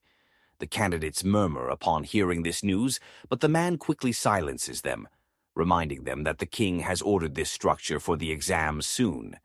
A passionate arithmetic enthusiast feels a surge of happiness upon hearing this announcement. The first day of the exam is completed without incident, and the second day begins this time. Each candidate is given a set of questions that are tailored to their seating arrangement, unlike the previous day where all candidates looked at the board at the front. Today's exam is individualized. Sunji feels a sense of calm, his heart racing with excitement. He's overjoyed that the exam is focused on arithmetic, and he feels confident in his abilities. The exam is timed for 4 hours and 15 minutes, which feels both long and brief as Sanji works through the problems. When the exam ends, all candidates submit their answers. Exhausted, Sanji walks home, tired as usual, but feeling accomplished when he tells his parents that arithmetic was a key part of the exam.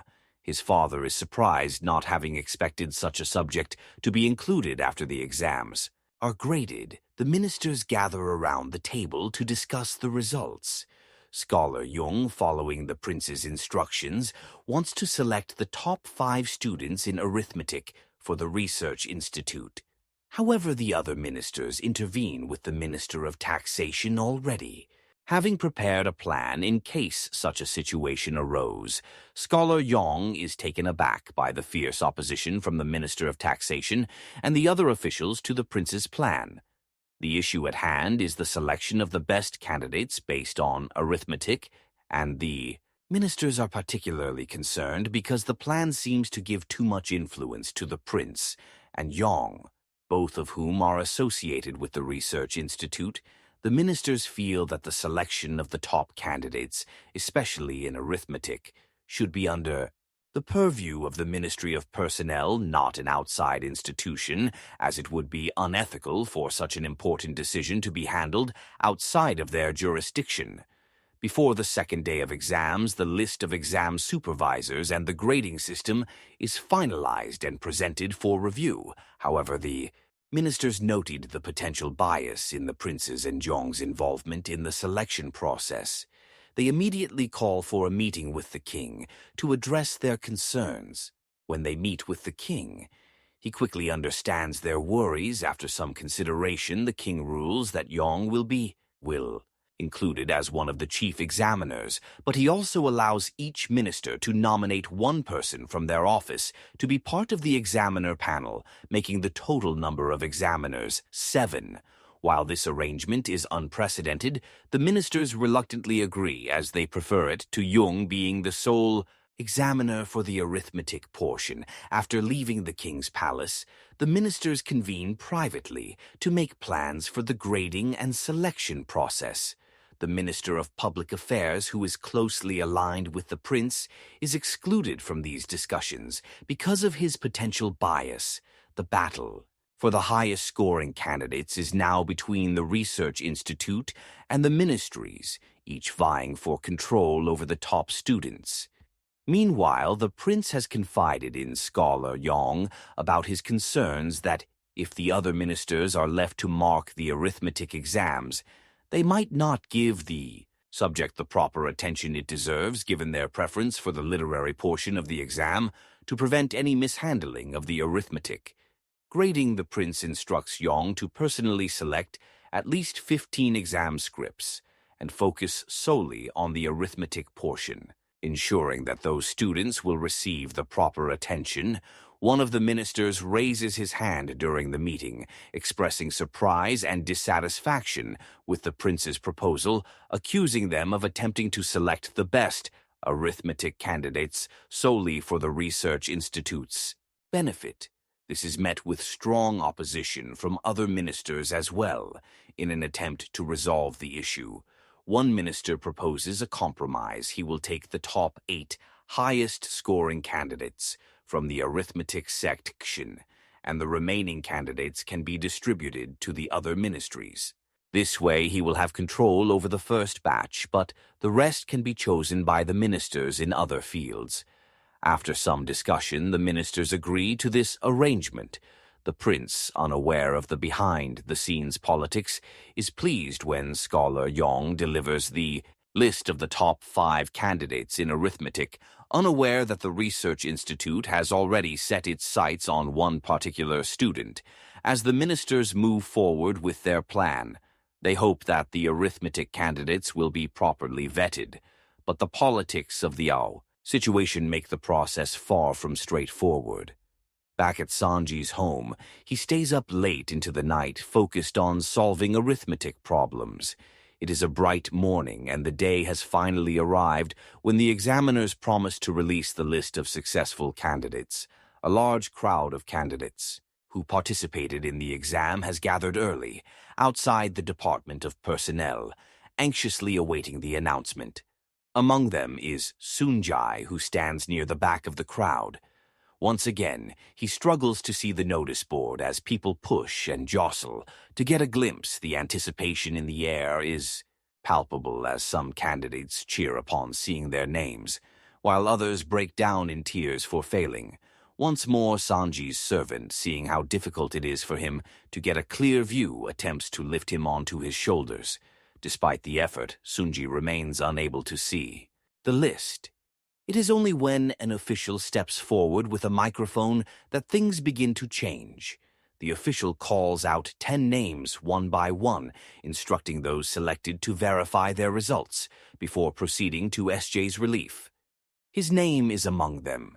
The official leads them inside, and it is revealed that 185 candidates have successfully passed the second stage of the exams when the king receives the report. He is surprised, although the number of candidates allowed to pass was increased. The actual number of successful candidates is still lower than expected. The ministers explain to the king that any candidate who scored below 20 in arithmetic was disqualified, and they provide their reasoning when the king inquires further. The king, however, is more concerned with the ranking and future of the candidates. The Minister of Taxation responds, explaining that while all the candidates have passed, those who performed below expectations in other areas will be given the lowest ranks to start with. They will undergo additional training and probation before being considered for promotion. Furthermore, they inform the king that the Royal Academy students will be dismissed from their positions as, going forward, only candidates who pass higher-level exams will be allowed to work. They stress that even those who pass the second stage will still be at risk of disqualification during their probation if they fail to meet expectations. The situation grows tense when a candidate who did not pass tries to argue with the officials at the entrance, bragging about his supposed backing. The officials quickly call in the second inspector, Song, who promptly orders the disgruntled candidate to be escorted off the premises when the king hears about the incident. He commands the Royal Bureau to investigate the official the candidate mentioned as his supposed supporter. Meanwhile, the 10 best students in arithmetic are taken to the eastern part of the palace, where they are greeted with confusion and anxiety. The guy finally reveals to them that they have been selected to join the Research Institute under the Crown Prince's direct supervision. The group arrives at the front of the Research Institute, where Vice Director Yong Cho greets them. First, he welcomes them with a smile, though there is an underlying hint that their enthusiasm may soon fade. Once the work begins inside the building, Sunji feels a surge of excitement, recalling the same joy he first felt when encountering arithmetic. They are seated in a semicircle, and the director begins the day's first question. Sunji is the only one who knows the answer. Jungo looks at him with approval and notes that he barely passed the first day, but now holds the highest score in arithmetic. He informs Sanji that he will be given time to inform his family of his success before starting his work at the institute at home. Sanji's parents are anxious. His father is especially worried, concerned that even if Sunji passes, he will be assigned a minor position. They do not realize that Sunji is about to become one of the most sought-after candidates. When the servant announces Suji's arrival, his father leads him inside. Sunji shares the good news with his family, revealing that he will be working directly under the Crown Prince. The family rejoices, proud and excited by his success. The next morning, the Crown Prince meets with the king. He requests the removal of Jang Yoonggil from the Research Institute to join the artisans and craftsmen. However, the king surprises the prince by announcing that Jang will not be dismissed, but promoted to a senior 5th rank position due to his exceptional work. Several others are also promoted, a decision the king believes will encourage greater productivity within the institute. While initially surprised, the prince appreciates the king's decision. Recognizing the potential benefits for the research institute, Sanji enjoys a few days of rest before officially starting his work with the Crown Prince. He wakes up feeling happy, greeted by his nanny and family servant who have been with him since childhood and played a significant role in shaping who he is. After a month and a half, Sunjai and the other recruits return to the institute, visibly changed healthier and with more weight gained. The officials greet them warmly as they stand in respect. The Crown Prince arrives, passing through the crowd. He knows each of the recruits by their last names, a clear indication that he has spent the past month learning about them. The Crown Prince had asked Scholar Yong to draw a sketch of the candidates, and as he approaches Sunji, he praises him for his impressive performance, especially considering how difficult the arithmetic questions had been. The prince expresses his hope that they will all work together to achieve great things. As the prince leaves the group, bows respectfully, Lord Young Inni, who has agreed to oversee the education schedule for the scholars, is immediately instructed to begin working with them. He leads the group around the institute is showing the students their classrooms and seating arrangements. He informs Sunji that he will be seated alone at the back of the class since he is a trainee and not a full scholar like the others. Lord Young also explains how the students should address their instructors and the appropriate manner to respond to questions during lessons. Lord Young then introduces the first instructor, Professor Ha, a large, well-built man from Persia, who will be teaching Hindu numerals. The class is taken aback by the sight of such a figure entering the palace, but Lord Young clarifies that Professor Ha is a mathematician invited by His Majesty from Persia. The professor makes it clear that any disruptive behavior or failure to pay attention will lead to grade deductions. He reintroduces himself as Professor John and assures them that he is proficient enough in their language to teach effectively. Sunji, eager to learn, feels a strong connection to the professor's teachings. After class, some students confess to Sunji that they struggled to understand much of the material, while others express their frustration by criticizing his background and questioning why someone from a modest family like his would seek such recognition at the institute. In the evening, the prince asks Professor Ha for his evaluation of the class. The professor shares that he was particularly impressed with Sunji, noting that he quickly grasped the material. The prince instructs him to ensure that this knowledge is effectively shared among all the students. A few weeks later, Professor Ha conducts the final test on Hindu numerals. While some students still find the material challenging, others are relieved to discover that Sunji helped them understand the concepts, enabling them to achieve higher scores. When the results are announced, Sunji is recognized as the top student in the Hindu numerals class. Professor Ha encourages the other students to seek assistance from Sunji whenever they encounter difficulties. The professor also announces that students scoring below 40% will need to retake the class, and if they fail again, they will be expelled from the institute. Sunji and Professor Ha find each other entertaining as they continue to teach one another their native languages. During the final exam, the professor proudly informs the prince that none of the students scored below 40%, largely due to Sunji's help in teaching the less proficient students. Despite the professor's decision to make the exams more difficult, the prince insists that the intensity of their training should be further increased to ensure they become reliable and excellent students.